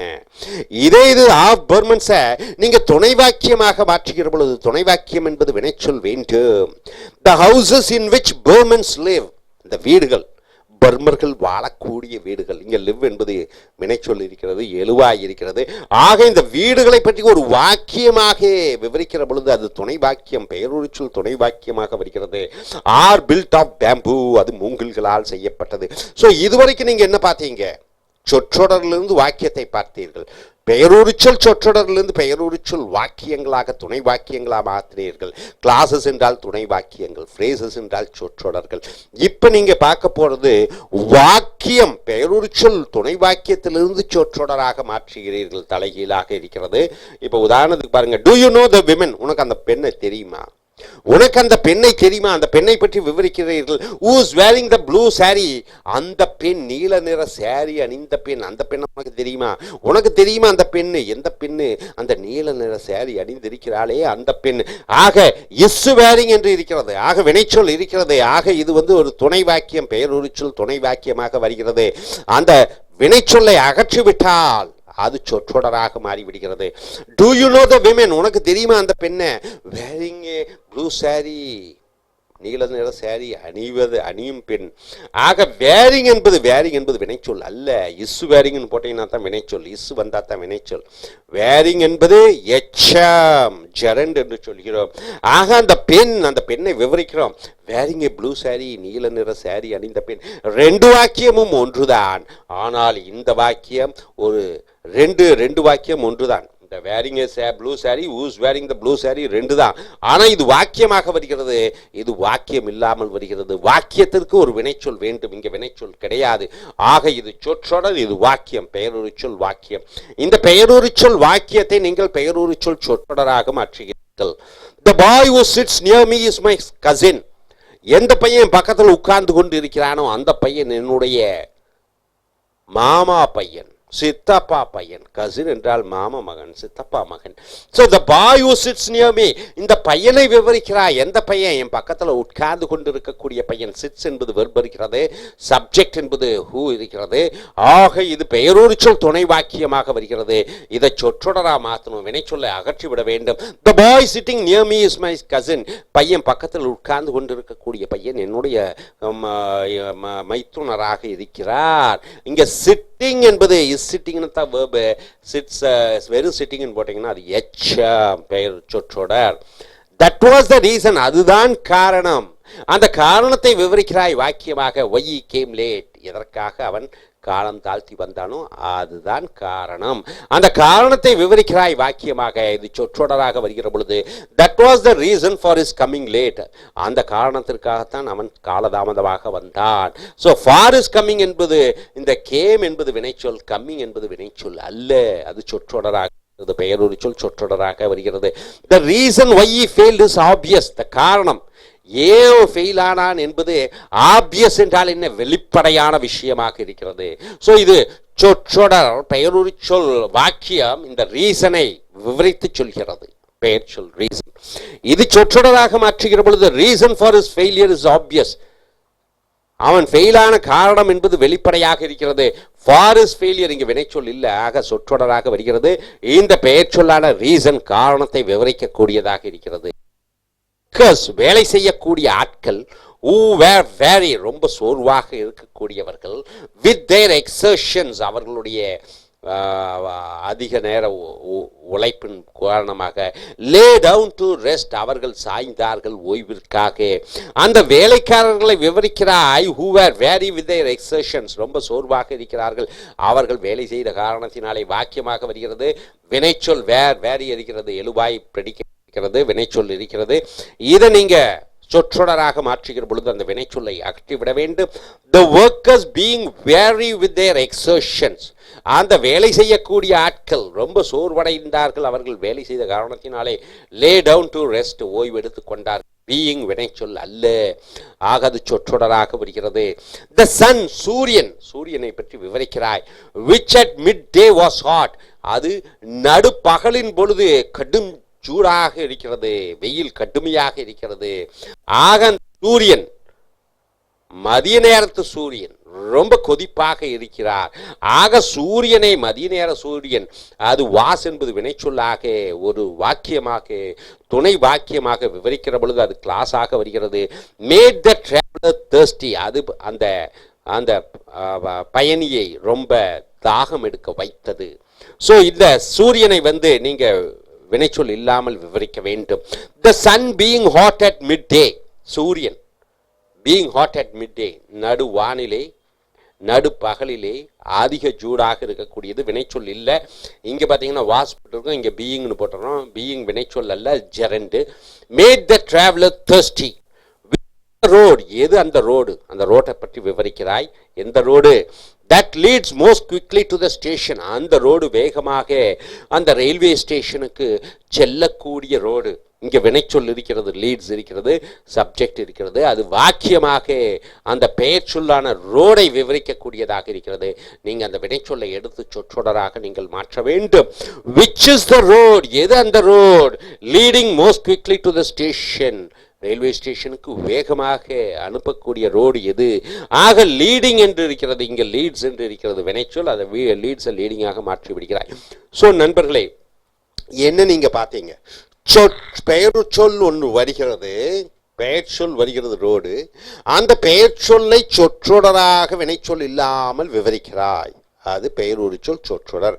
அதே பெயர் சொல்லை வாக்கியமாக விவரிக்கிற பொழுது அது பெயர் ஒரு சொல் துணை வாக்கியமாக வருகிறது. அங்கு வினைச்சொல் இருக்க வேண்டும். இங்கே என்ன பார்க்கிறாய் என்று பார்க்கிற பொழுது, ஒரு பெயர் சொல்லை சொல்லி அந்த பெண் என்று சொல்லிவிட்டு அவளை பற்றி விவரிக்கிறாய் வாக்கியமாக. அங்கே சப்ஜெக்ட் வேர்ப் இருக்கிறது. அந்த வேர்பை எடுத்து ஒரு சொற்றொடராக மாற்றி விடுகிறாய், பெயர் சொற்றொடராக. இந்த பயிற்சிகளை பார்த்தீர்கள். நீ அடுத்து வரக்கூடிய வீடியோக்களில் மற்றவைகளை பார்ப்போம். Thank you very much. Dear friends, welcome to American English Center. Renan Martin book we have come here.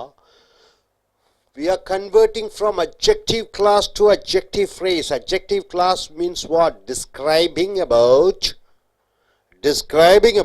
a subject, a noun, with a description of a sentence. It is called an adjective clause. But without a sentence, just with a few words, without a subject and predicate of its own, when we describe it becomes an adjective phrase. So we are converting adjective clauses to adjective phrases. People who eat too much die early. So people die early is the main sentence. The people is the noun. You are describing about the noun people. Which people? Who eat too much.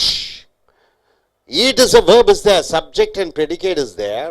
Eat verb is there. So the description about people, what type of people who eat too much. This who eat too much describes about the noun people. So it is an adjective clause. This adjective clause should be converted into adjective phrase. People eating too much die early. People is the noun.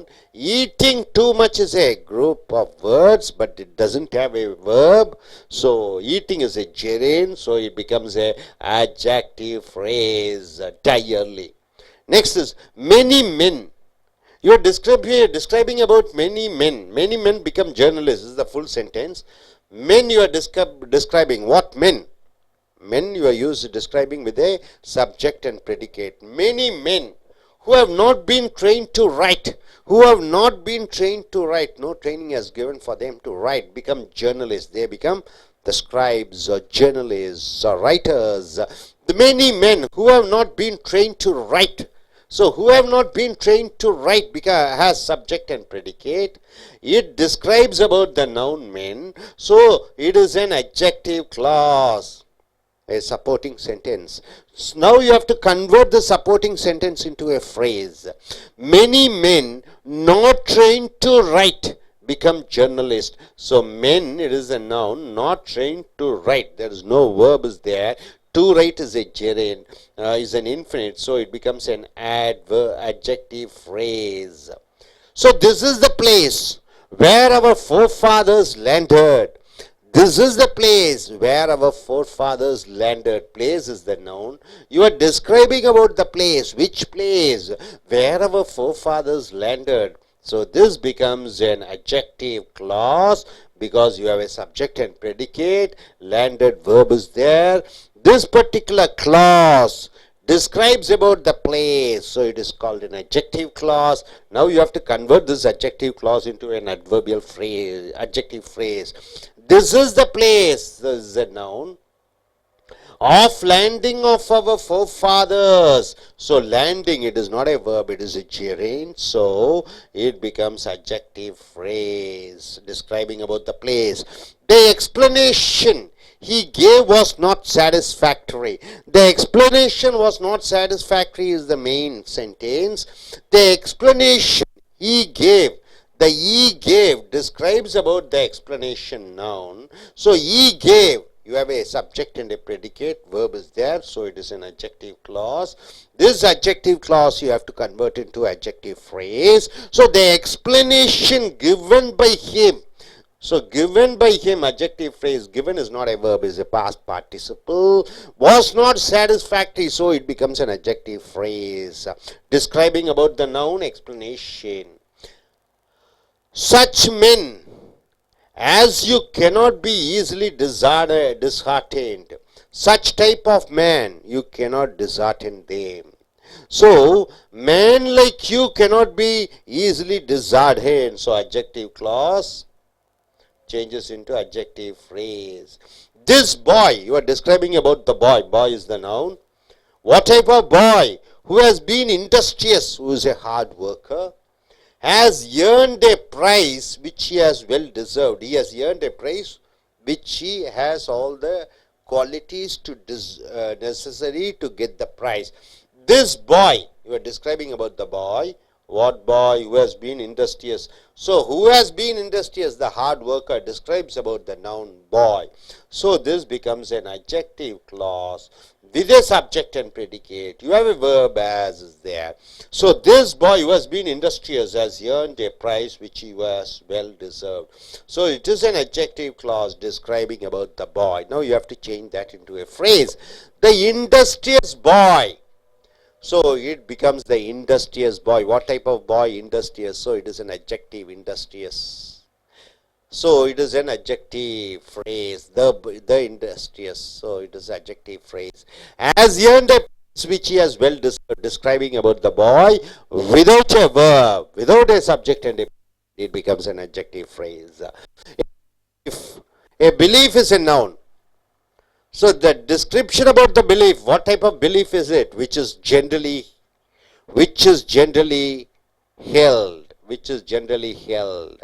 So which is generally held is an adjective clause because you have a subject, you have a predicate. In the predicate you have a is, so it is a adjective clause. So now which is generally held, you have to change into a phrase. A generally held belief.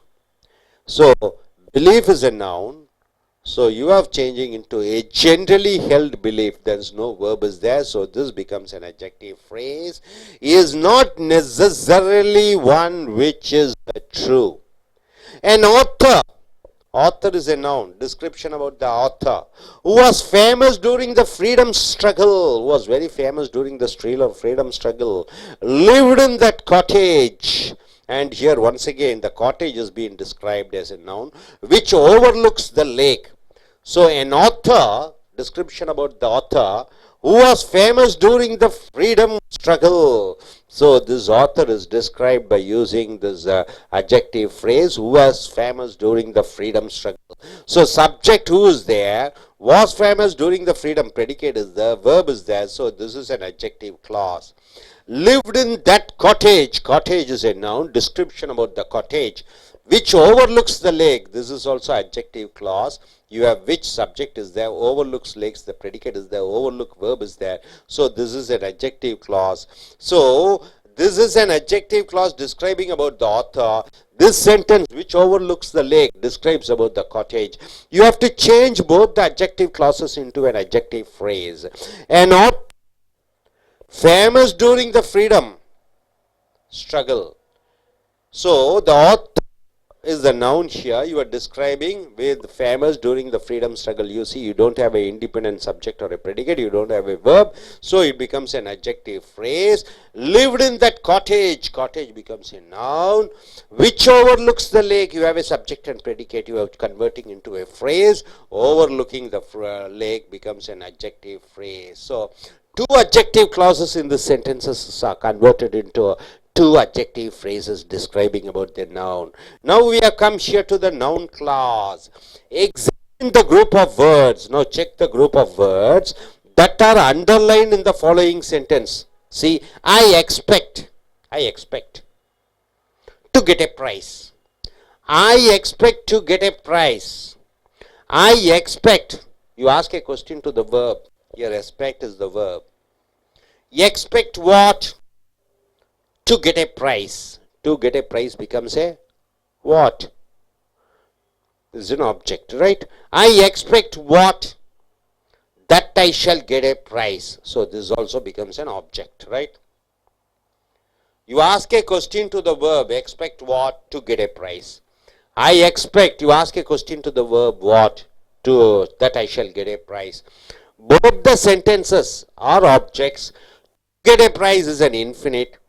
That I shall get a prize, it comes as a what? As a sentence. You have subject I is there, shall get a prize, object, this predicate is there, verb is there, shall get. To get a prize, you don't have a verb here. So this is a phrase. It is called noun phrase. Noun phrase. This is comes as a sentence, so it is called a noun clause. So here, the first group of words, to get a prize, does not contain a subject and a predicate, doesn't have a subject and predicate of its own. It is therefore a phrase. It is called a phrase.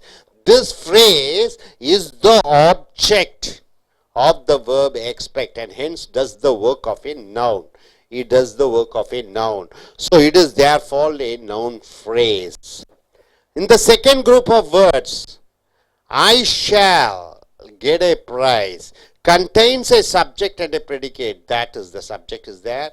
I shall get a prize, predicate is there of its own. It is therefore, it is called a clause because shall get verb is there. This clause is the object of the verb expect. This is the object of the verb expect. And so does the work of a noun. So it does the work of a noun. So we therefore call it as a noun clause. So now examine the sentence. That you have come pleases me. That you have come pleases me. That you have come pleases me. So here the clause that you have come is a clause, is the subject of the verb pleases. Pleases is the verb. Me is the object. Pleases is the verb, me is the object. That you have come, it comes as a subject. So, pleases is the verb, it comes as a subject. So, it therefore does the work of a noun. So, that you have come, it works as a noun and is what we call a noun clause. So, dear friends, noun clause is very important. What do you mean by noun clause? You ask a question to the verb. I expect to get a prize. Expect what? To get a prize. It becomes an object. So this object to get a prize, it is like a noun. But here it doesn't have a verb. So it becomes a noun phrase. I expect what? That I shall get a prize. It has a subject and a predicate and a verb. You see, shall get. So it does the work of an object, work of a noun. So this becomes a noun clause. So in the same way, that you have come pleases me. Pleases. What pleases? That you have come. So you ask a question what and it comes as a subject. What pleases me? That you have come. So this becomes a subject and subject is in full sentence. So it is called a noun clause. Hope you are able to understand. So நண்பர்களே ace America ஆங்கில வகுப்புகளுக்கு வரவேற்கிறோம். Wren and Martin புக்கை எடுத்துக்கொள்ளுங்கள். Video number 186, page number 189, 90. பெயருரிச்சொல் வாக்கியம், adjective class. Clause என்றால் துணை வாக்கியம். பெயருரிச்சொல் துணை வாக்கியத்திலிருந்து பெயருரிச்சொல் சொற்றொடராக மாற்றுகிறாய். பெயருரிச்சொல் துணை வாக்கியம் என்றால் என்ன? ஒரு பெயர் சொல்லை விவரிக்கிற பொழுது அது வாக்கியமாக விவரிக்கிற பொழுது அது பெயருரிச்சொல் வாக்கியமாக வருகிறது. ஒரு பெயர் சொல்லை விவரிக்கிற பொழுது அதில் வினைச்சொல் இல்லாத பொழுது அது துணை வாக்கியமாக மாறிவிடுகிறது. உதாரணத்துக்கு பீப்புள், மக்கள். who eat too much, ஏகப்பட்ட உணவுகளை சாப்பிடக்கூடிய மக்கள் டை இயர்லி, நேரத்திலேயே இறந்து விடுகிறார்கள். ஆக இந்த மக்களை பற்றி பெயர் சொல் அதை விவரிக்கிறது. எப்பேற்பட்ட மக்கள்? who eat too much, அதிக அளவிலே சாப்பிடக்கூடிய மக்கள். மக்கள் அதிக அளவிலே சாப்பிடக்கூடிய மக்கள். இதில் எழுவாயும் வினைச்சொல்லும் இருக்கிறது. ஈட் இருக்கிறது, ஹூ இருக்கிறது. ஹூ என்பது சப்ஜெக்ட், ஈட் என்பது வினைச்சொல்.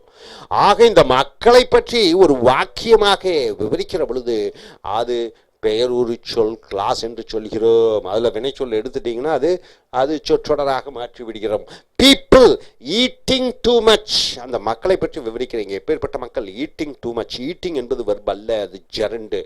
ஆக இந்த eating too much வந்து adjective phrase, வினையுறு சொல் சொற்றொடராக வருகிறது. டையர்லி many men, நிறைய மனிதர்கள், நிறைய ஆண்கள்.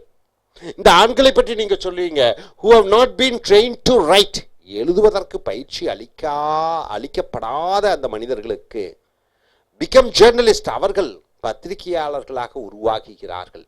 இந்த many men, அந்த மனிதர்களை சொல்றாங்க. அந்த மனிதன் எந்த வகையான மனிதர்கள்?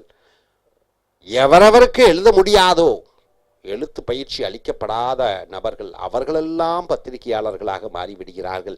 ஆக அந்த மனிதர்களை பற்றி விவரிக்கிற பொழுது எழுத தெரியாத பயிற்சி அளிக்கப்படாத மனிதர்கள், இது வாக்கியமாக வருகிறது. have not been trained, இது வினைச்சொல்லும் இருக்கிறது. ஆக இது பெயரொரு சொல் துணை வாக்கியமாக அந்த மனிதர்களை பற்றி விவரிக்கிறது. அதே இது வினைச்சொல் இல்லாமல் அந்த விவரிக்கிற பொழுது many men not trained to write, அநேக மனிதர்கள் ஏற்பேற்பட்ட மனிதர்கள் எழுத பயிற்சி அளிக்கப்படாத. டு ரைட், இது வினைச்சொல் அல்ல, செய்யன்ற எச்சம். ஸோ இது ட்ரெயின்ட், இதுவும் வினைச்சொல் அல்ல, இது இறந்த கால எச்சம். ஸோ இது வந்து என்ன ஆகிறது? ஃப்ரேஸாக மாற்றப்படுகிறது. பிகம் ஜேர்னலிஸ்ட், பத்திரிகையாளர்களாக மாறிவிடுகிறார்கள். திஸ் இஸ் த பிளேஸ், இதுதான் அந்த இடம். அந்த இடத்தை பற்றி விவரிக்கிறோம். Where our forefathers landed, நம்மளுடைய முன்னோர்கள் வந்து இறங்கிய இடம். ஆக இதுதான் அந்த இடம். எந்த இடம் என்றால் நம்மளுடைய முன்னோர்கள் வந்து இறங்கிய இடம். இந்த பிளேஸை பற்றி விவரிக்கிறீர்கள் வாக்கியமாக. ஆக பெயரொரு சொல் சொற்றொட வாக்கியமாக, துணை வாக்கியமாக வருகிறது. ஃபோர் ஃபாதர்ஸ், முன்னோர்கள், லேண்டட் எழுவாயும் வினை சொல்லும் இருக்கிறது. ஆக அது அட்ஜெக்டிவ் கிளாஸ், பெயரொரு சொல் துணை வாக்கியமாக வருகிறது. கிளாஸ் என்றால் துணை வாக்கியம், வாக்கியம் என்றால் பெயர் சொல்லும் வினை சொல்லும் இருக்க வேண்டும். அந்த இடத்தை விவரிக்கக்கூடியதாக இருக்கிறது. ஸோ இதை சொற்றொடர மாற்கிற பொழுது வினை சொல்லை அகற்றிவிட வேண்டும்.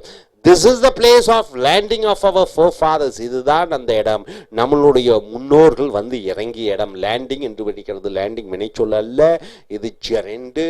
தி எக்ஸ்பிளனேஷன், அவன் ஒரு விவரம் கொடுத்தான்.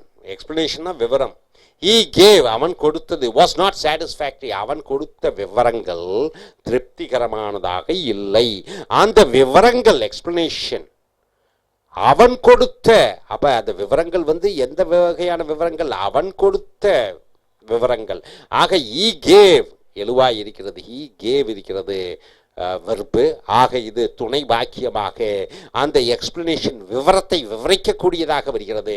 இதை நீங்கள் சொற்றொடராக மாற்றுகிற பொழுது இந்த கேவை வினைச்சொல் இல்லாமல் மாற்ற வேண்டும். த எக்ஸ்பிளனேஷன் given by him, அந்த விவரங்கள் அவனால் கொடுக்கப்பட்ட விவரங்கள். given என்பது வெர்ப் அல்ல, அது பாஸ்ட் பார்ட்டிசிபிள் எச்சம். was not satisfactory, அது திருப்திகரமானதாக இல்லை. ஸோ இது அட்ஜெக்டிவ் ஃப்ரேஸ் என்று பெயரொரு சொல் சொற்றொடர் என்று சொல்கிறோம். அது இந்த எக்ஸ்பிளனேஷன் அந்த விவரத்தை பற்றி விவரிக்கக்கூடியதாக இருக்கிறது. such men, அதை போன்று மனிதர்கள். எதை போன்று மனிதர்கள்? as you உன்னை போன்று. cannot be easily disheartened, உன்னை போன்ற மனிதர்கள் மனதை உடைக்க வைக்க முடியாது. men like you cannot be easily disheartened, உன்னை போன்ற மனிதர்கள் மனம் உடைய வைக்க முடியாது. இது சொற்றொடராக மாற்றப்படுகிறது.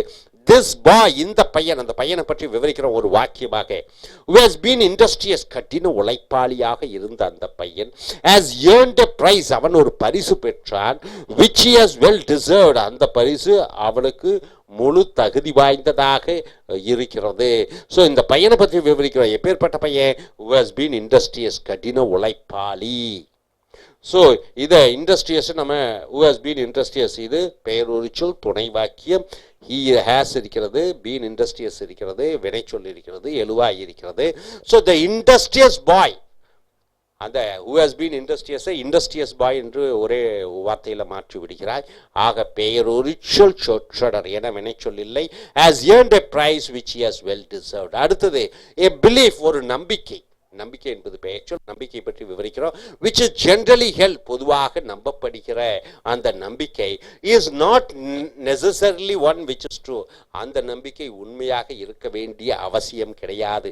ஸோ ஒரு நம்பிக்கை, அந்த என்ன எப்பேற்பட்ட நம்பிக்கை? பொதுவாக நம்பப்படுகிற நம்பிக்கை. இதில் வந்து சப்ஜெக்ட் இருக்குது, ப்ரெடிகேட் இருக்கிறது, ப்ரெடிகேட்னா வெர்ப் இருக்கிறது. ஆக துணை பெயருரு சொல் வாக்கியமாக இந்த நம்பிக்கையை விவரி சொல்லக்கூடியதாக இருக்கிறது. ஆக அந்த வினைச்சொல்லை அகற்றி விடுகிறீர்கள். ஏ ஜென்ரலி ஹெல்ட் பிலீஃப், பொதுவாக நம்பப்படக்கூடிய ஒரு நம்பிக்கை. ஆக இங்கே வினைச்சொல் இல்லை, is not necessarily one which is true, அது உண்மை என்று நம்பப்பட வேண்டிய அவசியம் இல்லை. ஸோ இது ஃப்ரேஸாக சொற்றொடராக வருகிறது. அடுத்ததாக என் ஆத்தர். ஆத்தர் என்றால் என்ன? ஒரு பத்திரிகையாளர். அந்த பத்திரிகையாளரை பற்றி விவரிக்கிறோம். who was famous during the freedom struggle. அவர் புகழ் வாய்ந்தவராக இருந்தால், எப்பொழுது புகழ் வாய்ந்தவராக இருந்தார்? இந்த சுதந்திர போராட்டத்தின் பொழுது அவர் ஒரு புகழ் வாய்ந்தவராக இருந்தார். ஆக இந்த ஆத்தர் என்பது அந்த பத்திரிகையாளர், அவரை பற்றி விவரிக்கிற பொழுது அவர் சுதந்திர போராட்டத்தின் போது புகழ் வாய்ந்தவராக இருந்தார். அந்த ஆத்தரை பற்றி ஒரு வாக்கியமாக கிளாஸாக விவரிக்கிற பொழுது அதுக்கு எழுவாய் வினைச்சொல் வாஸ் இருக்கிறது. lived in that cottage, அவர் அந்த குடிசையிலே வாழ்ந்தார். அந்த குடிசை பற்றி விவரிக்கிறோம், அது வாக்கியமாக வருகிறது. which overlooks the lake என்றால் அந்த குடிசை வந்து அந்த குளத்தை நோக்கி இருக்கிறது. இந்த வினைச்சொல் overlooks என்று இருக்கிறது. which சப்ஜெக்ட் இருக்கிறது, predicate இருக்கிறது. ஆக இந்த ரெண்டு வாக்கியத்தையும் விவரித்து சொல்லக்கூடிய அந்த வாக்கியங்களை துணை சொற்றொடர்களாக மாற்ற வேண்டும். an author, பத்திரிகையாளர், famous during the freedom struggle, இங்க வினைச்சொல் இல்லை. அவர் புகழ் வாய்ந்தவராக இருந்தார் சுதந்திர போராட்டத்தின் பொழுது, இது வினைச்சொல் கிடையாது. lived, வாழ்ந்தார். in that cottage, அந்த குடிசையிலே. இங்கேயும் which overlooks the lake, வினைச்சொல்லை வினைச்சொல் இல்லாம overlooking the lake. overlooking என்பது அந்த குளத்தை நோக்கியதாக இருக்கிறது. overlooking என்பது வினைச்சொல் அல்ல, இது gerund. ஸோ அடுத்தது நவுன் கிளாஸ். இப்போ விடையுறு சொல் கிளாஸஸை முடிச்சு விட்டீங்க, இனி பெயருரு சொல் கிளாஸஸையும் முடித்து விட்டீர்கள். இப்போ பெயர்ச்சொல் கிளாஸஸுக்கு வருகிறீர்கள். So examine the group of words. கீழே கொடுக்கப்பட்டுள்ள பாருங்கள். நவுன்னா என்ன? நவுன்னா பெயர்ச்சொல். பெயர்ச்சொல் என்பது என்ன? ஒரு பெயரை குறிக்கக்கூடிய மனிதர்களை பற்றி, இடத்தை பற்றி. That R underline in the following sentences. I expect, நான் எதிர்பார்க்கிறேன். ஐயனா நான், எக்ஸ்பெக்ட்னா எதிர்பார்க்கிறேன். என்ன எதிர்பார்க்கிறாய்? என்ன என்று கேள் வினைச்சொல்லிடம். என்ன எதிர்பார்க்கிறாய்? என்ன எதிர்பார்க்கிறேன்? டு கெட் எ பிரைஸ், ஒரு பரிசு கிடைக்க. இந்த டு கெட் எ பிரைஸ் என்பது செய்யப்படும் பொருள் ஆப்ஜெக்டாக வருகிறது. வினைச்சொல்லிடம் என்ன என்று கேட்கிற பொழுது அது டு கெட் எ பிரைஸ் என்று வருகிறது. பரிசு பெற எதிர்பார்க்கிறேன். ஆக இது செய்யப்படும் பொருளாக ஆப்ஜெக்டாக ஒரு நவுனாக வருகிறது. ஆக இது என்ன சொல்லுவீங்க? நவுன் ஃப்ரேஸ் என்று சொல்கிறீங்க. இங்கே வினைச்சொல் கிடையாது. To get a prize, to get என்பது வினைச்சொல் இல்லை, செய்ய என்ற எச்சம். நீங்கள் வினைச்சொல்லாக மாற்ற வேண்டும். ஐ எக்ஸ்பெக்ட், நான் எதிர்பார்க்கிறேன். என்ன? That I shall get a prize, அதாவது எனக்கு ஒரு பரிசு கிடைக்கும் என்று. அதாவது எனக்கு ஒரு பரிசு கிடைக்கும் என்பது இதில் சப்ஜெக்ட் ஐ இருக்கிறது, ஷால் கெட் வினைச்சொல் இருக்கிறது.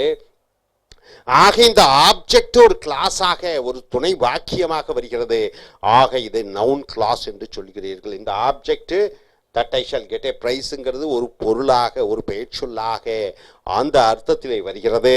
இது ஒரு வாக்கியமாக வருகிற காரணத்தினாலே இந்த வினைச்சொல் எக்ஸ்பெக்டிடம் என்ன என்று கேட்டுக்கிற பொழுது பதிலாக வருகிற காரணத்தினாலே அது பெயர் சொல் துணை வாக்கியம் என்று சொல்கிறோம்.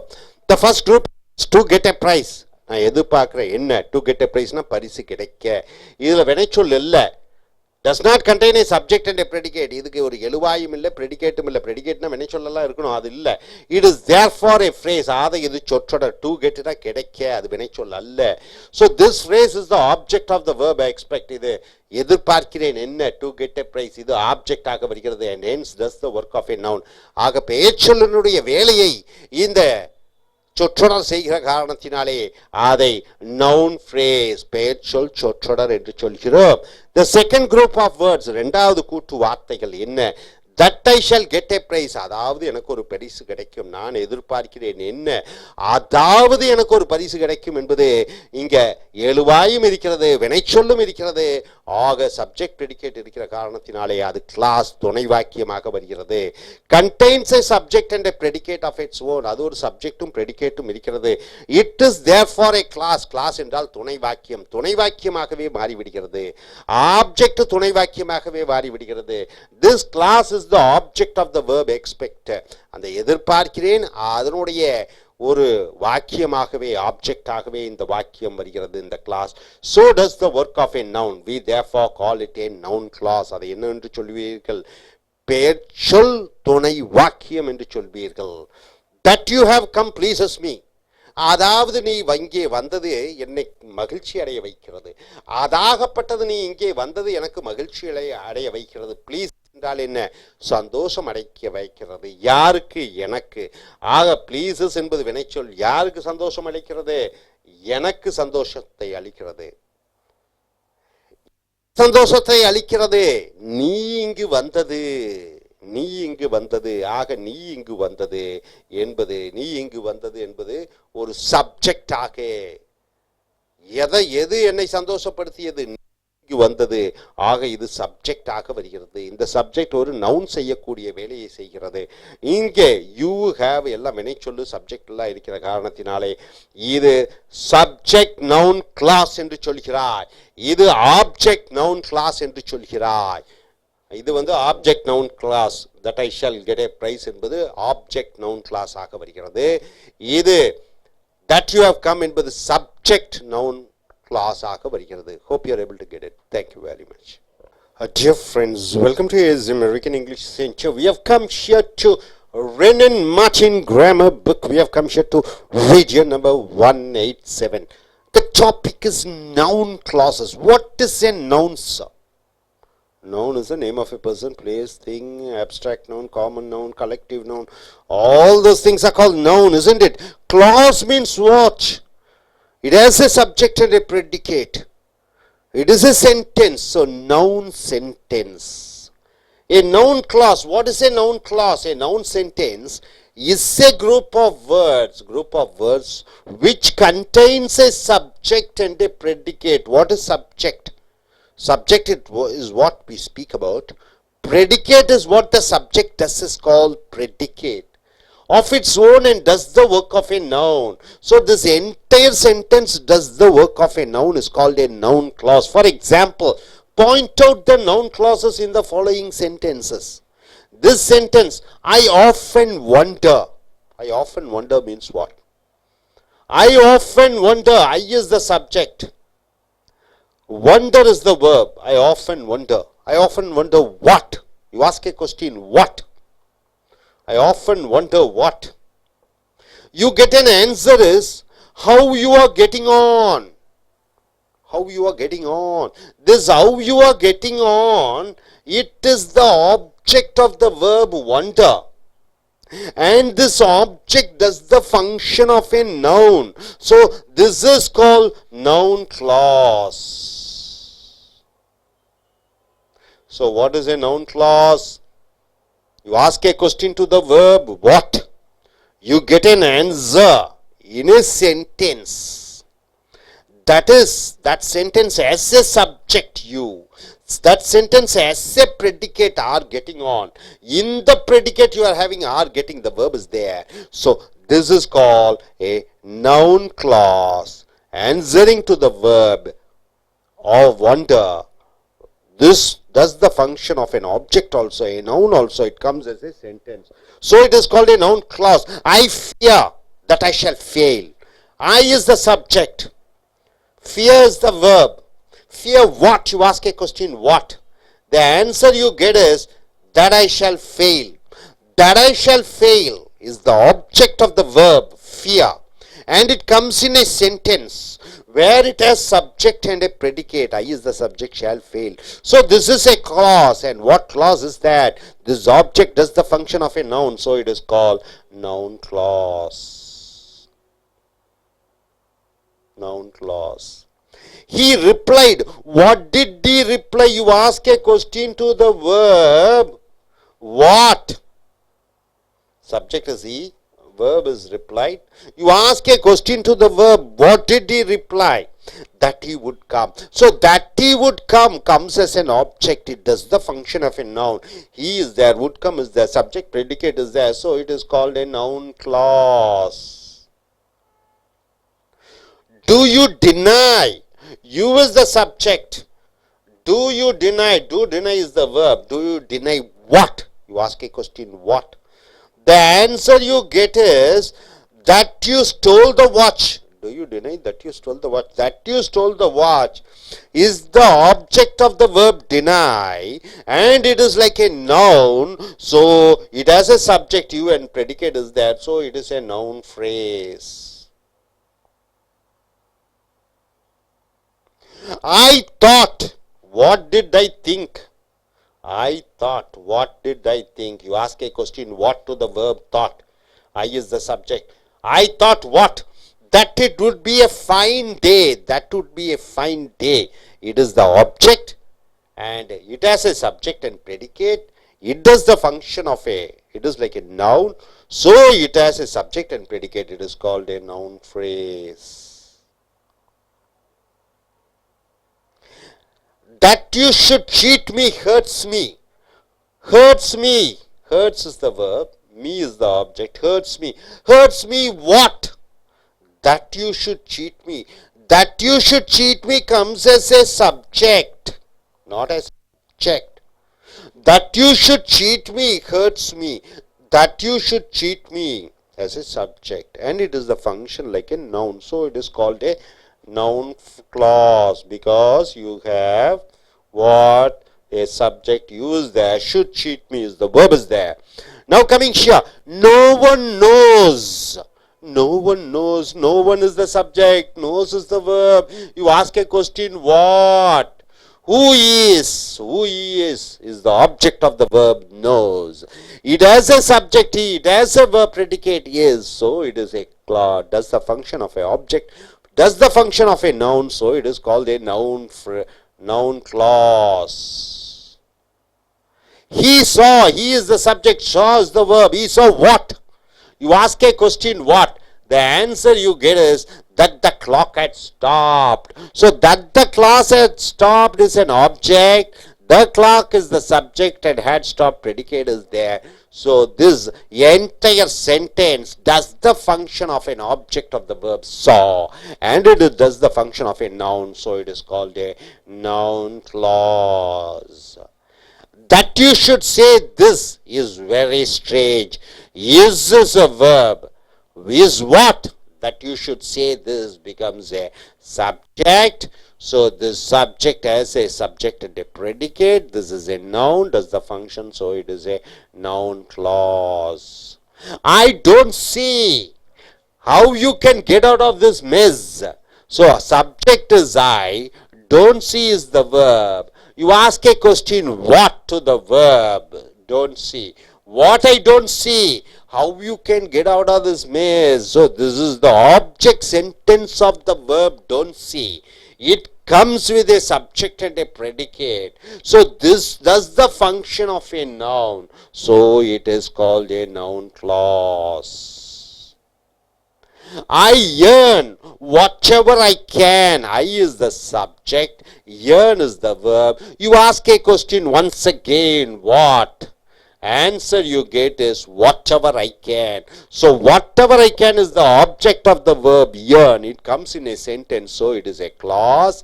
It is does the function like a noun, so it is a noun clause, and it is also the object of the verb yearn. I don't know. I is the subject, don't know is the verb.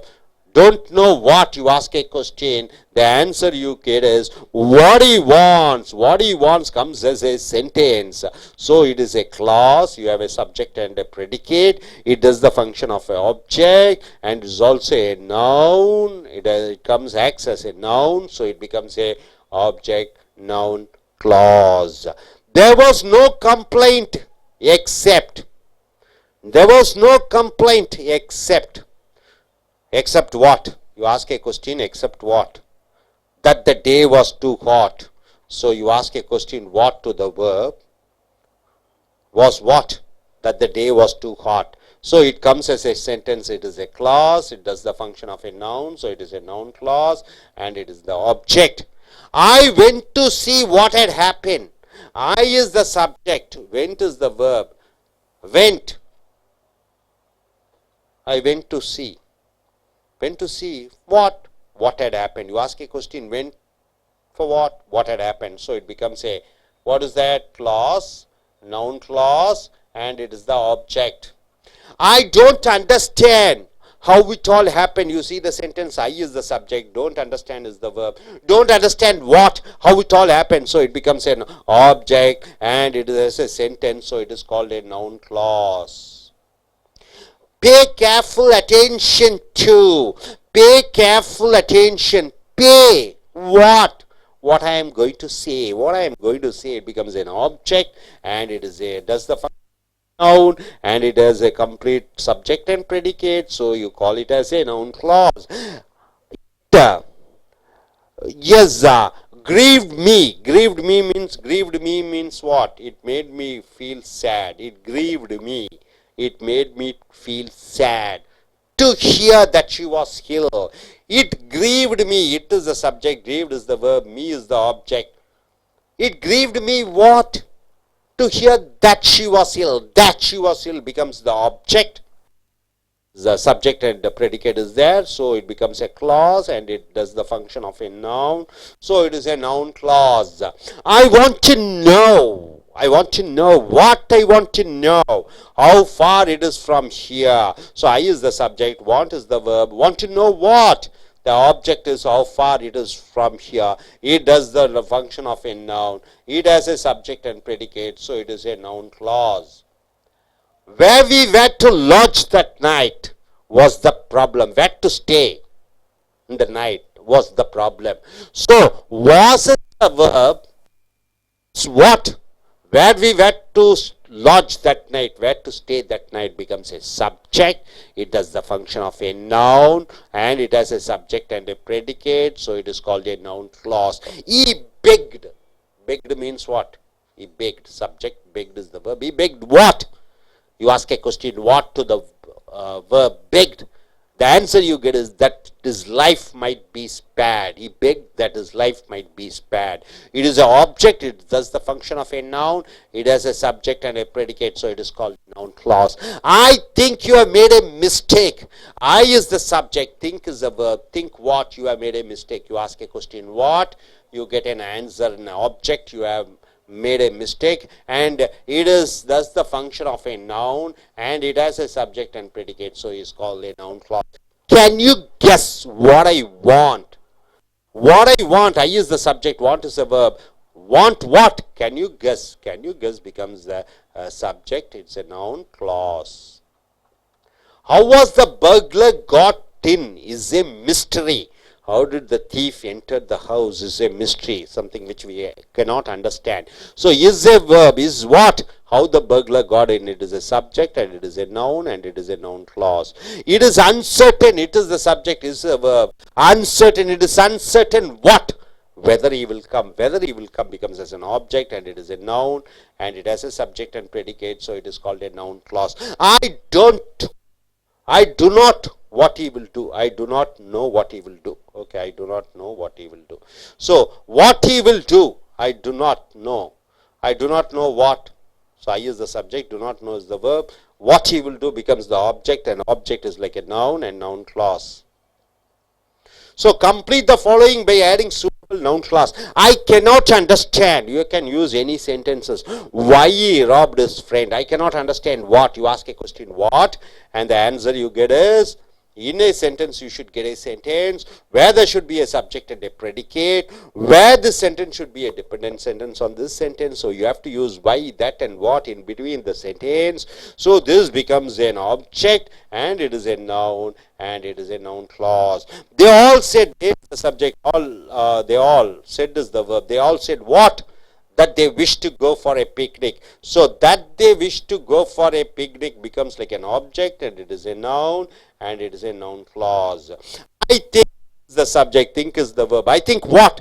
That is a European. So that is an European becomes an object and it is a noun clause. This is just what I wanted. This is what, this is the subject. Is the verb. This is what I wanted becomes the object. It is a noun and it is a noun clause.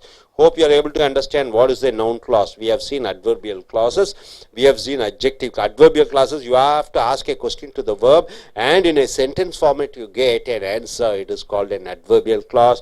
Adjective, qualifying a noun, qualification of a noun should come in a sentence.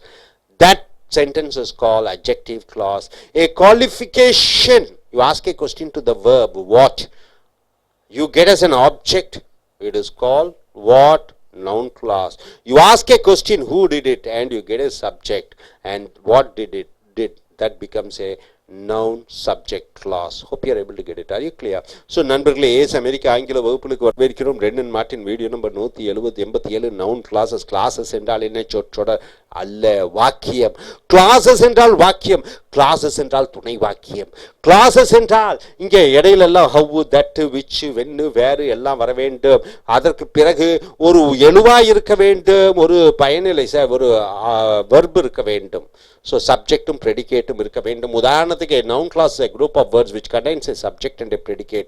ஆக கிளாஸுக்கு, noun classக்கு ஒரு எழுவாய் இருக்க வேண்டும், ஒரு verb இருக்க வேண்டும், and does the work of a noun, ஒரு பெயர்ச்சொல் செய்யக்கூடிய வேலைகளை செய்ய வேண்டும். உதாரணத்திற்கு இங்க பாருங்க, I often wonder, நான் அடிக்கடி, often அடிக்கடி, wonder என்றால் ஆச்சரியப்படுகிறேன், நான் அடிக்கடி ஆச்சரியப்படுகிறேன், அடிக்கடி ஆச்சரியப்படுகிறேன், ஆச்சரியப்படுகிறேன். நான் என்பது சப்ஜெக்ட், ஒண்டர் என்றது ஆச்சரியப்படுகிறேன். என்ன ஆச்சரியப்படுகிறேன், என்ன என்று கேட்க வேண்டும். அந்த வினைச்சொல் ஆச்சரியப்படுகிறேன் என்று. உங்களுக்கு பதிலாக வருவது how you are getting on, எப்படி நீ போய்கொண்டிருக்கிறாய், எப்படி நீ செயல்பட்டு கொண்டிருக்கிறாய், என்ன நீ செய்து கொண்டிருக்கிறாய். ஆக how you are getting on என்பது விடையாக வருகிறது. இது செய்யப்படும் ஒரு வினைச்சொல்லிடம் என்ன என்று கேட்டு பதிலாக வருவது ஆப்ஜெக்ட் என்று சொல்லக்கூடிய செய்யப்படும் பொருள். இந்த செய்யப்படும் பொருள் ஒரு வாக்கியமாகவே வருகிறது. இந்த வாக்கியத்துக்கு சப்ஜெக்ட் இருக்கிறது, யூ இருக்கிறது, are getting on predicate verb இருக்கிறது. ஆனால் இந்த கிளாஸ் என்பது வாக்கியத்துக்கு நடுவில் ஹவ்வுன்னு வந்துட்டீங்கன்னா அது துணை வாக்கியமாக மாறிவிடுகிறது. இது ஆப்ஜெக்ட், இந்த துணை வாக்கியம் இந்த வினைச்சொல்லான வாக்கியம் வண்டரை சார்ந்திருக்கக்கூடிய ஆப்ஜெக்டாக வருகிறது. ஆக நவுன் கிளாஸா என்று சொல்கிறாய். ஐ ஃபியர், நான் அச்சப்படுகிறேன். தட் ஐ ஷல் ஃபெயில், நான் ஃபெயில் ஆகி விடுவேன் என்று. நான் என்பது சப்ஜெக்ட், ஃபெயில் ஆகி விடுவேன். எதற்காக அச்சப்படுகிறேன், ஃபியர், எதற்காக அச்சப்படுகிறேன், நான் ஃபெயில் ஆகி விடுவேனோ என்று. ஆக பதில் நான் ஃபெயில் ஆகி விடுவேனோ என்று அது பதிலாக வருகிறது, ஆப்ஜெக்டாக சொல்கிறோம். அது சப்ஜெக்ட், பிரெடிகேட் இருக்கிறது, வினைச்சொல் இருக்கிறது. ஆக அது நவுன் கிளாஸாக வருகிறது, நவுன் செய்யக்கூடிய வேலைகளை செய்கிறது. He replied that he would come, அவன் பதிலளித்தான், அவன் திரும்பி வருவான் என்று. அவன் என்பது சப்ஜெக்ட், ரிப்ளைட் என்றால் பதிலளித்தான். என்ன பதிலளித்தான்? தட் ஹி வுட் கம், அதாவது அவன் திரும்பி வருவான் என்று. அதாவது அவன் திரும்பி வருவான் என்பது ஆப்ஜெக்டாக வருகிறது, அது ஒரு வாக்கியமாக வருகிறது. அதை நவுன் கிளாஸ் என்று சொல்கிறாய். டு யூ டினை, நீ மறிக்கிறாயா? That you stole the watch, அது நீ இந்த கடிகாரத்தை திருடினாயா இல்லையா என்று. டு யூ டினை, மறிக்கிறாயா. இது டினை என்பது வினைச்சொல், வினைச்சொல்லிடம் என்ன என்று கேட்டு பதிலாக வருவது that you stole the watch, அதாகப்பட்டது நீ வாட்சை திருடினாய். அதாகப்பட்டது நீ வாட்சை திருடினாய் என்பது ஆப்ஜெக்டாக வருகிறது, அது ஒரு வாக்கியமாக வருகிறது, அது நவுன் செய்யக்கூடிய வேலையாக வருகிறது. ஆக அது நவுன் கிளாஸ் என்று சொல்கிறோம். ஃபேஸ் அல்ல, நவுன் கிளாஸ் என்று எழுத வேண்டும், கிளாஸ் என்று எழுத வேண்டும். கிளாஸ்னா துணை வாக்கியம், இதெல்லாம் கிளாஸ் என்று மாற்றி விடுங்கள். அடுத்ததாக ஐ தாட், நான் நினைத்தேன். என்ன நினைத்தேன்? That it would be a fine day, அதாவது இன்றைய நாள் ஒரு இனிமையான நாளாக இருக்கும். நினைத்தேன் என்ன என்று கேட்டு பதிலாக வருவது ஆப்ஜெக்ட். அந்த ஆப்ஜெக்ட் ஒரு வாக்கியமாக வருகிறது. என்ன ஆப்ஜெக்டாக வருகிறது? அதாகப்பட்டது இன்று ஒரு இனிமையான நாளாக இருக்கும் என்று. அது நவுன் செய்யக்கூடிய வேலையை செய்கிறது. ஆக அது நவுன் கிளாஸ் என்று சொல்கிறோம். That you should seat me hertz me, அது என்னை காயப்படுத்துகிறது. ஹர்ட்ஸ், காயப்படுத்துகிறது. ஏது என்னை காயப்படுத்துகிறது? நீ என்னை ஏமாற்றியது.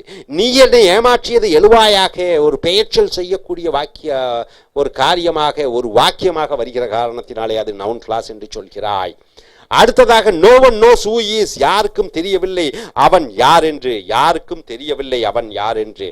நோ ஒன் என்றால் யாருக்கும் தெரியவில்லை, நோஸ் அறிவார்கள், ஹூ இஸ் யார் அவன் என்று.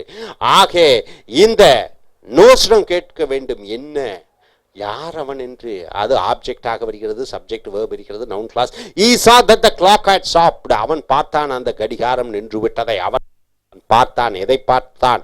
அந்த கடிகாரம் நின்று விட்டதை. அது ஆப்ஜெக்டாக வருகிறது, நவுனாக வருகிறது, நவுனினுடைய வேலையை செய்கிறது. இந்த வாக்கியமாக நவுன் கிளாஸ் என்று சொல்கிறோம். That you should say this is very strange. இதை நீ சொல்வது ஒரு வித்தியாசமாக இருக்கிறது தட் யூ ஷேட் சே. அதாவது நீ இதை சொன்னது, இது சப்ஜெக்டாக வருகிறது, நவுன் கிளாஸ் பெயர் வாக்கியமாக வருகிறது. I don't see how you can get out of this mess. எனக்கு தெரியவில்லை எப்படி இந்த பிரச்சனையிலிருந்து தப்பிப்பா என்று. ஐ டோன்ட் சி, என்னால் கண்டுபிடிக்க முடியவில்லை எப்படி இந்த பிரச்சனையில் இருந்து தப்புவா. இது ஆப்ஜெக்டாக வருகிறது, நவுன் செய்யக்கூடிய வேலை வருகிறது. இதுல சப்ஜெக்ட் ப்ரெடிகேட் எல்லாம் இருக்குங்காட்டியும் நவுன் கிளாஸ் என்று சொல்கிறாய். earn whatever I can. நான் சம்பாதிக்கிறேன். என்ன சம்பாதிக்கிறேன்? என்னால் எந்த அளவு முடியுமோ அந்த அளவு சம்பாதிக்கிறேன். இது ஆப்ஜெக்டாக வருகிறது, செய்யப்படுபொருளாக நவுன் செய்யக்கூடிய வேலை. ஆக நவுன் கிளாஸ் என்று சொல்கிறாய். ஐ don't know what he wants. எனக்கு தெரியவில்லை அவனுக்கு என்ன வேண்டும் என்று. ஐ என்பது சப்ஜெக்ட், டோன்ட் நோ தெரியவில்லை, என்ன தெரியவில்லை, வாட் ஹி வாண்ட்ஸ் அவனுக்கு என்ன வேண்டும் என்று. ஸோ அவனுக்கு என்ன வேண்டும் என்பது ஆப்ஜெக்டாக வருகிறது, நவுனாக வருகிறது, நவுன் கிளாஸ் என்ற வாக்கியமாக வருகிறது. There was no complaint except that the day was. இன்று எந்த விதமான கம்ப்ளைண்ட்டும் இல்லை. ஒரே கம்ப்ளைண்ட், வெயில் படு பயங்கரமாக இருந்தது என்று. Was no complaint. என்ன கம்ப்ளைண்ட் இல்லை. எதை தவிர இன்று அதிக சூடாக இருக்கிறது என்று. இது ஆப்ஜெக்டாக வருகிறது, பெயர் சொல்லுடைய கிளாஸ் ஆக வருகிறது. I went to see what had happened. நான் வெளியே சென்றேன். எதற்கு வெளியே சென்றேன்? என்ன what had happened, என்ன நடந்தது என்று. இது ஆப்ஜெக்டாக வருகிறது, பெயர் சொல் வாக்கியமாக துணை வாக்கியமாக வருகிறது. don't understand how it all happened. எனக்கு புரியவில்லை எப்படி அது நடைபெற்றது என்று. I subject don't understand, புரியவில்லை. என்ன புரியவில்லை? what என்னன்னு கேட்குறீங்க. how it all happened, எப்படி அதெல்லாம் நடைபெற்றது. எப்படி அதெல்லாம் நடைபெற்றது என்பது ஒரு ஆப்ஜெக்ட், அது ஒரு நவுன் செய்யக்கூடிய வேலையாக நவுன் கிளாஸ் துணை வாக்கியமாக பெயர் சொல் துணை வருகிறது. pay careful attention to what I am going to say. தயவு கூர்மையாக கேட்டுக்கொள்ளுங்கள், நான் உங்களுக்கு என்ன சொல்ல போகிறேன் என்று. ஆக கவனம் செலுத்துங்கள். எதற்கு, என்ன, what I am going to say, நான் என்ன உங்களிடம் சொல்ல போகிறோம் அந்த விஷயம். ஆக இது ஆப்ஜெக்டாக வருகிறது, இது ஒரு வாக்கியமாக வருகிறது.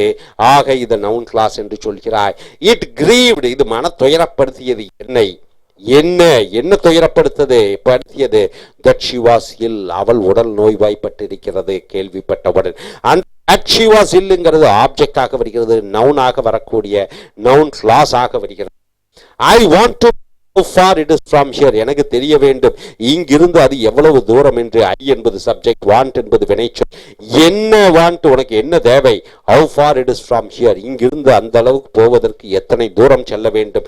இது நவுன் கிளாஸ் ஆக வருகிறது. where we were to lodge that night was the problem, எங்கே ராத்திரி தங்க வேண்டும் என்பதுதான் எங்களுக்கு பிரச்சனையாக இருக்கிறது. வாஸ், என்ன பிரச்சனையாக இருக்கிறது. எங்கே இரவு தங்க வேண்டும் என்பது. இது சப்ஜெக்டாக வருகிறது, பெயர் சொல்லுடைய வடிவத்தில் வருகிறது, அது வாக்கியமாக வருகிற காரணத்தினாலே நவுன் கிளாஸ் என்று சொல்கிறோம். he begged that his life might be spared, அவன் கெஞ்சி கேட்டுக்கொண்டான். என்ன கெஞ்சி கேட்டுக்கொண்டான்? begged that, அதாகப்பட்டது அவன் வாழ்க்கை, அவனுடைய உயிரை அவன் காப்பாற்றி கொள்ள வேண்டும் என்று. ஸோ இது ஆப்ஜெக்டாக வருகிறது, இது நவுன் செய்யக்கூடிய வேலையாக ஒரு வாக்கியமாக வருகிற காரணத்தினாலே நவுன் கிளாஸ் என்று சொல்கிறாய். I think you have made a mistake, நான் நினைக்கிறேன் நீ தப்பு பண்ணிட்ட. ஐ என்பது சப்ஜெக்ட், திங்க் நினைக்கிற. என்ன நீ நினைக்கிறாய், என்ன நான் நினைக்கிறேன், நீ தவறு செய்து விட்டாய். இது ஆப்ஜெக்டாக வருகிறது, நவுனாக வரக்கூடியது நவுன் கிளாஸ் ஆக பெயர் சொல் வாக்கியமாக வருகிறது. Can you guess what I want, உன்னால ஊகிக்க முடியுமா எனக்கு என்ன வேண்டும் என்று. வேண்டும், என்ன உன்னால ஊகிக்க முடியுமா. இந்த வாட் ஐ வாண்ட், என்ன எனக்கு வேண்டும் என்று ஊகிக்க முடியுமா. இது ஆப்ஜெக்டாக வருகிறது. ஸோ இது நவுன் கிளாஸாக வருகிறது. How the burglar got in is a mystery. Burglar என்றால் என்ன? வீடு புகுந்து கொள்ளையடிக்கக்கூடியவனை இது பர்க்லர் என்று சொல்கிறாய். மிஸ்ட்ரி என்றால் மாயை.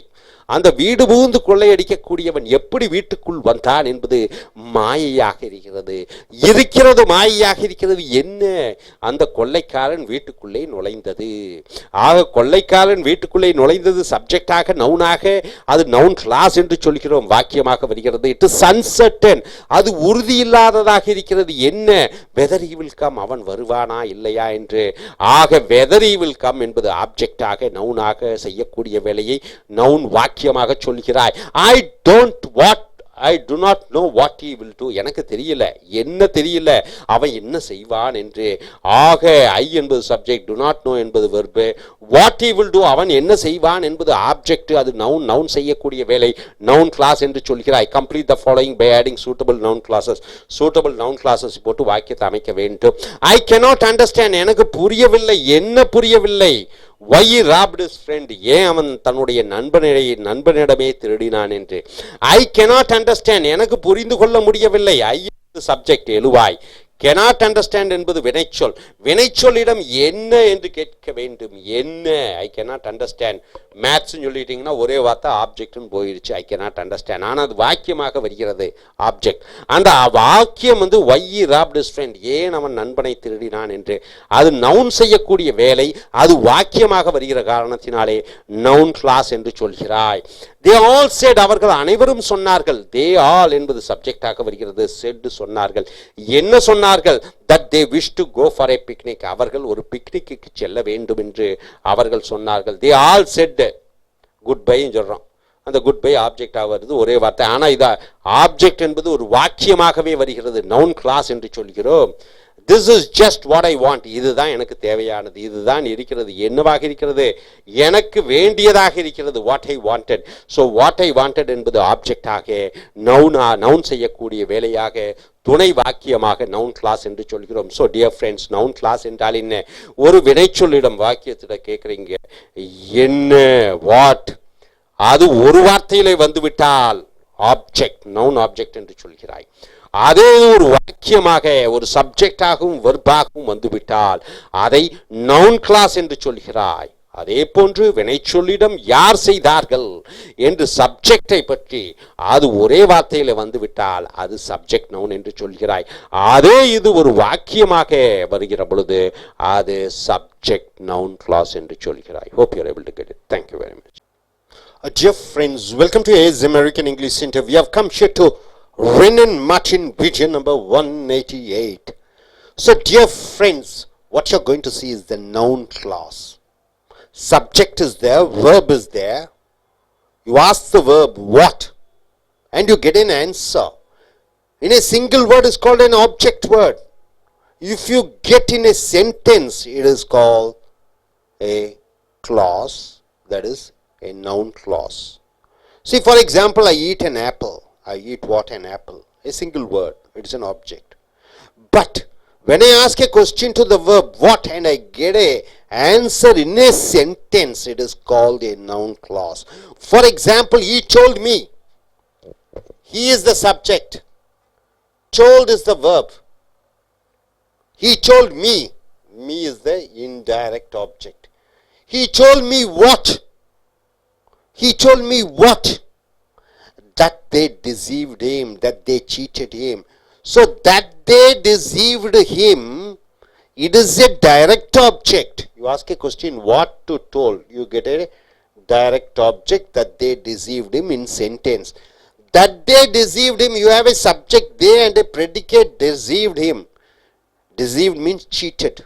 So verb is there. So it becomes a clause and it is a function of a noun. It does the function of a noun, so it is called a noun clause. So he told me, he told whom? Me. Me becomes indirect object. Direct object, he told what?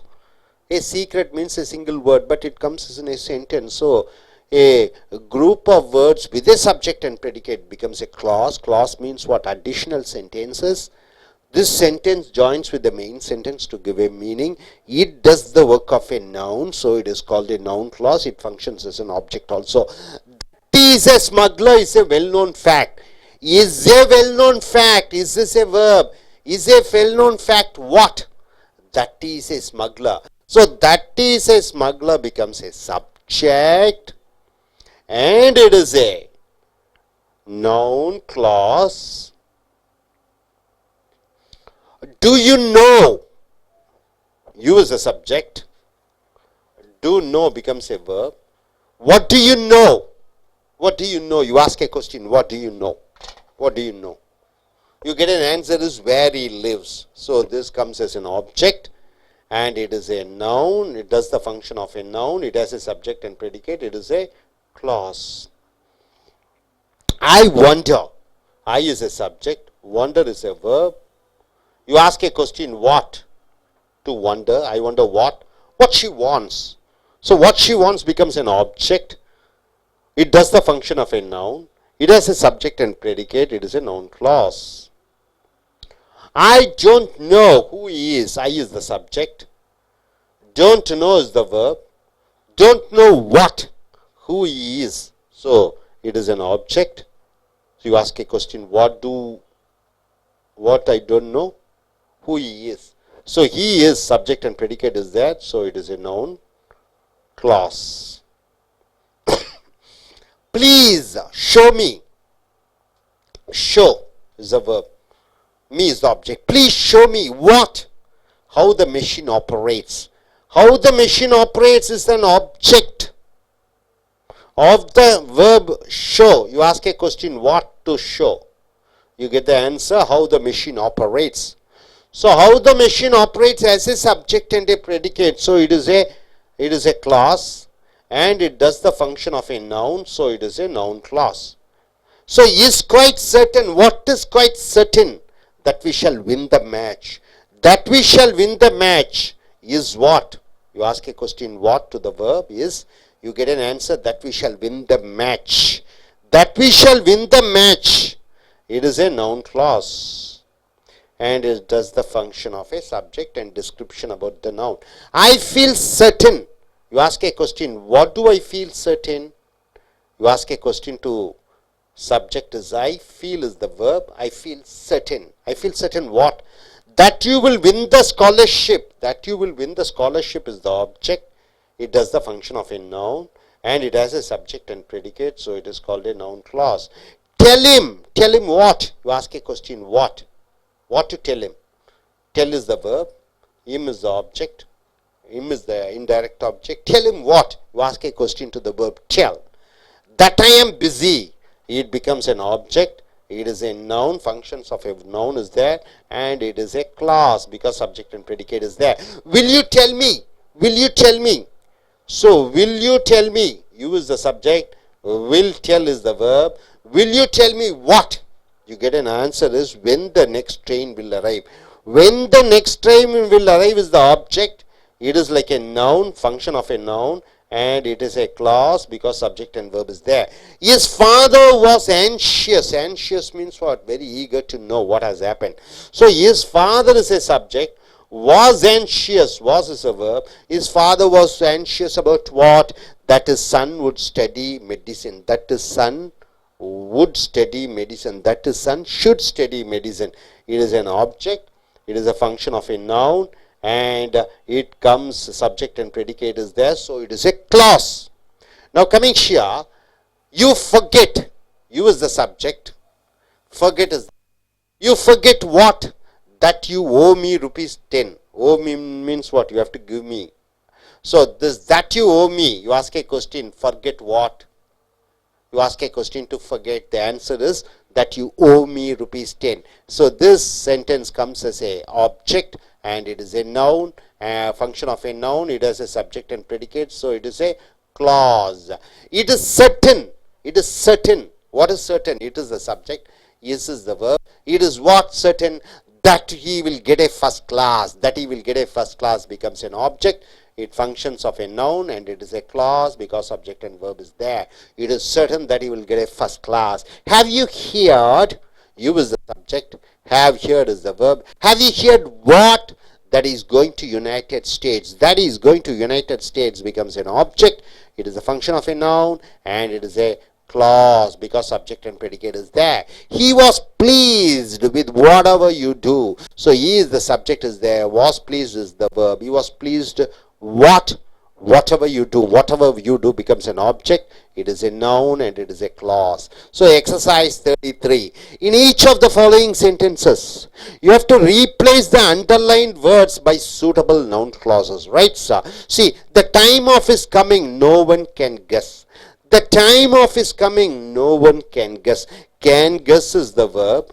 No one is the subject. You ask to the verb, no one can guess what? The time of his coming. The time of his coming, there is no subject and predicate. There is no predicate. There is no verb. You have to use a verb. No verb is there. See, time of his coming. Coming is not a verb. Coming is a gerund. So you have to use a verb. So no one can guess. Can guess is the verb. Can guess what? When he will come. So he is the subject is there, will come verb is there, predicate is there. When he will come, it becomes a sentence. So it is a what? Noun clause. Noun clause. I heard what of his success. There is no verb is there, so you have to add a verb. So I is a subject, here is a verb. There is no verb here, it is an object. Okay, now you have to use subject, heard, verb. You have to use with a sentence.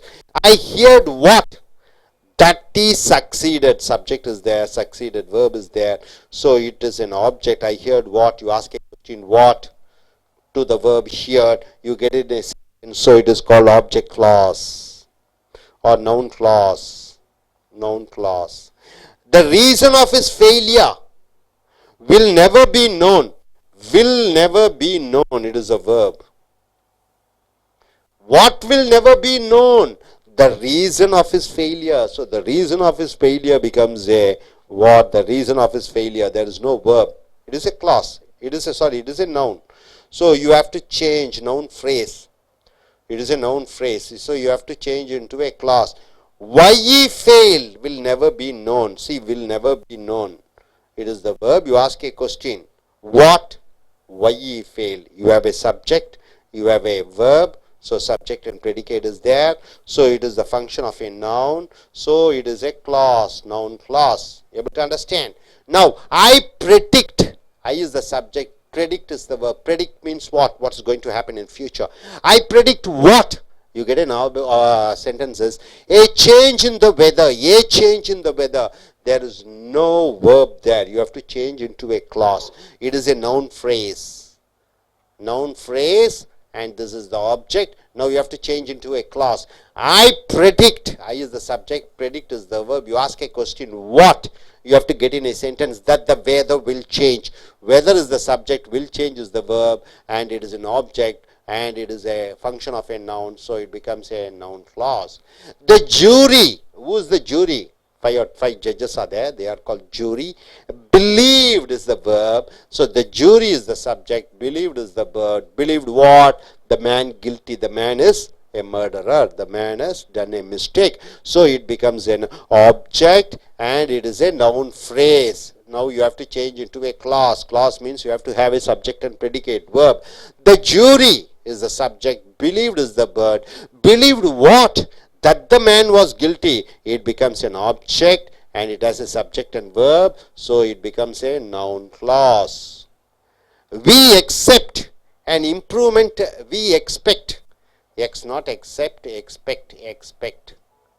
We expect. Expect means expecting. We is the subject. Expect is the verb. We expect what? And improvement in business. There is no verb is there, so it becomes an object. It does a noun work, so it is a noun phrase. Now you have to use with a subject and a verb, subject and a predicate. We expect. We is the subject. Expect is the verb. Expect what? That the business will improve. That the business will improve becomes an object and it does the function of a noun and it has a subject and predicate. You call it as a clause. Who can doubt? Who is the subject?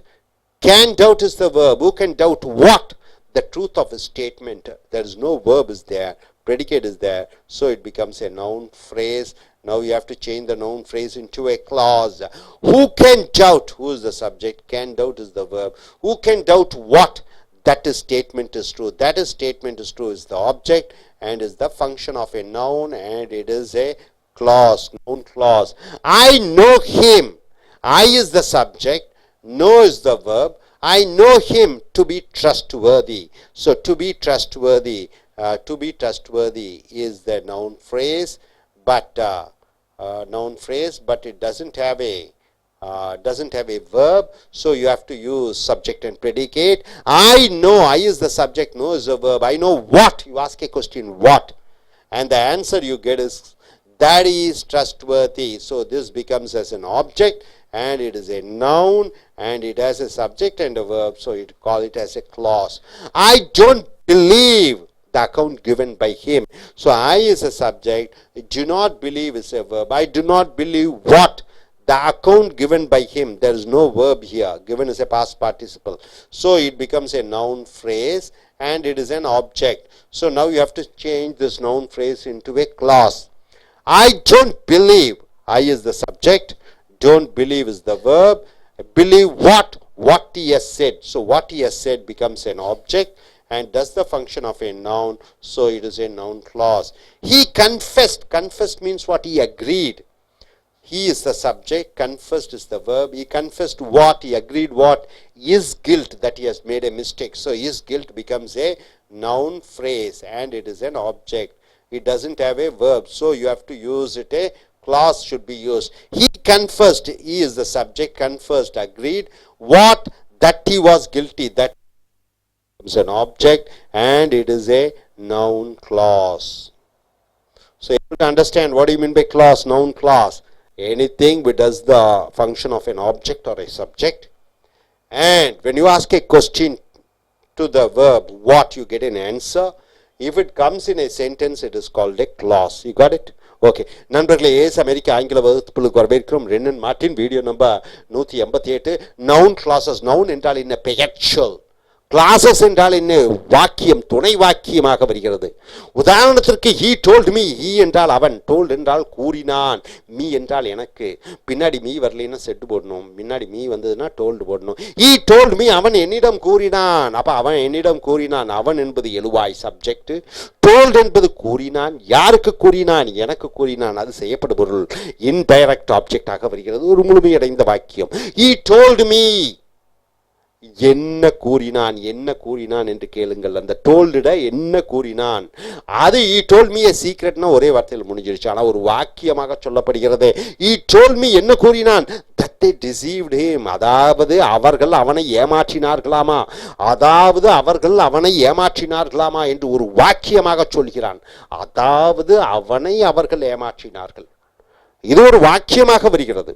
அந்த செய்யப்படும் பொருள் என்ன சொன்னான் என்று சொல்கிற பொழுது அது ஒரு வாக்கியமாக சொல்கிறான். அந்த வாக்கியம் ஒரு பெயர்ச்சொல் போன்று இருக்கிறது, அது ஒரு வாக்கியமாக வருகிறது. ஆக இது ஆப்ஜெக்ட். ஆப்ஜெக்ட் என்றால் செய்யப்படும் பொருள் என்ன என்று கேட்டு வினைச்சொல்லிடம் கேட்டு பதிலாக வருவது செய்யப்படும் பொருள் ஆப்ஜெக்ட். அவன் தோசை சாப்பிட்டான். என்ன சாப்பிட்டான்? தோசை. அந்த தோசை என்பது ஆப்ஜெக்ட். அதே போன்று என்ன சொன்னான், அதாவது அவனை அவர்கள் ஏமாற்றினார்கள் என்று தோசைக்கு பதிலாக ஒரு வாக்கியமே வருகிறது. அந்த வாக்கியத்தில் எழுவாய் தே இருக்கிறது, அந்த வாக்கியத்தில் வினைச்சொல் டிசீவ்டு இருக்கிறது.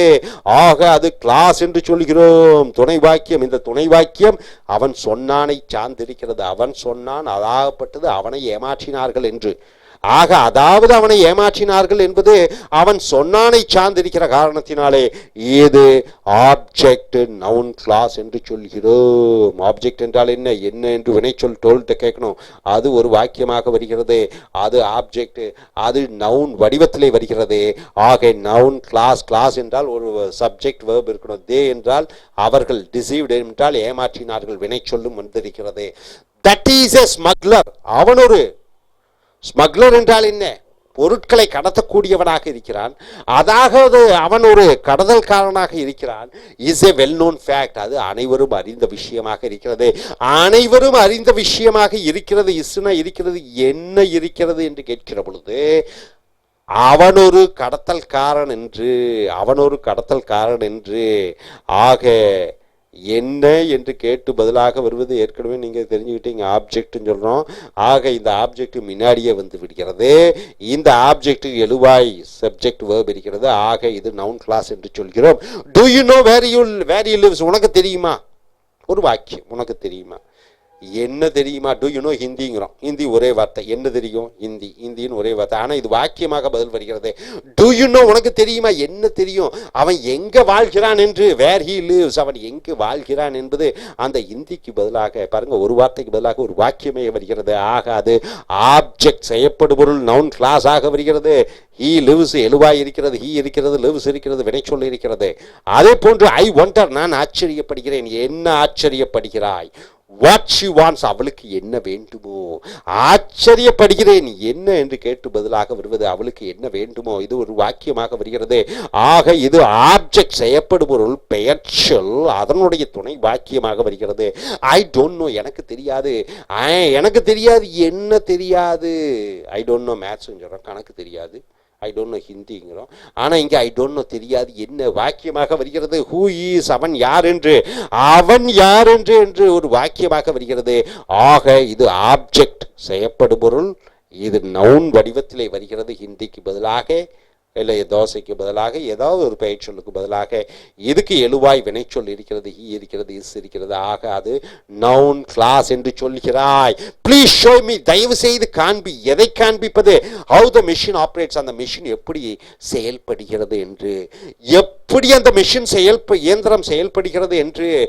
இந்த வாக்கியம் இது ஆப்ஜெக்டாக வருகிறது. எந்த வினைச்சொல்லுக்கு ஷோக்கு காண்பி, எதை என்று கேள், என்னத்தை காண்பிப்பது என்று கேட்டு பதிலாக வருவது ஆப்ஜெக்டாக, அது வாக்கியமாக வருகிறது.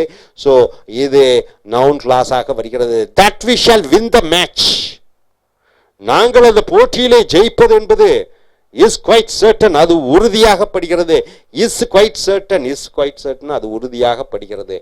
என்ன உறுதியாகப்படுகிறது, நாங்கள் அந்த போட்டியில் ஜெயிப்பது, நாங்கள் அந்த போட்டியில் ஜெயிப்பது. இது ஆப்ஜெக்ட் ஒரு வாக்கியமாக வருகிறது. ஆக நவுன் கிளாஸாக சொல்கிறோம். ஐ ஃபீல் சர்டன், நான் உறுதியாக உணர்கிறேன். என்ன உணர்கிறாய், that you will win the scholarship, நீ ஸ்காலர்ஷிப் ஜெயிப்பாய் என்று. இது ஆப்ஜெக்ட் ஒரு வாக்கியமாக வருகிறது, நவுன் கிளாஸாக வருகிறது. டெல் ஹிம், அவனிடம் சொல். என்ன சொல்லுவது, தட் ஐ எம் பிஸி, அதாவது நான் ரொம்ப பிஸியாக இருக்கிறேன் என்று சொல்லு. என்ன என்று கேட்கிற பொழுது அது வாக்கியமாக வருகிறது, அதாகப்பட்டது நான் பிஸி என்று. இது ஆப்ஜெக்டாக நவுன் கிளாஸாக வருகிறது. வில் யூ டெல் மீ, என்னிடம் சொல்லுவாயா, எதை சொல்லுவாய்.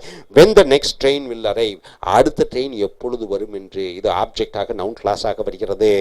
இஸ் ஃபாதர் வாஸ் ஆன்ஷியஸ், அவங்க அப்பா ஒரு பயம் கலந்த ஆர்வத்துடன் இருந்தார். ஆன்ஷியஸ் என்றால் என்ன, பயம் கலந்த ஆர்வத்துடன் இருந்தார். எதை பற்றி, that his son should study medicine, அதாவது தன்னுடைய மகன் மருத்துவம் படிக்க வேண்டும் என்று. இது ஆப்ஜெக்ட் நவுன் கிளாஸாக வருகிறது. அடுத்ததாக யூ ஃபர்கெட், நீ மறந்துட்ட. என்ன மறந்து விட்டாய், நீ எனக்கு கொடுக்க வேண்டிய அந்த 10 ரூபாயை மறந்து விட்டாய். ஓவுனா என்ன, கடன்படுவது, திருப்பி கொடுப்பது. ஓ, நீ மறந்து விட்டாய். எதை நீ மறந்து விட்டாய், உன்னுடைய சூட் கேஸ்னா ஒரே வார்த்தையில் முடிஞ்சிருச்சு. ஆனால் மறந்து விட்டாய் எதை என்று கேட்கிற பொழுது ஒரு வாக்கியமாகவே வருகிறது. இது செய்யப்படுபொருள் ஆப்ஜெக்ட். இதில் சப்ஜெக்ட் ப்ரெடிகேட் இருக்கிற காரணத்தினாலே கிளாஸ் என்று சொல்கிறோம். இட் இஸ் சர்டன், அது உறுதியாக சொல்லப்படுகிறது.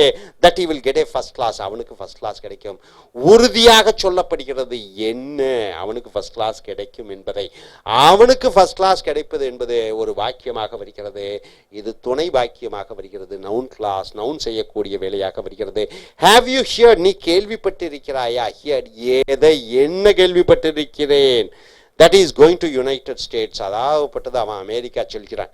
அதாகப்பட்டது அவன் அமெரிக்கா செல்கிறான் என்பது ஒரு பெயர் சொல் செய்யக்கூடிய வேலையை ஒரு வாக்கியமாக செய்கிற பொழுது நவுன் கிளாஸ் ஆப்ஜெக்ட் செய்யப்படுபொருளாக வருகிறது. he was pleased, அவன் ரொம்ப மட்டற்ற மகிழ்ச்சி அடைந்தான். எதனுடன், வாட் எவர் யூ டூ, நீ என்னென்ன செய்கிறாயோ அதில் அவன் மட்டற்ற மகிழ்ச்சி அடைகிறான். என்ன, நீ என்னெல்லாம் செய்கிறையோ அதையெல்லாம். இது ஆப்ஜெக்ட் ஒரு வாக்கியமாக வருகிறது. ஸோ நண்பர்களே, இங்கே கீழே கொடுக்கப்பட்டிருக்கக்கூடிய வாக்கியத்திலே இந்த ஆப்ஜெக்ட் நீங்கள் என்னன்னு வினைச்சொல்லிடம் கேட்டு பதிலாக வரக்கூடியது வாக்கியமாக வராது. வாக்கியம் என்பது என்ன, அதற்கு கண்டிப்பாக ஒரு வினைச்சொல் வேண்டும். நிகழ்காலம், இறந்த காலம், எதிர்காலம். அந்த வினைச்சொல் இல்லாத வார்த்தைகளுக்கு அது வாக்கியம் கிடையாது. அப்படி என்ன என்று கேட்டு பதிலாக, மெயின் வாக்கியத்தை கேட்டு பதிலாக வரக்கூடியது நீங்கள் வாக்கியமாக அமைக்க வேண்டும். அதாவது வினைச்சொல் இல்லாத வாக்கியங்களை கொடுத்திருக்கிறார்கள், நீங்கள் வினைச்சொல்லுடன் வாக்கியத்தை அமைக்க வேண்டும். அதுதான் இந்த பயிற்சி. உதாரணத்துக்கு, the time of his coming, அவன் வரும் நேரம். no one can guess, யாரும் சொல்ல முடியாது, யாரும் ஊகிக்க முடியாது, அவன் வரும் நேரம் யாரும் ஊகிக்க முடியாது. டைம் ஆஃப் இஸ் கம்மிங், இங்க பாருங்க வினைச்சொல்லே இல்லை, கம்மிங் என்பது வினைச்சொல் இல்லை, இஸ் கம்மிங் தான் வினைச்சொல். கம்மிங் என்பது இந்த ஜெரண்ட் தொழிற்பெயர் என்று வருகிறது. The time of his coming, அவன் வரும் நேரம். நோ ஒன் கேன் கெஸ், யாரும் ஊகிக்க முடியாது. நோ ஒன் என்பது எழுவாய், கேன் கெஸ் என்பது ஊகிக்க, யாரும் ஊகிக்க முடியாது என்ன, அவன் வரும் நேரத்தை. when he will come, எப்பொழுது அவன் வருவான் என்று.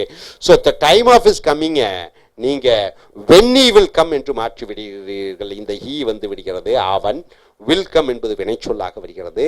இது எப்பொழுது வருவான் என்று யாருக்கும் தெரியாது, தெரியாது எப்பொழுது அவன் வருவான் என்று. என்ன தெரியாது, எப்பொழுது அவன் வருவான் என்று வாக்கியமாக வருகிறது. இது ஒரு ஆப்ஜெக்ட் செய்யக்கூடிய வேலை, இது ஒரு நவுன் செய்யக்கூடிய வேலையை ஒரு வாக்கியமாக உருவாக்கி இருக்கிறோம். இங்க மேல இருக்கிறது வாக்கியம் அல்ல, அது வினைச்சொல் இல்லை. ஐ ஹியர் ஆஃப் ஹிஸ் சக்சஸ், நான் அவனுடைய வெற்றியை பற்றி கேள்விப்பட்டேன். நான் கேள்விப்பட்டேன், ஹியர்டு எதை பற்றி, அவனுடைய வெற்றியை பற்றி. ஆஃப் ஹிஸ் சக்சஸ், இங்க வினைச்சொல் இல்லை, ஆக வினைச்சொல் வேணும். சக்சஸ், சக்சீடட்னு போட்டுடலாம். ஐ ஹியர், நான் கேள்விப்பட்டேன் என்ன, தட் இஸ் சக்சீடட், அவன் வெற்றி அடைந்து விட்டான் என்று.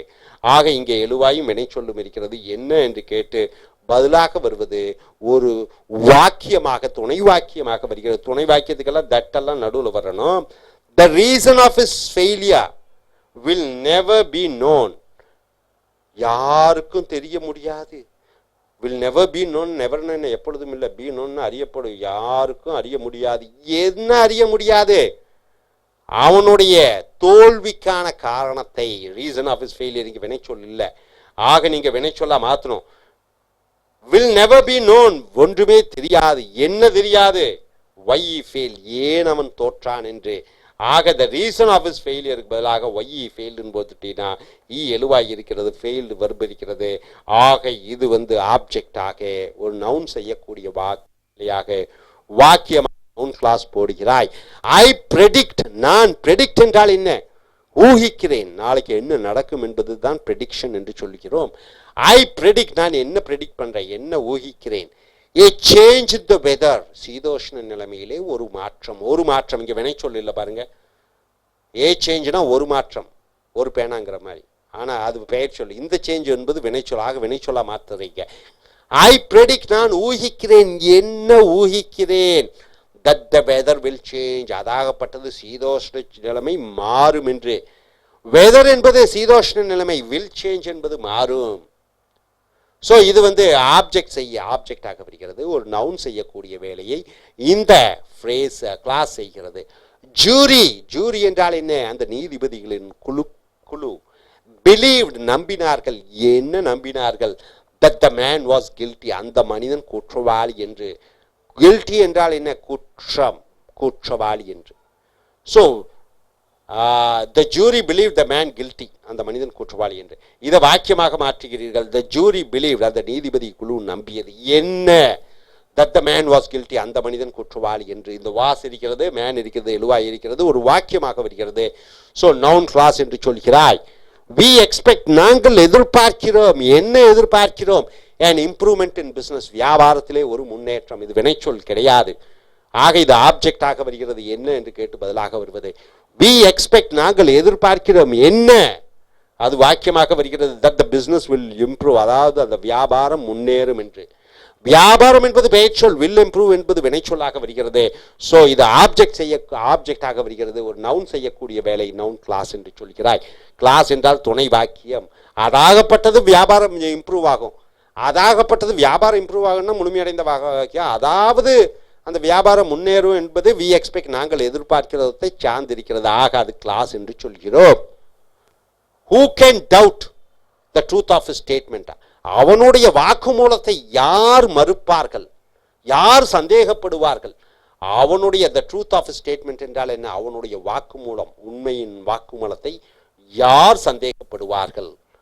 ஆக நீங்க ஹூ கேன் டவுட், யார் சந்தேகப்படுவார்கள் எதை, அதாகப்பட்டது அவனுடைய ஸ்டேட்மெண்ட் வாக்குமூலம் உண்மையா இல்லையா என்று. ஆக இங்கே வினைச்சொல் இல்லை, இங்கே இஸ் இருக்கிறது. ஆக இது noun class object செய்யக்கூடிய வேலை. I know him, எனக்கு அவனை தெரியும். என்ன தெரியும்? to be trustworthy என்றால் என்ன? நம்ப தகுந்தவன் என்று. இங்க வினைச்சொல் இல்ல, ஆக வினைச்சொல் சேர்த்தணும். I know, எனக்கு தெரியும். என்ன? that is trustworthy, அதாவது அவன் நம்பக்கூடியவன் என்று. ஸோ இங்க வினைச்சொல் இருக்கிறது. I do not believe, நான் நம்பல. எதை நம்பல? the account given by him, அவன் கொடுத்த அந்த கணக்கை நான் நம்பவில்லை. இங்க வினைச்சொல் இல்ல, given என்பது வினைச்சொல் அல்ல, அது எச்சம். I believe, நான் நம்பவில்லை. எதை? what he has said, அவன் என்ன சொன்னானோ அதை நான் நம்பவில்லை. he has said, இதுல சப்ஜெக்ட் வெர்பு வருகிறது, ஆக அது வாக்கியமாக வருகிறது. he confessed, அவன் ஒற்றுக்கொண்டான். is guilt, அவனுடைய குற்றத்தை.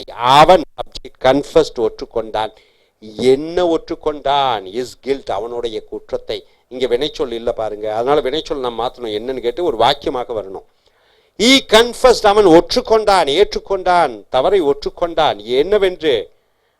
that he was guilty, அவன் குற்றவாளி என்று was போட்டுவிட்டோம், அது வினைச்சொல்லாக வருகிறது. ஆக ஆப்ஜெக்டாக நவுன் செய்யக்கூடிய வேலை, அது வாக்கியமாக வருகிறது, நவுன் கிளாஸ் என்று சொல்கிறோம். ஸோ நண்பர்களே, இந்த adverbial class வினையுரிச்சொல் துணை வாக்கியம், adjective class பெயருரிச்சொல் துணை வாக்கியம், noun class இது பெயர்ச்சொல் துணை வாக்கியங்கள், இவைகளை மூன்றையும் நன்கு அறிகிற பொழுது, அது வாக்கியத்துடனே இருக்கிற பொழுது, அந்த வாக்கியத்துடன் வினைச்சொல்லிடம் கேட்டு பதிலாக வருவது வினையுரிச்சொல் வாக்கியம், பெயர்ச்சொல்லிடம் கேள்வி கேட்டு பதிலாக வருவது பெயருரிச்சொல் வாக்கியம் துணை வாக்கியம். அந்த வினைச்சொல்லிடம் கேட்டு என்ன என்று பதிலாக வருவது செய்யப்படுபொருள் என்ற ஆப்ஜெக்ட். அந்த ஆப்ஜெக்டை வாக்கியமாக வருகிற பொழுது அது துணை வாக்கியமாக பெயர்ச்சொல் வாக்கியமாக வருகிறது. Hope you are able to get it. Thank you very much. Dear folks, welcome to AZ American English Center. Now check your Renan Martin book. We have come here to 189. It is the noun phrase to noun clause. You are changing the noun phrases to noun clause. For example, what is a noun phrase? You ask a question to the verb what. You get an answer in a sentence, it is called a clause, but with a group of words without its own subject and predicate, it is called a phrase. For example, he described, he is the subject, described is the verb. You ask a question to the described, the verb what. You get an answer, the attack on the camp. He described the attack on the camp. So the attack on the camp is the object and it does the function of a noun, but it doesn't have a separate subject and a predicate, so it is called a noun phrase. So here, how do you convert this phrase into a clause? He described. What did he describe? How they attacked the camp. So how they attacked the camp, it has its own subject, it has its own predicate, so it is a clause. Since you ask a question what to the verb described, you get an answer how they attacked the camp, so it is an object. And this particular how they attacked the camp, a clause, it does the function of a noun, so it is a noun clause. So he described how they attacked the camp. So this is the you are changing this noun phrase into a clause. Now second is the place of their meeting was known to the police. The place of their meeting was known to the police. So how do you change was known to the police? The place was known to the police.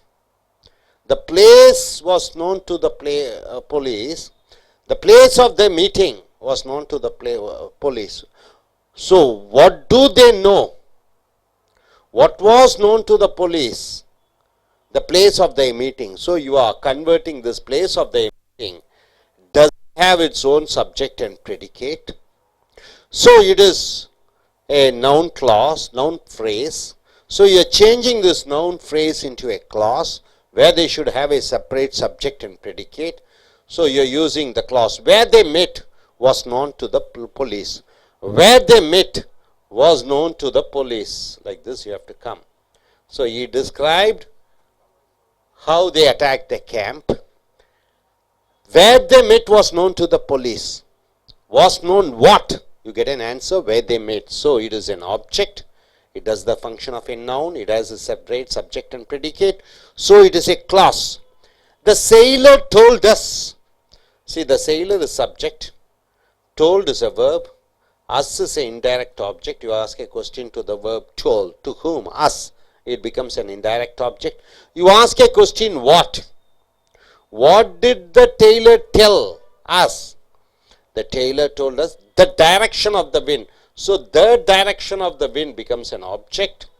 It does the function of a noun. It doesn't have a separate subject and predicate. So it is a phrase. Now you are changing the phrase into a clause. The clause should have its own subject and predicate. So the sailor told us where the wind is, where the wind was blowing. So where the wind was blowing becomes an object because you ask a question what to the sailor told. Then you get an answer with a subject and predicate. Was blowing, the verb is there. So it is a clause and it does the function of a noun. So it is a noun clause. His arrival was quite unexpected. His arrival was quite unexpected. So was quite unexpected is the verb. Was quite unexpected. What was quite unexpected? You ask a question what? You get an answer that he would arrive. Here it is coming in his arrival. His arrival is a phrase. It does the function of a noun. So it is a noun phrase. So you have to use that he would arrive was quite unexpected. So that he would arrive was quite unexpected. So that he would arrive, you ask a question to the verb was. What was it? That he would arrive. So that he would arrive is the object. It does the function of a noun and it has its own subject and predicate. He would arrive. So it is a clause. His friends hoped for his success. So his friends is the subject. Hoped is the verb. Hoped what? You ask a question. Hoped what? The answer you get is for his success. So this for his success becomes the object. It is a noun function and it does the work. It is a phrase because it doesn't have its own subject and predicate. His friends hoped what? You have to change into clause. That he would succeed. So that he would succeed becomes the object because you ask a question what and you get an answer with a sentence. It does the function of a noun and it is a clause because it has a subject and a predicate. I know your great regard for him. I know. I is the subject. Know is a verb. Know what? Your great regard for him. So your great regard for him. When you ask a question what? What do I know? Then you get an answer is called the direct object. So this is the object and it does the work of a noun. Since it doesn't have a subject and predicate, it is a phrase. Now you have to change the phrase into a clause. I know what? You get an answer with a subject and predicate. That you have great regard for him. So that you have a great regard for him. It is the object, it is the function of a noun and it is a clause because you have a subject and predicate. So now in each of the following sentences, replace the noun clause by a noun or a noun phrase. Earlier, from noun phrase you are changing into noun clause. From noun clause you are changing into noun phrase. So here, I hope what? You ask a question what? What do I hope? You ask a question what to hope. Then you get an answer is that I shall be there in time. So it is an object, it is a noun, it is a clause, subject and predicate is there. Now, I hope what? You should not have a separate subject and a predicate. So, I hope to be there in time. To be there in time, you don't have a verb here, predicate verb. So, you are changing into, this is an object, noun, phrase. Your clause into phrase you are changing. I hope to be there in time. This would be the changing of clause into a phrase, noun clause into a noun phrase. Is sure what? You ask a question, what is he sure? That we will win the match. So that we will win the match is the object, is thus the function of a noun. It is a clause because you have a subject and predicate. Now you have to change the clause into a phrase. He is sure of what? Of our winning the match. So you don't have a separate verb here, so it becomes a phrase. So it is the object, it is a noun, it is a phrase, because you don't have a separate subject and a predicate. I remarked. Remarked what? You ask a question, what? What did I remark? That it was a fine day. So it does the function of a object, it is a noun, and it is a clause. Separate subject and predicate is there. I remarked what? Upon the fine day. So upon the fine day, it is the function of an object. It is an object, and it is the function of a noun, and it is a phrase, because you don't have a separate verb here. They don't know where he is concealed. So they don't know where he has hidden the things. They do not know is the verb. You ask a question, what to do not know, you get an answer, where he is concealed. So it is an object, so it is a noun functioning, and it is a clause, because subject and predicate is there. They do not know, you have to change this into a phrase. They do not know what? The place of his concealment. So this becomes the place of a concealment. It is a phrase, it does the work of a noun, and it is an object, because it doesn't have a verb here. The police must know where he is living. Must know, it is a verb. What the police must know? Where he is living, it is an object, so it is a noun, work, and it is a clause, because you have a separate subject and a predicate. Where is living is? So the police must know. You ask a question, what? You get an answer, his residence. The police must know his residence. So this becomes a noun phrase, and it is an object. I believe what he says. I believe what? Believe is the verb. You ask a question, what do I believe? What he says. So you get an object, you get in a sentence, you have a separate subject and predicate, it becomes a noun clause. I believe his words. So I believe his words. So this is simple. So his words becomes a phrase, and it is an object, and it is a phrase, noun phrase. Now coming here, tell me what you think about this. Tell me, you ask a tell what? You ask a question, what to tell, and the answer you get is, what do you think about this? It's an object, you get it as a sentence clause, and it does the function. So it is a noun clause. You have to change the noun clause into a phrase. Tell me what you say, your opinion of this. So you are changing into object, that is noun phrase, because no verb is there. Doctor is hopeful. Doctor is hopeful of what? Is the verb. Of what? You ask a question. Answer you get is, that she will soon recover. That she will soon recover will be an object. It does the noun work, and it is a clause, and you have to change that clause into a phrase. The doctor is hopeful of her recovery becomes a phrase. It's an object, it is a noun, and it is a phrase. It is to be regretted. It is to be regretted. What is to be regretted? Is to be regretted is the verb. What is to be regretted? That he retired from the world so early in life. That he died. That he retired from the world so early in life. You ask a question, what to be regretted? You get an answer. That answer is an object. And it comes in a sentence, so it is a clause, and it is does the work of a noun, so it is a object noun clause. Now you have to change into a phrase. Yes,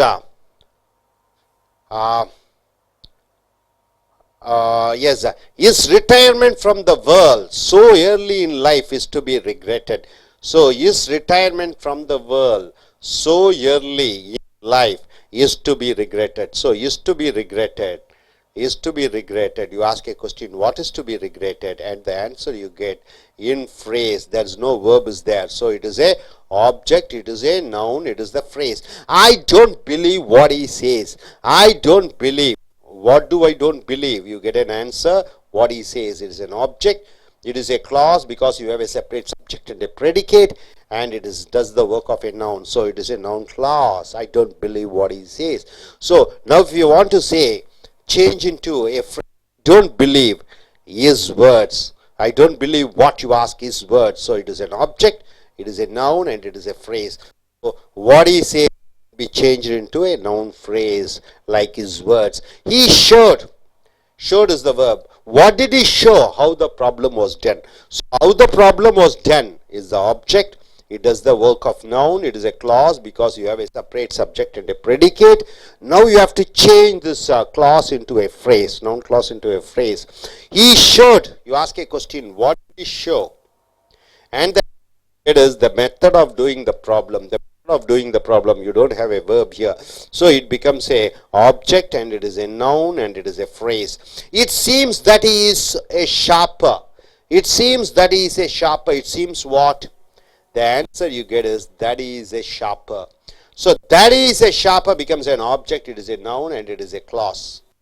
So now you have to change the clause into a phrase. It seems that he is a swindler. He seems to be a swindler. He seems he is not a sharpener, he is a swindler. Swindler. So it seems that he seems to be a swindler. It will be the correct answer. To be a swindler. So this to be a swindler becomes a noun phrase. It's an object. So dear friends, hope you are able to understand. So here noun phrases are converted into noun clause. Here noun clauses are converted into noun phrase. You ask a question to the verb what? You get a single word, it is an object. The object may be a noun, but here the object comes in a sentence. That sentence has a separate subject and predicate. It is called a noun clause. And it does the work of an object. Noun phrases, when you don't have a separate subject and predicate, when verb is not there, it becomes a noun phrase. So நண்பர்களே ace America ஆங்கில வகுப்புகளுக்கு வரவேற்கிறோம். noun phrase to noun class ரொம்ப முக்கியம். ஒரு வாக்கியத்திற்கு எழுவாய் subject வேண்டும், வினைச்சொல் வெர்பு வேண்டும், ஆப்ஜெக்ட் செய்யப்படுபொருள் வேண்டும். ஐ ஈட் எ மேங்கோ என்று சொல்கிறோம். ஐ என்பது சப்ஜெக்ட், ஈட் என்பது வினைச்சொல். என்ன சாப்பிடுகிறேன்? மேங்கோ ஒரு வார்த்தையில் வருகிறது, அது ஆப்ஜெக்டாக வருகிறது. ஆக என்ன என்ன என்ன என்று வினைச்சொல்லிடம் கேட்டு பதிலாக வருவது செய்யப்படுபொருள் என்ற ஆப்ஜெக்ட், அது ஒரு வார்த்தையாக இருக்கும். ஆனால் என்ன என்ன என்ன என்று வினைச்சொல்லிடம் கேட்டு ஒரு வாக்கியமாக வந்து விட்டால் அது மேங்கோ என்று சொல்கிறோம், அது பெயர் சொல். ஆக அந்த பெயர் சொல் வாக்கியமாக பதிலாக வரக்கூடியதை நவுன் கிளாஸ் என்று சொல்கிறோம். இங்கே நவுன் கிளாஸிலிருந்து நவுன் ஃப்ரேஸாக மாற்றணும். நவுன் ஃப்ரேஸ் என்றால் என்ன? ஒரு சொற்றொடர், வாக்கியமாக இருக்கக்கூடாது. உதாரணத்துக்கு ஈ டிஸ்கிரைப்ட், அவன் விவரித்தான். The attack on the camp. Attack on the camp என்றால் என்ன? அவன் விவரித்தான்.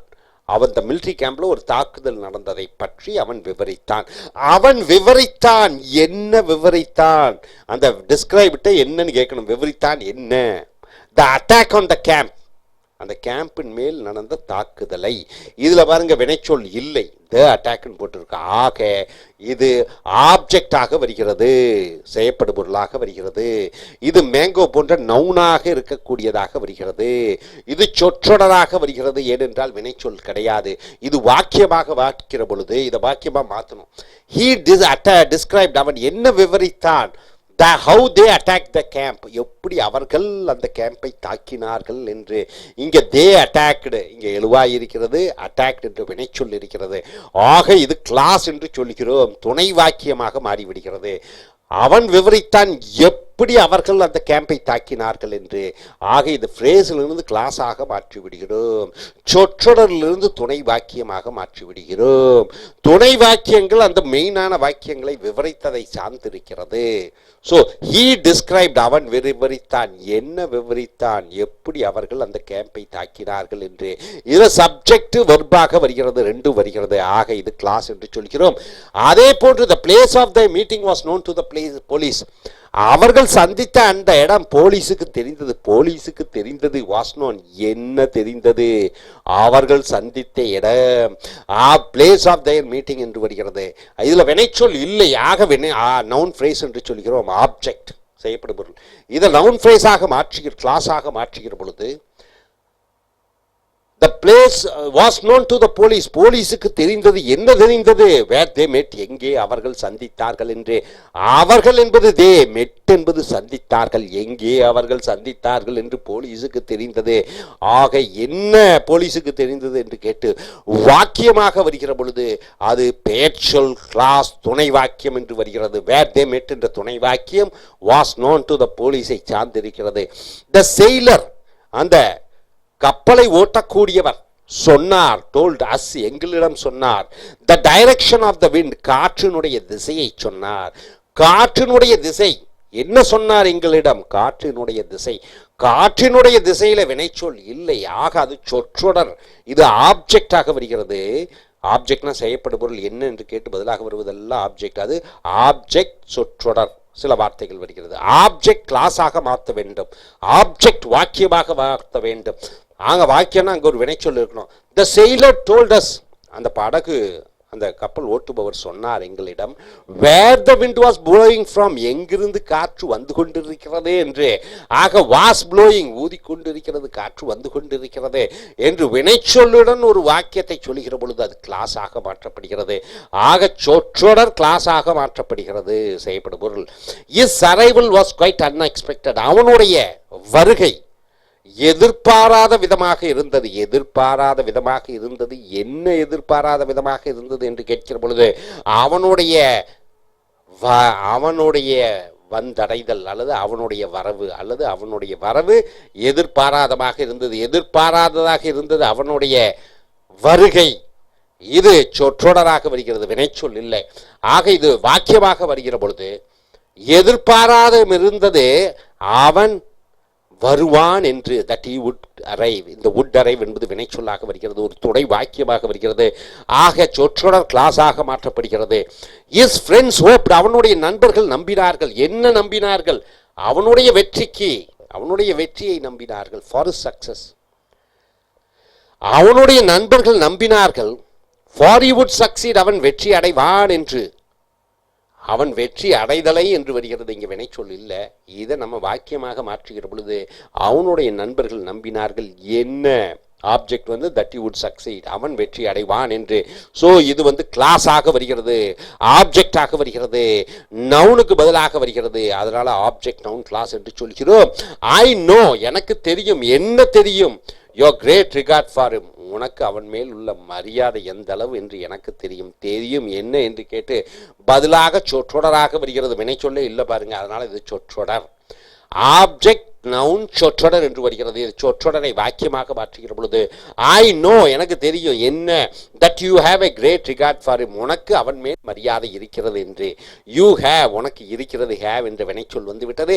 ஆக ஆப்ஜெக்ட் வாக்கியமாக, துணை வாக்கியமாக நவுன் செய்யக்கூடிய வேலையை செய்கிறது இந்த வாக்கியம்.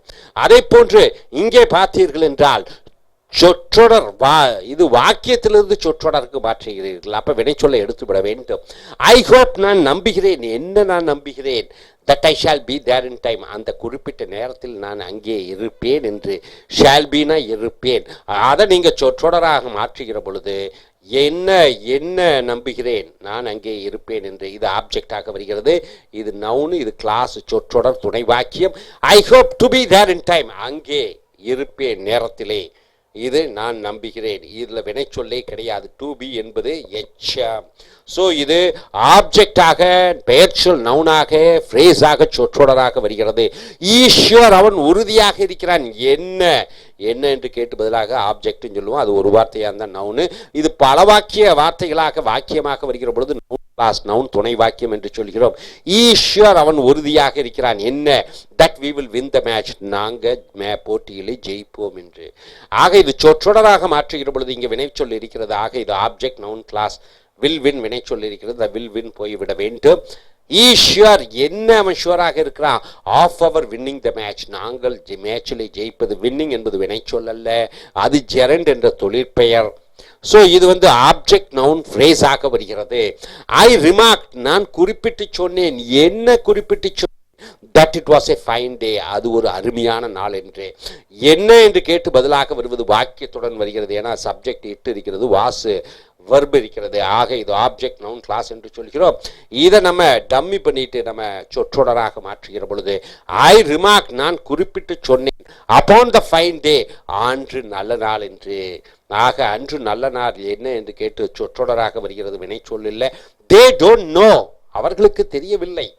என்ன தெரியவில்லை? வேர் இஸ் கன்சீல்ட், எங்கே அவன் பொருட்களை ஒளித்து வைத்திருக்கிறான் என்று. ஆக இந்த வேர் இஸ் கன்சீல் எங்கே அவன் ஒளித்து வைத்திருக்கிறான் என்பது ஒரு வாக்கியமாக வருகிறது. இது ஆப்ஜெக்டாக வருகிறது, கிளாஸாக வருகிறது. ஏனென்றால் இஸ் கன்சீல்ட் என்ற வினைச்சொல் இருக்கிறது. தே டோன்ட் நோ அவர்களுக்கு தெரியவில்லை. என்ன அது சொற்றொடராக மாற்றுகிறீர்கள் வினைச்சொல்லை எடுத்து. The place of his concealment அவன் ஒளித்து வைத்திருக்கக்கூடிய இடத்தை, இங்கே வினைச்சொல் இல்லை, ஆக சொற்றொடராக மாறிவிடுகிறது. த போலீஸ் மஸ்ட் நோ போலீஸுக்கு தெரியணும். என்ன தெரியணும்? வாட் வேர் இஸ் லிவிங் எங்கே அவன் வாழ்கிறான் என்று. ஆக வேர் இஸ் லிவிங்கிறது ஆப்ஜெக்ட், இது நவுன் கிளாஸாக வருகிறது. போலீஸுக்கு தெரியணும், போலீஸ் மஸ்ட் நோ என்ன, இது சொற்றொடராக மாறுகிற பொழுது இஸ் ரெசிடென்ஸ் அவன் எங்கே அவன் தங்கும் இடத்தை. ரெசிடென்ஸ் என்றால் தங்கும் இடம், இஸ் ரெசிடென்ஸ்னா அவன் தங்கும் இடம். ஆக இது சொற்றொடராக மாறிவிடுகிறது, நவுன் ஃப்ரேஸாக ஆப்ஜெக்டாக மாறிவிடுகிறது. ஐ பிலீவ் நான் நம்புகிறேன், வாட் இஸ் சேஸ் அவன் என்ன சொல்கிறானோ. ஆக நம்புகிறேன் என்ன என்று கேட்டு ஒரு வாக்கியமாக பதிலாக வருகிறது, என்ன அவன் சொல்கிறானோ. ஆக இது ஆப்ஜெக்ட் நவுன் கிளாஸ் என்று சொல்கிறோம். இந்த ஆப்ஜெக்ட் நவுன் கிளாஸை சொற்றொடராக மாற்றுகிற பொழுது ஐ பிலீவ் இஸ் வேர்ட்ஸ் அவன் வார்த்தைகளை நான் நம்புகிறேன் என்று வருகிறது. இது ஆப்ஜெக்ட் நவுன் கிளாஸாக வருகிறது. டெல் மீ சொல் என்னிடம், என்ன சொல்லுவது. What you think about this இதை பற்றி என்ன நினைக்கிறாய் என்று. What you think about this இதில் சப்ஜெக்ட் இருக்குது, யூ இருக்குது, திங்க் இருக்குது, வெர்ப் இருக்குது. ஆகை டெல்மி சொல்லு என்னிடம் என்ன என்று கேட்டு ஒரு வாக்கியமாக வருகிறது, அது ஆப்ஜெக்ட். அது நவுனாக வேலை செய்யக்கூடியது, அது கிளாஸாக துணை வாக்கியமாக வருகிறது. இந்த துணை வாக்கியத்தை சொற்றொடராக மாற்றுகிற பொழுது டெல் மீ சொல் என்னிடம், யோர் ஒப்பீனியன் ஆஃப் திஸ் உன்னுடைய கருத்தை இதை பற்றி, இங்கே வினைச்சொல் இல்லை. ஆக இது ஆப்ஜெக்ட் நவுன் சொற்றொடராக மாற்றப்படுகிறது. The doctor is hopeful doctor ரொம்ப நம்பிக்கையுடன் இருக்கிறார். என்ன that she will soon recover அவள் உடனடியாக குணமடைந்து விடுவாள் என்று. இது ஆப்ஜெக்டாக வருகிறது, பெயர் சொல் வேலையை செய்கிறது. இது ஒரு வாக்கியமாக துணை வாக்கியமாக இருக்கிறது. ஏனென்றால் she என்ற சப்ஜெக்டோ will soon recover என்ற வினைச்சொல்லும் இருக்கிறது. இதை சொற்றொடராக மாற்றுகிற பொழுது the doctor is hopeful doctor நம்பிக்கையுடன் இருக்கிறார். என்ன ஆஃபர் recovery அவளுடைய குணமாகுதலை. ஆக இதில் வெர்ப் இல்லை, அது ஆப்ஜெக்டாக வருகிறது. என்ன என்று கேட்டு சொற்றொடர் நவுன் ஃப்ரேஸ் என்று சொல்கிறோம். It is to be regretted அது மனம் வருந்தக்கூடியதாக இருக்கிறது. என்ன மனம் வருந்தக்கூடியதாக இருக்கிறது? That is retired from the world so early in life அதாவது அவன் இந்த பூமியில் இருந்து சீக்கிரமாக சென்று விட்டான். He retired from the world so early in லைஃப்னா ரொம்ப முன்னரையே அவன் இறந்து விட்டான் அந்த பூமியிலிருந்து.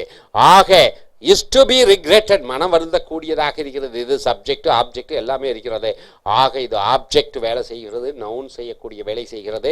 இது கிளாஸாக இருக்கிறது. அது சொற்றொடராக மாற்றுகிற பொழுது his retirement from the world so early in life அவனுடைய இந்த பூமியிலிருந்து வெளி போவது ரொம்ப நேரத்திலேயே. இஸ் டு பி ரிக்ரெட்டட் அது மனம் வருந்தக்கூடியதாக இருக்கிறது. இங்கே வினைச்சொல்லே இல்லை பாருங்க. ஸோ இது சொற்றொடர் ஆப்ஜெக்ட் சொற்றொடர் இருக்கிறது. I don't believe what he says நான் நம்புறதில்லை அவன் என்ன சொல்கிறானோ. நம்புறதில்லை என்ன நம்புவதில்லை அவன் என்ன சொல்கிறானோ. அவன் என்ன சொல்கிறானோ என்பது ஆப்ஜெக்ட் நவுன் கிளாஸாக வருகிறது. ஐ டோன்ட் பிலீவ் நான் நம்புவதில்லை என்ன அவனுடைய வார்த்தைகளை. இது சொற்றொடராக மாற்றிவிடுகிறது. என்ன என்ன என்று கேட்டு பதிலாக வருவது ஆப்ஜெக்ட். இது வாக்கியமாக வருகிற பொழுது கிளாஸ். இது சொற்றொடராக வருகிற பொழுது 2-3 வார்த்தைகளோடு வருகிற பொழுது ஃப்ரேஸாக வருகிறது. ஈ ஷோட் அவன் காண்பித்தான். என்ன காண்பித்தான்? How the problem was done எப்படி இந்த கணக்கு பிரச்சனையை தீர்த்தோம் என்பதை காண்பித்தான். என்ன என்று ஒரு வாக்கியமாக துணை வாக்கியமாக வருகிற பொழுது அது கிளாஸாக வருகிறது. இது ஆப்ஜெக்ட் செய்யக்கூடிய வேலை, நவுன் செய்யக்கூடிய வேலை கிளாஸாக வருகிறது. ஈ ஷோட் the method of doing the problem அந்த கணக்கினுடைய அந்த மெத்தட் அந்த சிஸ்டத்தை அவன் காண்பித்தான். இங்கே வெளிச்சொல் கிடையாது. இது ஆப்ஜெக்ட் நவுன் ஃப்ரேஸாக சொற்றொடராக வருகிறது. ஈ சீம்ஸ் இது தோன்றுகிறது. இட் சீம்ஸ் அது தோன்றுகிறது. தட் இஸ் எ ஸ்விண்டலர் அவன் பணத்தை சுருட்டுற ஆள் போல இருக்கிறது. தோன்றுகிறது என்ன? தட் இஸ் எ ஸ்விண்டலர் அதாகப்பட்டது அவன் பணம் சுருட்டக்கூடிய ஆளாக. இது ஆப்ஜெக்ட் என்ன என்று கேட்டு பதிலாக வருகிறது. இது வாக்கியமாக வருகிறது, துணை வாக்கியமாக வருகிறது. இது ஆப்ஜெக்ட் செய்யக்கூடியது நவுன் செய்யக்கூடிய வேலையாக இருக்கிற காரணத்தினாலே ஆப்ஜெக்ட் நவுன் கிளாஸ் என்று சொல்கிறோம். இந்த ஆப்ஜெக்ட் நவுன் கிளாஸை என்னவாக மாற்ற வேண்டும்? சொற்றொடராக மாற்ற வேண்டும். It seems that is to be a swindler. It seems that he to be a swindler, he to be a swindler. இங்கே வினைச்சொல் இல்லை, இது phrase ஆக மாற்றப்படுகிறது. ஸோ நண்பர்களே, உதாரணத்திற்கு he eats a mango சொல்றோம். he என்பது சப்ஜெக்ட், ஈட்ஸுங்கிறது சாப்பிட்றான். என்ன சாப்பிட்றான்? மாம்பழம். மாம்பழங்கிறது ஆப்ஜெக்ட், ஒரே வார்த்தையில் வருது. he eats a foreign mango சொல்றோம். அவன் சாப்பிட்றான் என்ன மாங்கலாம், என்ன மாம்பழம்? Foreign mango. அந்த ஃபாரின் மேங்கோங்கிறது ஃப்ரேஸாக மாறிவிடுகிறது. ரைட்டா? Eats a foreign mango. இது வாக்கியமாக மாற்றுகிற பொழுது ஈட்ஸ், அவன் சாப்பிட்றான். என்ன சாப்பிட்றான்? A mango imported from America. A mango imported from America. இது வாக்கியமாக வருகிறது. இதுதான் கிளாஸ் என்று சொல்கிறோம். ஆக ஈட்ஸ் என்ன சாப்பிட்றான்? மாம்பழம், ஃபாரின் மாம்பழம். ஒரு மாம்பழம் அமெரிக்காவிலிருந்து இறக்குமதி செய்யப்பட்ட மாம்பழம். இந்த மூணும் ஆப்ஜெக்ட் தான், செய்யப்படும் பொருள். முன்னாடி இருக்குது ஒரே வார்த்தையில் முடிஞ்சிருது. ரெண்டாவது வர்றது அது 2-3 வார்த்தைகளில் வருது. மூணாவது வர்றது ஒரு பெரிய வாக்கியமாக வருகிறது. நம்ம பேச்சு ஆங்கிலத்தில் அநேகமாக எல்லாமே நவுன் கிளாஸை அதிகமாக யூஸ் பண்ணி கொண்டிருக்கிறோம். Hope you are able to get it. Thank you very much. Dear friends, welcome to AS American English Center. Now we have come here to Renan Martin book, video number 190. It is the noun clause. What is a noun clause? You ask a question to the verb in the main sentence, what, and you get an answer with a separate subject and predicate is called a noun clause. Now here we are converting the noun clause into a phrase. In a phrase, it won't have its own subject and predicate. For example, he doesn't know. He doesn't know. He is the subject. Doesn't know is the verb. He doesn't know what. You ask a question what. Whenever you ask a question what to the verb and you get an answer is called the object. He doesn't know what. Where I live. Where I live. See, it has a separate subject and predicate. Subject is there, predicate is there. In predicate you have a verb called live. So a separate sentence comes as an object. So it is an object which has a subject and a predicate, and this is a clause. It is a clause. It is a noun clause. So this noun clause you have to change into a phrase where it shouldn't have its subject and predicate. He doesn't know my residency. There is no verb there. So it becomes, he doesn't know what. You ask a question, my residence, it is the object. And it comes in 2 or 3 words which doesn't have a separate subject and predicate. It is called a phrase. So object, noun, phrase. Tell me why you did this. Tell me what. You ask a question to what? To the verb tell. Tell me. You asking a question what to tell. Why you did this. Why you did this. It has its own subject and predicate. So it is like an object, and it comes as a noun, does the work of a noun, the object, and it has a clause. So it is a noun clause. Now you are converting the noun clause into a phrase. Tell me what. You ask a question what, once again it shouldn't have a subject and predicate of its own. Tell me what. The reason for doing this, you don't have a verb here, so it is a object, and it is a noun, and it is a phrase. It is not known who has written this book. It is not known what. You ask a question, not known what, and you get an answer is who has written this book. So who has written this book becomes an object, and it does the function of a noun, and it has a separate subject and predicate, as is the verb has written, but here you have to convert into a phrase. It is not known what. The author of the book is not known, right? Okay. Now coming here, the law will punish who? Whom will the law punish? And you get an object, whoever is guilty. So the law will punish, it is the verb here. You ask a question, whom will the law punish? Whosoever is guilty. It becomes the object, and it is a noun, it has a subject and predicate, so it is a clause. The law will punish whom? The guilty. The guilty becomes a noun phrase. because it has only two words, no verb is there. So the law will punish whom? You get an answer without a predicate, without a verb. So it is the phrase. Now we have understood, we have now seen that there are three kinds of clauses are there. So what are the three type of clauses? Clauses means an additional sentence, an helping sentence which has its own subject and predicate. We have seen about the adverb clauses, we have seen about the adjective clauses, now we have seen about the noun clauses. So three clauses are there. So adverb subsentences, adjective subsentences, noun subsentences. What is an adverb clause? Which do the work of adverbs. So which you ask when, where, why, how to the verb, and you get an answer is called, with a sentence, it is called adverb clause. Adjective clause, which does the work of a adjective. For example, you ask a question, what type of place, what type of person he is, and you get an answer in a sentence is called adjective clause.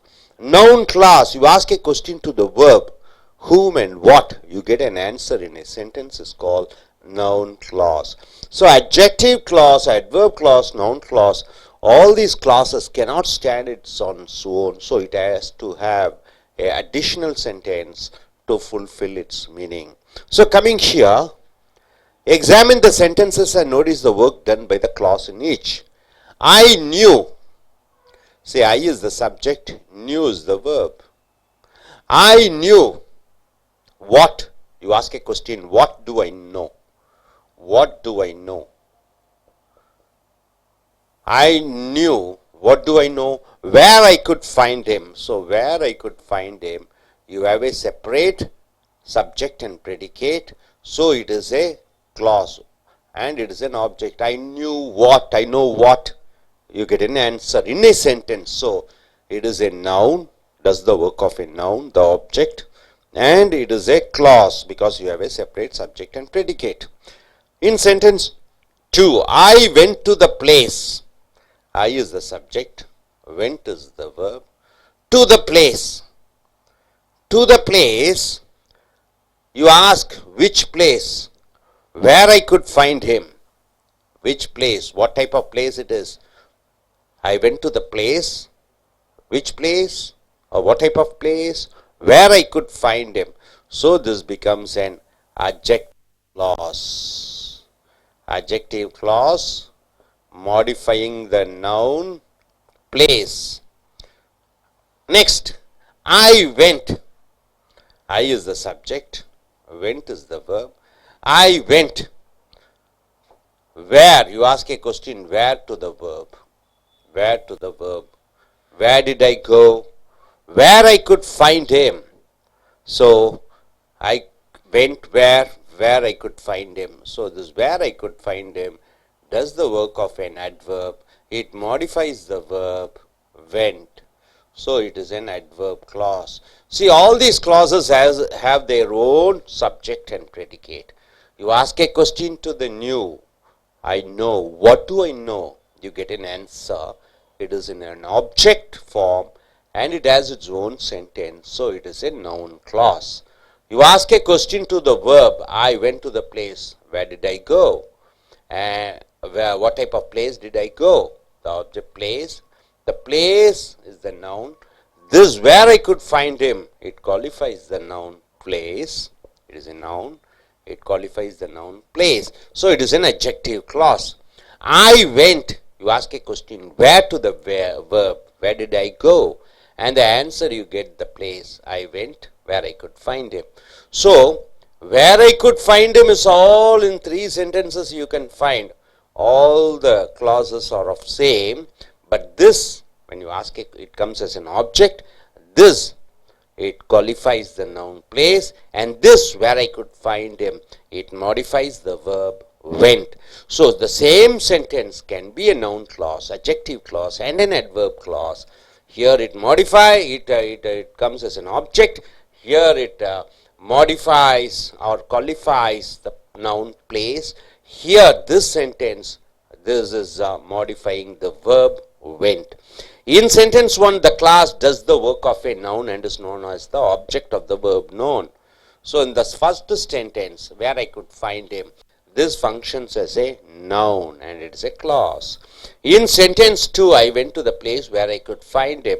In sentence 2, the clause does the work of an adjective and it qualifies the noun place. It qualifies the noun place, so it is an adjective clause. In sentence 3, the clause does the work of an adverb and modifies the verb went. Went where? Where I could find him. It becomes an adverb clause.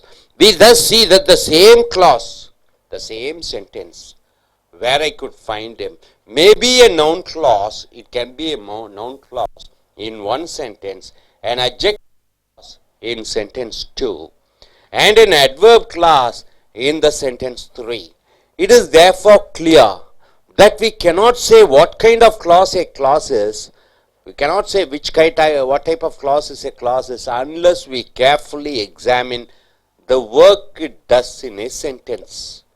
In exercise 35, pick out clause in each sentence and say what kind of clause it is and with what word it is connected. Come when you like. I know the man who is here. He says that he met your brother. The hand that rocks the cradle rules the world. Before I die, I intend to see Venice. So, what is the clauses here? Come. Come. Come is a verb. When do I come? When should I come? You ask a question. When? Where? How? You ask a question. When? And the answer you get is when you like. So, when you like come, you are asking when. When to come. When to come to the verb. And the answer you get is when you like. It comes in a sentence format. You have a subject and predicate. So it is an adverb clause. Clause means you should have a separate subject and a predicate. Come when you like. When you ask a question to the verb when, where, how, comparisons, and the answers you get becomes a adverb clause. So come. When should I come? When you like. So it becomes a adverb clause. I know the man who's here. So I know the man. So this who is here, it qualifies as a noun. So the man, and they are describing about the man, which man, who is here. So this becomes an adjective clause modifying the noun man or qualifying the noun man. So what type of man? Which man? The man who is here. He says that he met your brother. He says. So verb is the subject. Says what? You ask a question what to the verb. And you answer you get is that he met your brother. He says that he met your brother. So when you ask a question to the verb what and the answer you get in a sentence, it is called a clause and it is a noun clause. Noun clause. So he says what. Whenever you ask a question to the verb what and the answer you get is object. And this object, it is like a noun and it does the function of a noun and it has its own sentence. So it is called a noun clause. The hand that rocks the cradle rules the world. So the women rule the world. That's what they say. Cradles, the baby sleeping in the cradle. The hand that rocks the cradle rules the world in the sense that women rule the world. The hand is the noun. And the modification, what type of hand? That rocks the cradle, that shakes the cradle, rules the world. So the hand is modified with a clause that rocks the cradle. It adds separate subject, rocks is the verb, and you have a predicate also. So the hand, what type of hand? That rocks the cradle. So it becomes an adjective clause qualifying the noun hand. Before I die, I intend to see Venice. So before my death, I want to see Venice. So I intend to see Venice. When? You ask a question. When When do I intend? See, subject is I, intend is went, verb is intend. You ask a question. You ask a question, when to the verb. When do I intend to see Vinesh? Before I die. So before I die becomes an adverb clause of time, modifying the verb intend, time. So dear friends, what do you understand from here? Earlier we have seen how to change a noun clause into a noun phrase. Clause where subject and predicate is there. Noun clause, you ask a question to the verb. The main sentence, it doesn't know what. And you get an answer in a sentence. It is like an object, it has a subject and a predicate. It is called a noun clause. This noun clause is converted into a phrase. Phrase doesn't have a separate subject and predicate. I doesn't know my residence, so it doesn't have a verb, so it becomes a what? A phrase. Like that we have seen.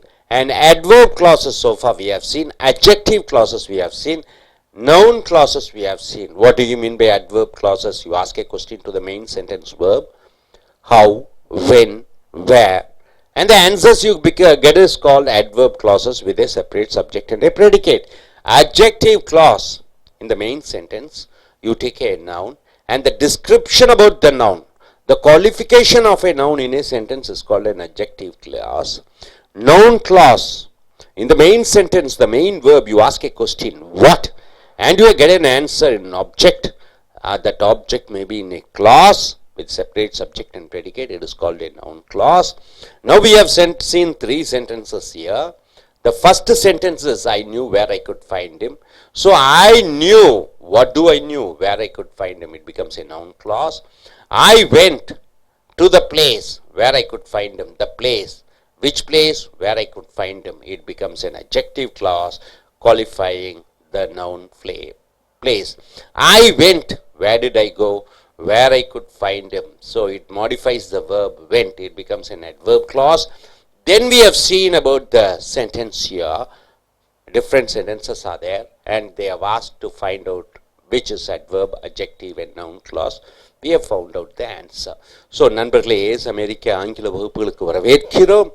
இந்த Wren and Martin புக்கில் நீங்கள் video number 190ல் noun clauses, clauses என்றால் துணை வாக்கியம். ஒரு main வாக்கியம் இருக்கிறது, துணை வாக்கியமாக வருகிறது. இந்த துணை வாக்கியம் தனியாக அர்த்தம் கொடுக்காது, அந்த மூல வாக்கியத்துடன் சேர்ந்தால்தான் அர்த்தம் கொடுக்கும். நவுன் கிளாஸ் என்றால் என்ன? இப்போ உதாரணத்திற்கு ஒரு வாக்கியத்தில் இருக்கிற வினைச்சொல்லிடம் என்ன, யாருக்கு என்று கேட்டு பதிலாக வருவது ஆப்ஜெக்ட். அந்த ஆப்ஜெக்ட் ஒரு வாக்கியமாக வருகிற பொழுது அது கிளாஸ் என்று சொல்கிறோம். ஹீ டசன்ட் நோ, அவனுக்கு தெரிவதில்லை. அவன் என்பது எழுவாய் சப்ஜெக்ட், doesn't know என்பது verb வினைச்சொல். he doesn't know, என்ன அவனுக்கு தெரியவில்லை, என்ன என்று கேட்டு வருகிற பொழுது இங்கிலீஷ்னா he doesn't know இங்கிலீஷ் எல்லாம் ஒரே வார்த்தையில் வருது ஆப்ஜெக்ட். ஆனா இந்த ஆப்ஜெக்ட் ஒரு வாக்கியமாக வருகிறது. he doesn't know என்ன, what, where I live, நான் எங்கே வாழ்கிறேன் என்று. அப்ப நான் எங்கே வாழ்கிறேன் என்பது ஆப்ஜெக்டாக வருகிறது, அது ஒரு வாக்கியமாக வருகிறது. where I live, அதற்கென்று I என்ற சப்ஜெக்ட் இருக்கிறது, live என்ற predicate இருக்கிறது. where I live என்பது முழுமையடைந்த வாக்கியம் கிடையாது, இது இந்த மெயினான வாக்கியம் he doesn't know ஓட சேர்க்கிற பொழுது அது வாக்கியமாக மாறிவிடுகிறது. ஆக அதை கிளாஸ் என்று சொல்கிறோம். ஆக கிளாஸ் இது ஆப்ஜெக்ட், இது நவுன் கிளாஸ் என்று சொல்கிறோம். ஏன் நவுன் கிளாஸ்? இது நவுன் செய்கிற வேலையை செய்கிறது, அதனால் நவுன் கிளாஸ் என்று சொல்கிறோம். இந்த நவுன் கிளாஸை ஃப்ரேஸாக மாற்ற வேண்டும், சொற்றொடராக மாற்ற வேண்டும். அதற்கு வினைச்சொல் இருக்கக்கூடாது. he doesn't know, அவனுக்கு தெரியாது. என்ன தெரியாது? என்னுடைய வீட்டை, மை ரெசிடென்ஸ். இங்கே வேர்பே இல்லை பாருங்க. அதனால ஆப்ஜெக்ட் நவுன் ஃப்ரேஸ் ரெண்டு வார்த்தைகள் வருகிறது. சொற்றொடர் இது நவுன் செய்யக்கூடிய வேலை, இது ஆப்ஜெக்ட். ஆகையால் ஆப்ஜெக்ட் நவுன் ஃப்ரேஸ் என்று சொல்கிறாய். டெல் மீ, என்னிடம் சொல். என்ன, என்ன என்று கேட்க வேண்டும். டெல் வாட், என்ன என்று கேட்கிற பொழுது அது ஒரு வாக்கியமாக வருகிற பொழுது ஆப்ஜெக்ட். டெல் மீ வாட், என்ன.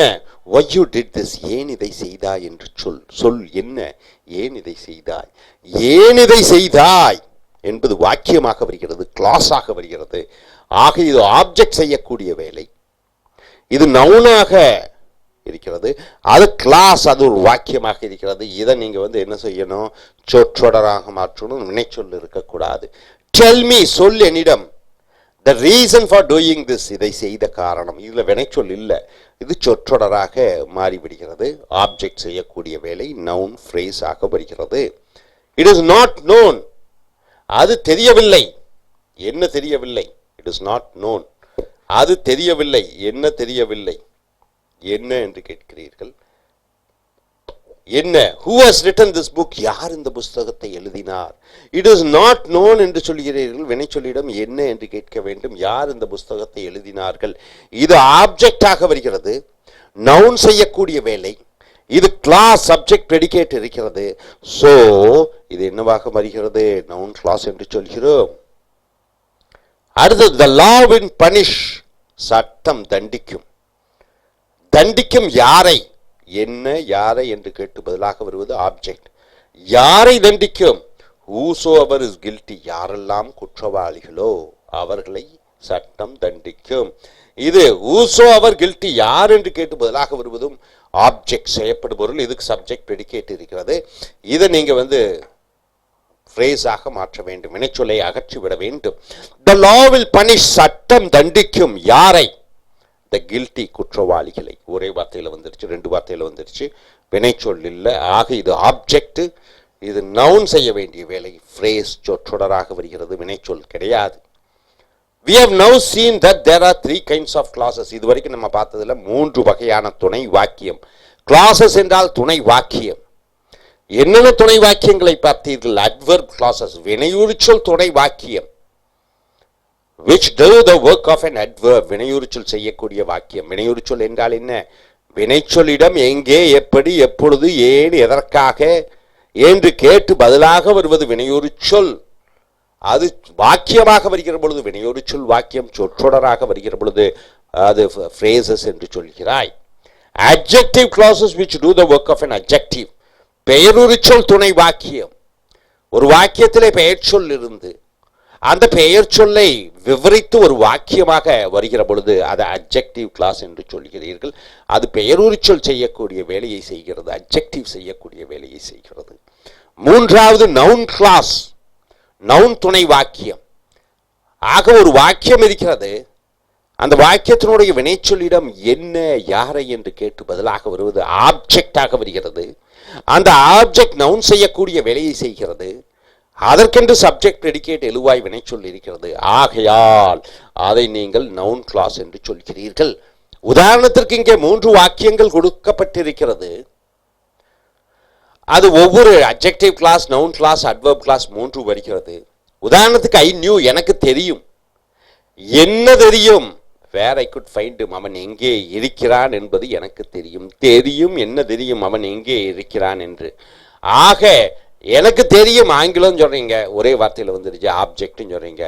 ஆனா இது எனக்கு தெரியும் என்ன என்று சொல்கிற பொழுது வாக்கியமாக அவன் எங்கே இருக்கிறான் என்று எனக்கு தெரியும். இங்கே செப்பரேட் சப்ஜெக்ட் ஐ இருக்கிறது, குட் ஃபைண்ட் என்ற வினைச்சொல் இருக்கிறது, ஆப்ஜெக்ட் இருக்கிறது, ஒரு வாக்கியமாகவே வந்திருக்கிறது.